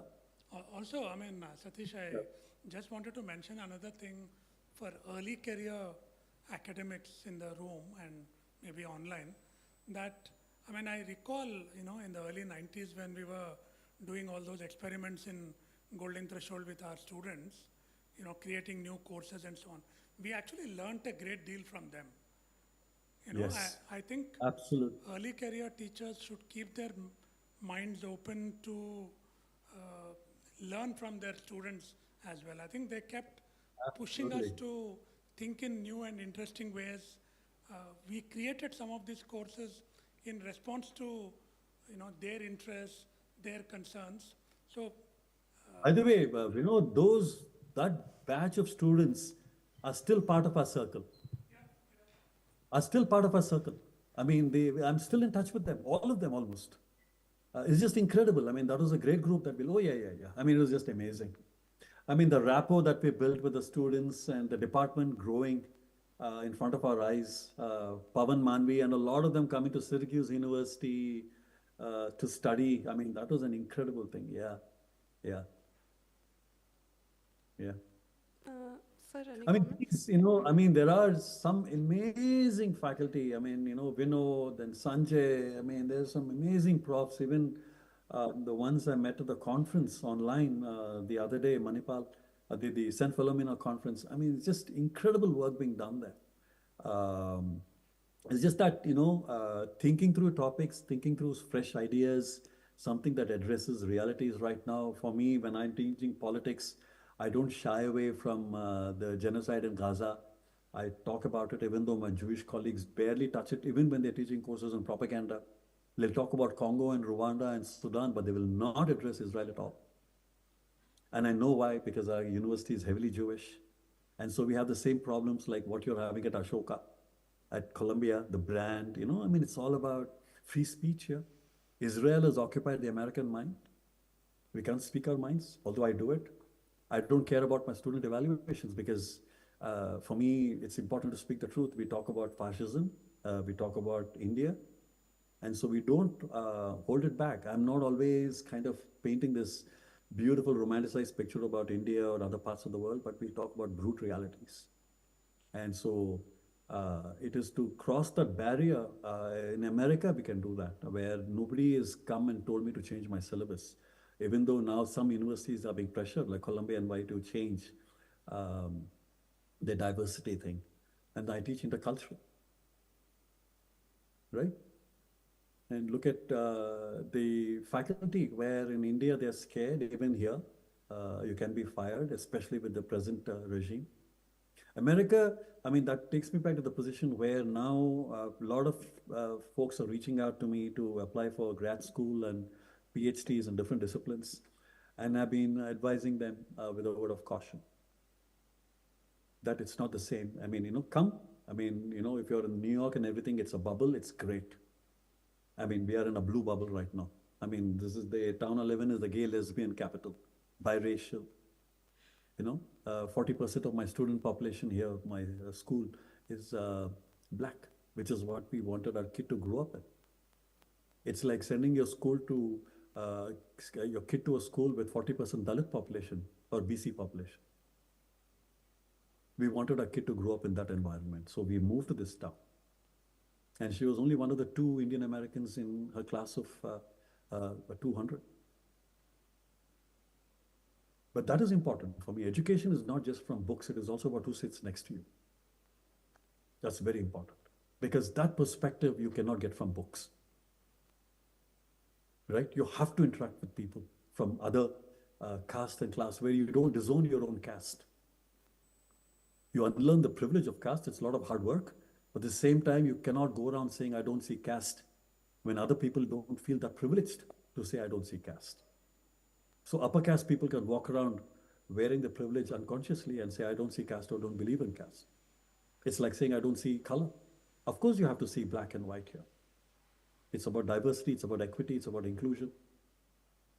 So that becomes very, very important, where unlearning class privilege, at the same time, also owning up to its social evils. It's a constant process. You cannot disown it. And so for me, as a sociologist, as a communication person, as a political scientist, that becomes important, where you address it, caste and class. And that is why the use of caste in the American setting by Isabel Wilkerson ran into trouble. You can't just use caste the way it's bandied about, no, you cannot. It has that's why for me, one thing that I learned is that every category has intellectual history. So if I talk about feminism, that has intellectual history. I can go back to first wave feminism, second wave feminism, third wave feminism, post-colonial feminism, black feminism, right? So I can go to any category has intellectual history. And so for us to understand categories and not use them without understanding their intellectual history can be a disservice. And so for me, caste has that intellectual history that has to be unpacked constantly. Yes, sir. Sir, any comments? Good evening. Sanjay, sir. Can I ask a question? Sure. Hi, Yeah, Arshi. so, hi sir, good evening. I'm Arushi, and I have a sort of a basic question. So I've just completed my master's in development communications. we were having this conversation, you have touched upon the fact that you should work with NGOs, have ground experiences, do internships. I've done all of that, but I am still in this tussle of whether I should get a few years of work experience before pursuing a PhD, or should I just jump right into it? I've just completed my master's like a month back.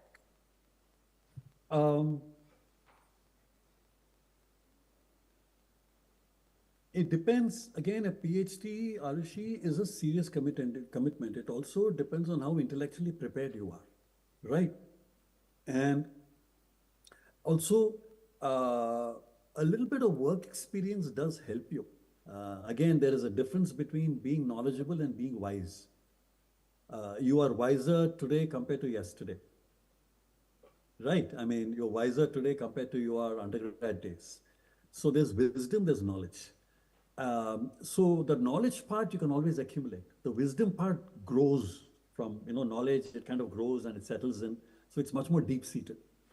And to make a decision again, to go back to that intuitive part is where you have to ask yourself: are you intellectually prepared to do a PhD right now, go through coursework, or do you want a break? Like I wanted a break between a master's, and I said I want to work in India. I just want to go. And, I mean, it was just a thing where, for me, I didn't see myself doing a PhD straight away, even though I was into Habermas and critical theory and Adorno, all that stuff.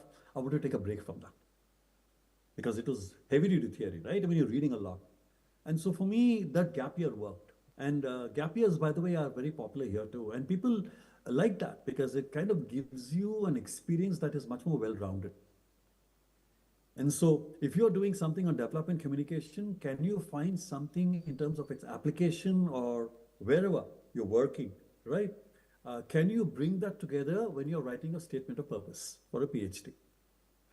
Because at the end of the day, it is about the project that you are thinking about, that you are, you conceived, whether you can do it straight away or you need time. And when you're working, you can also do your own reading, right? I mean, because a PhD, it's about 3 years coursework. It's a lot of, intellectual energy there. I would take a year or two of a gap because just work. And also another thing is, if you have obviously you have developed some expertise in, in some courses, can you offer your services to teach as adjunct faculty? As visiting faculty. So approach universities. Could be Manipal or wherever. Can I become a teaching assistant, right? Or a discussion leader? Or can I devise a course? And this is where PhD students, our master students, are encouraged to teach your own course. I mean, Vinod and I, we were asked to design our own courses in PhD level and teach them, right? Can you do that? Offer your services at Manipal or wherever you live, Bangalore, wherever you live. Can you walk in and teach a course during a semester or assist a professor? This is exactly what I did. I walked in, PLV Rao, the head of the department, Vishweshwar Rao was the head of the department back then in the University of Hyderabad. I literally walked in, I introduced myself, and I left my resume there, and I said, listen, this is what I am interested in teaching. And I knew a bunch of people there, and I walked away. And then I got a call later saying, okay, fine, we're interested. I just finished my master's. So it's possible. I mean, you can do it. And so it also gives you experience of being in a classroom in front of students. I mean, that is important because the confidence part comes, with more time you spend in the classroom. Yeah. Yeah. And reach out to me. PhD, whatever, please do reach out. Okay. I mean, we're all here. We're all to help you guys. Don't worry. Thank you, sir. Thank you. Sure. Sure. Sir, would you like to speak? Would you like to speak, sir? Yeah, Satish, did you have another component that we kind of, stopped you midway for the pause, or are you open to continue? You were talking about the second part is the pedagogical challenges in teaching in our department. And for me, the challenge is, setting aside the technology part of it, is also to come up with courses that cut across disciplines, to make the courses more interesting. I mean, there are courses that are necessary, that are requirements like the basic comm courses that every person has to take in order to understand the history of the department, of the discipline. But at the same time, the challenges are also where, for me, for instance, when I was designing a course on consciousness studies, how can I make it sound without, make it look without sounding like some Jagu Vasudev or Sri Sri Ravi Shankar? Right? I don't want to sound like a spiritualist in the classroom. That's not my job. But at the same time, how can I pursue it at an intellectual level and combine it with an intuitive understanding of consciousness studies, which is what happens at the neuroscientific spiritual level. It's an intuitive understanding. It cannot be conceptual. And how do you travel that journey with students at a undergrad level? So for me, it was a challenge. When I designed the course, I wasn't sure how it was received, but it was. And I've been teaching it for the past 3 semesters now, 3 years. And the course goes in terms of readings, new research, right? The whole subjective feeling of, how do I experience subjective feeling of the I-ness? Where does it come from? And nobody has been able to understand the hard problem of consciousness. Nobody. Except those people who are in Turiya. The Ramanas and the Neem Karolis and, the Jean Kleins and, but nobody has been able to. So students actually found it useful to venture into that territory. They found it, their writings, I'll share their assignments, they're just incredible in terms of their understanding. Because in America, the sense of individualism and sense of separate self is so intense. Even for me, being an Indian American, coming from a collective kind of a culture, how do you kind of dissipate or reduce that intensity of the I-ness, that sense of individualism here in America, self-interest? It's just wired into the DNA, wired into your DNA. And how do you get out of it? And so for me, that was a challenge. And so and the kids loved it. Designing a film course, designing courses on politics, how do I address certain issues? I know 2 semesters ago, I was being recorded by a student, and I know that video by a Jewish student. I knew it.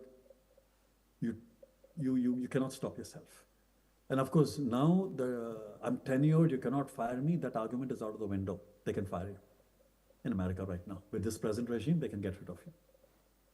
So that's a pedagogical challenge. One of the things that we have in our university system,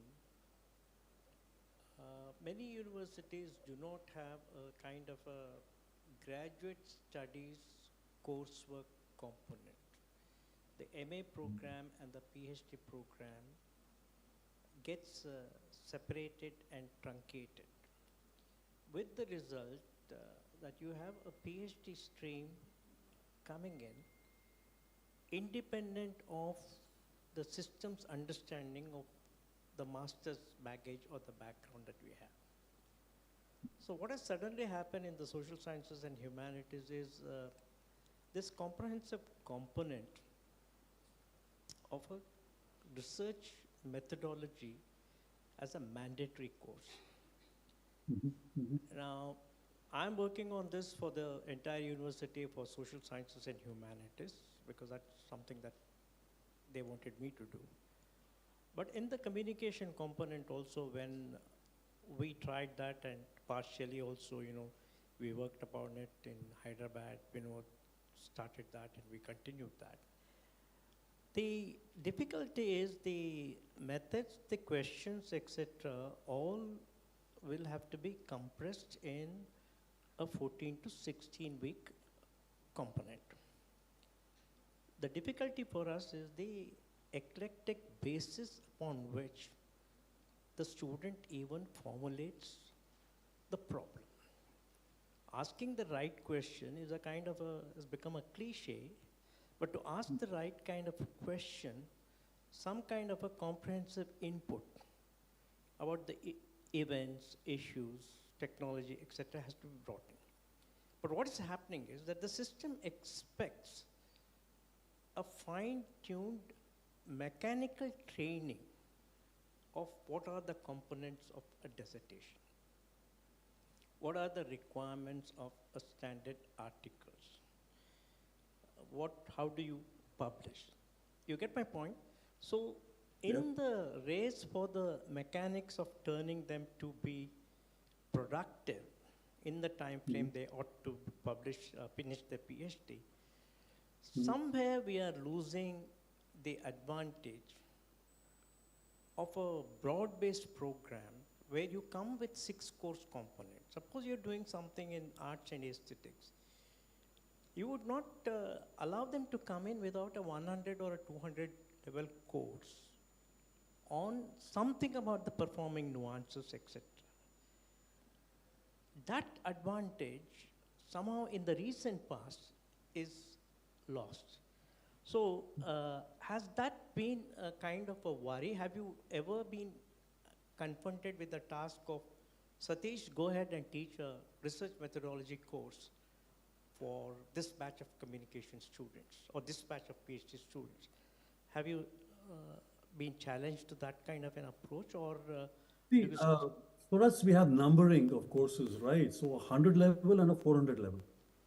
So for me, when I'm teaching a 300 level course, you cannot get into my course without taking a couple of 100 level courses, because that will not prepare you for this course. And I'm not going to spend my time unpacking concepts that I've already addressed, because I'm taking for granted a knowledge base of students that have already walked in. I might go over it just to kind of refurbish the memory, but I'm not going to spend time on that, because my semester is 14 weeks, right? So numbering courses where they start off from a basic, instead of jumping into a 14-week research component where they're going from quantitative to qualitative, and it's very overwhelming, is one way is to break it up into quantitative and qualitative, or break it up into a numbering system where you do a basic research methodology course and a kind of a seminar research course which is focused on that dissertation research, on that candidate's research, rather than saying that this is the course, the component, this is the whatever module you have, and you have to jump into it 14 weeks, and you better come out of it with your research design in place. That is being unfair to kids. I mean, honestly, you know, it's not, because it doesn't prepare you. I mean, and again, like you mentioned, if you're talking about communication as a discipline, you have to start off with intro to communication and intro to mass comm and media criticism stuff, basic stuff, and then gravitate to the other courses, right? So for me, a numbering system works. And this is where I remember having a conversation with Venugopal of St. Philomena, where I, in fact, offered to teach an online course this semester. I said, you know, I mean, don't worry about the money part, but I would be more than happy to teach a course for grad students, obviously a structured one over the semester, but teach it so that they get exposed to other kind of literature, other ways of thinking. And it kind of adds to, obviously you'll have to include it in part of the courses. But that's another aspect where you can actually use your core faculty, but also identify faculty like, say, Vinod or someone, you know, Melkote, to teach certain courses that bring in the international dimension to the program, and also expose them to, I mean, you know, talking about DevCom, I mean, there's nobody like Srinivas Melkote, right? And the man is a walking encyclopedia. So that's something that, you know, is a possibility. Also, in terms of structuring the program, a balance between theory and research. You know, how do we bring about that balance where at one level, as much as research is important, it is also to hone theoretical thinking for students, right? I mean, it's to kind of break down stuff, analyze. I mean, that is the tool, those tools are important. A lot of it comes from research, there's no doubt about it, but the kind of readings, you know, the kind of courses that are designed which push the envelope for students, do not make it easy for them. So if you're teaching a grad level course, like we would read a book a week for a course, if not 3 or 4 articles, a book a week for a course, or 4 chapters or something. And imagine we're taking 3 or 4 grad level courses. So our reading was, oof.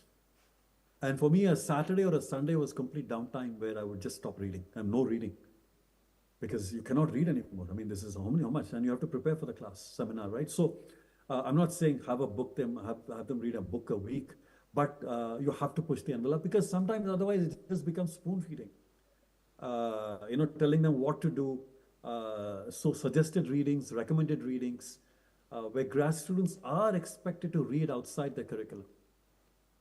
They have to. I mean, can we come up with programs like that, or come up with policies, departmental policies, where you basically work on the curricula and the syllabi, and basically be as inclusive as possible, and yeah. That's why, in fact, the same problem was voiced by Venugopal at San Filomena. The masters and they have the same problem. All colleges and postgraduate programs have this expectation of a comprehensive package, modular, start to finish.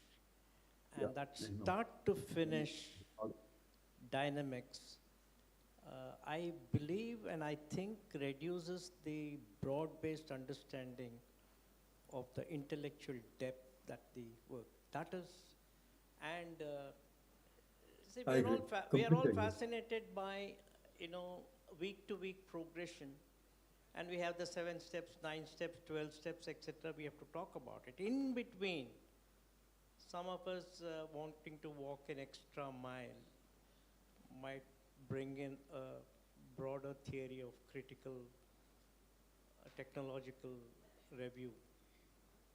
That may not necessarily help, because the classroom is not a homogeneous component, particularly in many Indian contexts. So we kind of say that, have you not read this? And it's kind of very patronizing kind of an approach. So we are struggling with it. I know that you will not have a solution to it. But this is one of the challenges that many of the scholars here face, how to kind of, compress that, come back to their thought process, finish the PhD, and also finish 2 Q1, Q2 articles before they become eligible to submit their PhD. I think that's a frustration or expectation that they ask. Thank you very much. It's a process that is very structured. It's almost like going through a tunnel. But at the same time, going back to the point that you mentioned about, readings that may not be familiar to everyone in class. And this is where, for me, the diversity, equity, inclusion part becomes important, where your readings also that you have in your syllabus should include. So for instance, if you're teaching a communication course, or, a kind of an interdisciplinary course in social sciences and humanities, are we reading Dalit literature? That becomes, that for me, for me, when I'm prescribing readings or anything, do I have readings only written by white people? Do I have any African Americans? Do I have any Indian? that for me is important in terms of, so do we have any literature from a Dalit perspective, from an underprivileged perspective in terms of educating the classroom? Because sitting next to someone who's from a different class and caste will definitely change your perception of life. No. What I meant was that kind of imposition of a kind of a uniform expectation is not what I meant. Many of us, having spent life and years in the public higher education system, are not only sensitive but also aware of the variations in terms of whom we are teaching, what we are teaching, etc. And that kind of sensitivity has come in. But what I also meant was that the expectation package today has changed drastically, which minimizes the latitude that you, Vinod, and others had in terms of doing our PhD programs. That's what I was trying to say. I know, I completely agree. See, that is why there's a kind of a, PhD, doing a PhD in America or grad school in America is very seductive.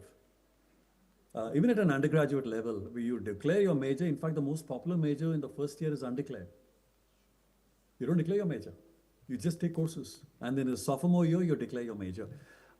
It's the same thing where we have that sense of agency at doing grad school in terms of choosing our courses, our professors. There's that agency there. When you walk into a Manipal or anything, you are met with faculty and you can pick, say, 2 out of 4 or 3 out of 5.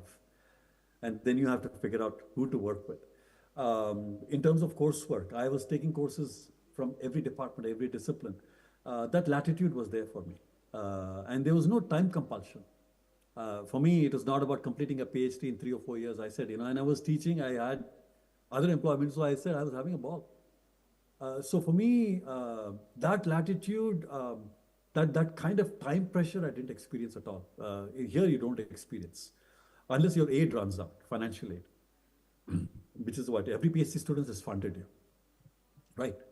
So for me, that latitude in terms of making a PhD or a grad program in India more organic, where you allow students to develop their own interests, is something that would have to come at the institutional level, Sanjay. I mean, this is something where, how you have to really go back to the drawing board in terms of redesigning or revisiting the PhD program, making it more inclusive, spending more time and not forcing them out at 3 years, because PhDs, you cannot just get it in 2 or 3 years. I mean, it takes time. I mean, for you to get your act together, to know yourself as a scholar.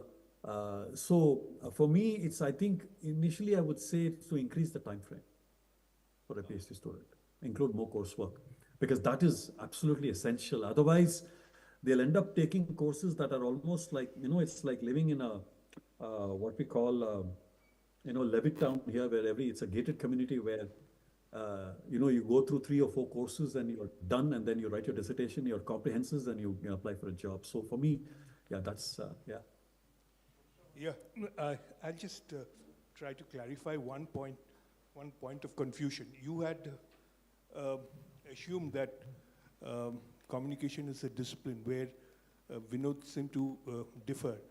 He said that it's not a discipline, where I seem to agree more with Vinod.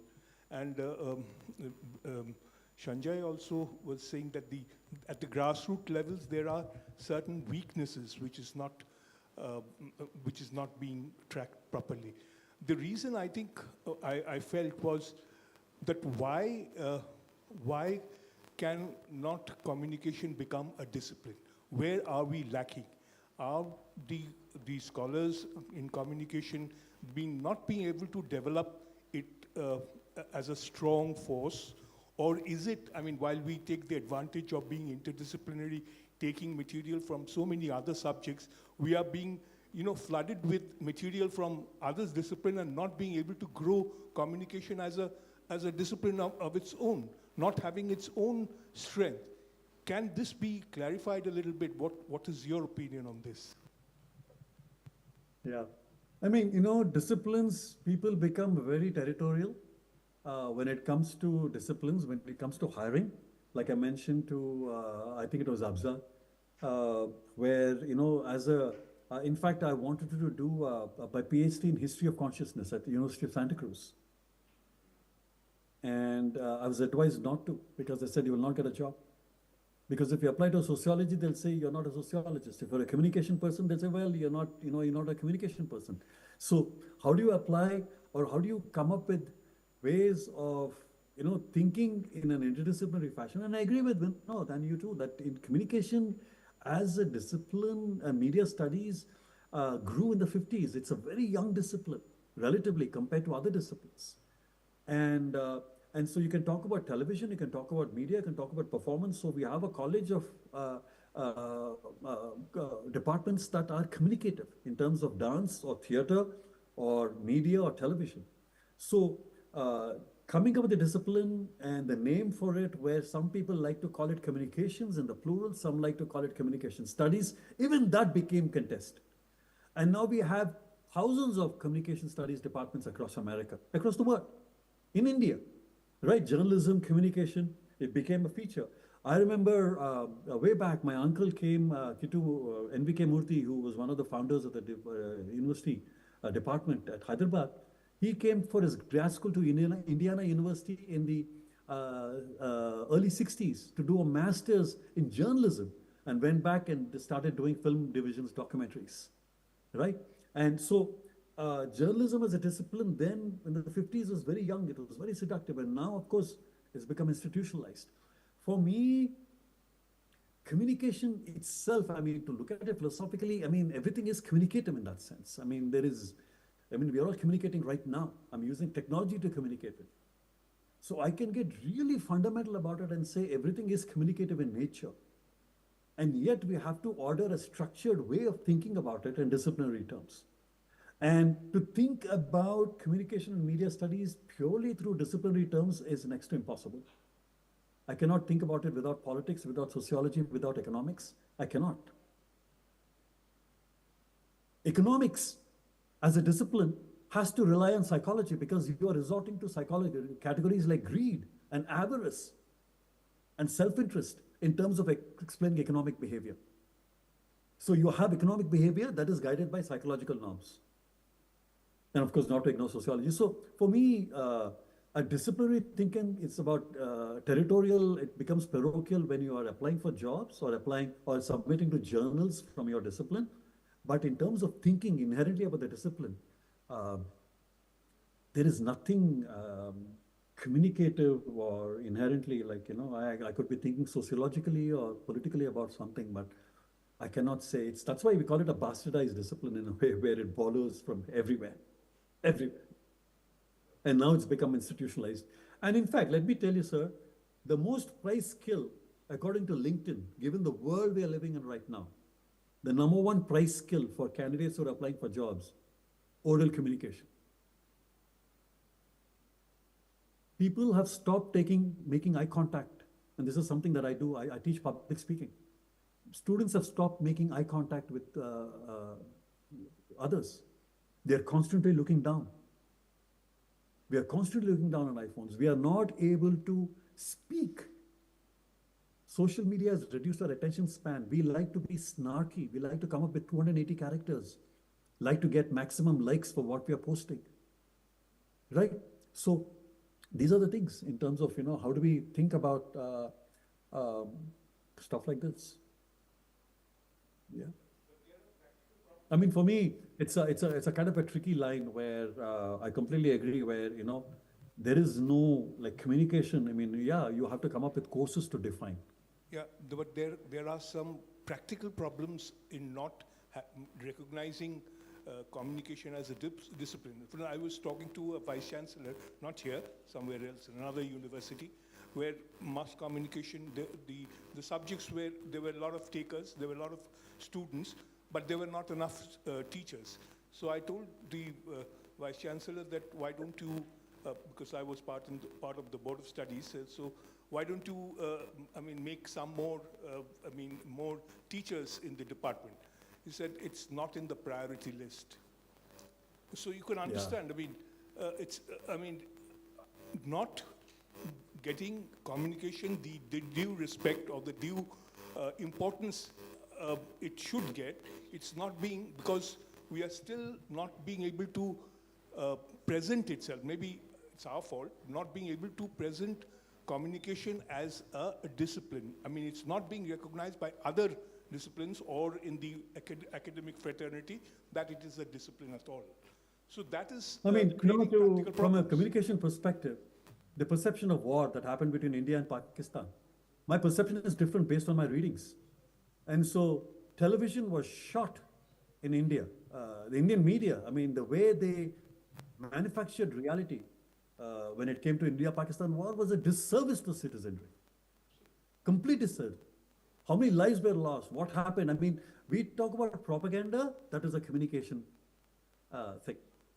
I can design a course on propaganda and teach it for 1 year.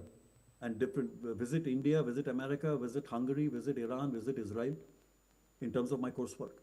I can do it on propaganda. Right now, we are living in India or in America where we are victims of propaganda, disinformation, misinformation. These are communication tools. There are dissertations being written about it. So much literature on misinformation and disinformation and propaganda. We are victims of that even now in India.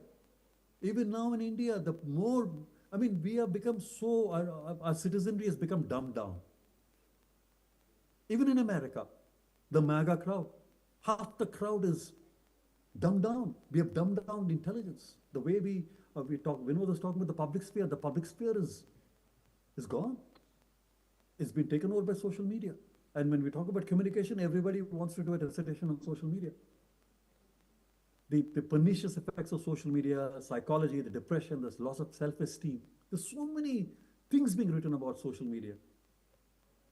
And so that is very much part of our communication discipline. It is very much, even now, every other paper, people want to write it on social media or Pinterest or the banning of TikTok. So for instance, an honors thesis for my students, TikTok was threatened with a ban last year by Biden. And so my honors student who's from England, Liverpool, she wrote an honors thesis comparing the representations of the genocide in Gaza on TikTok and other social media. And why TikTok was threatened with a ban? Because they were showing stuff that was mainstream media was not showing here. Why do you think TikTok was banned in India? Not just for security reasons. And Red Note, when TikTok was banned in India, we all went to Red Note. In America, or threatened, we all moved to Red Note, which is the Chinese Instagram. And people in America right now are like, why are we being lied to about China? Look at China. They are just blown away by China.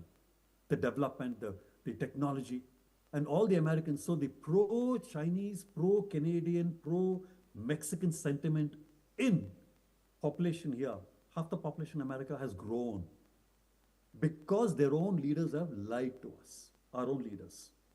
And now we look at China, our perceptions have changed thanks to Red Note. Indians are on Red Note right now. I see Indians, a lot of them. Our perception has changed. When you're in TikTok, Israel wanted to ban TikTok because the PR narrative slipped out of their grasp. They couldn't control. So TikTok, and now we have TikTok, which is being operated by Meta, which is owned by Frank Zuckerberg of Facebook. And so our thing is censored. And yet people devise ways to get around the algorithm. And it's all about the algorithm right now, right? Beating the algorithm. How do you do that? And so disciplinary thinking in that way, communication, you can come up with areas that fit into our discipline, communication and media studies. Yeah, they can. And when I say media studies, it could be cultural studies, it could be television, it could be film, right? I can write an entire dissertation on Republic TV or NDTV, the transmogrification of NDTV from a left of center to what it has become right now, right? Political institutions being taken over, democratic institutions being destroyed, right? I mean, there's so many things that I can write about, even in America. And that is what I mean. I mean, that's the difference I want to draw between being objective and being dispassionate. As an intellectual, one has to be dispassionate rather than trying to be objective, because that's an impossible condition to inhabit. Being dispassionate at least kind of gives you a sense of looking at it from the third eye, from the third perspective. Right. Thank you. And to go back to the point about Sanjay, we're expanding coursework, syllabi, and for me, most important is to not treat a PhD program like an assembly line, Thank you. Sorry if I... So as we come to the end of day one of the conference, I would like to say that this session has been really interesting and enriching, and I truly mean this. We started at pedagogy, but unpacked a lot of structural issues of society and how it's important to talk about it in the communication sphere and at conferences like this. It's a session host's dream to have such an interactive Q&A session with a fruitful discussion, with multiple discussions. And I'm sure a lot of participants will get in touch with Professor Kalluri after this. We thank you for your time, sir, and we hope you remain associated with us in the years to come. And sir, if you would. Yeah. Sure. Thank you so much, guys. Absolutely, such a privilege and honor to be part of this, because to be part of the Indian communication / Indian cultural studies scene is extremely gratifying for me. I've always been part of that, but again, to come back into the fold and meeting with new faculty from Hyderabad, from here, absolutely, and please make use of me, I'm here. We have technology, courses, whatever it is. It's not about, for me, it's not about money, it's just about I love teaching. I just love being in the classroom. And so, yeah, absolutely. And all the scholars there, please take my email from, it's skoluri@pace.edu, LLURI. And please feel free to email me. I'll share all my syllabi, my materials, whatever it is. I'm very copyleft. Everything is out there for me, public source, outsource, open source. I do not hang on to stuff. So I'm going to share everything, whatever you guys want. Please feel free to contact me. Yeah. Any help you need in terms of, for a kind of a reader of your statement of purpose or whatever it is, paper, please feel free. Absolutely, love to. I can actually personally testify to that because, sir, I don't know if you remember, but I emailed you in 2021 regarding the book on Hong Kong and Indian cinema. Yes. You had very promptly sent it back to me, so thank you so much for that. So yes, I remember. we'll share his email ID with you and you can get in touch. Yeah, thank you. Sir, Thank any you so much. parting words? All right, sir, thank you so much. Thank you. Thank you so much. Bye-bye, everyone. Thank you so much. Be well. Bye. Take care.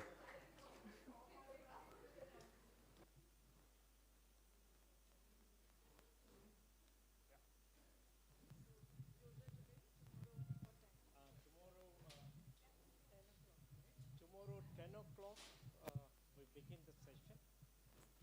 Kiran is going to come in a virtual mode. Yeah. All plenaries are going to be here. Technical sessions are in other rooms. All in the same building. And we will give you the schedule of the technical sessions too, in case you want to go and sit in front.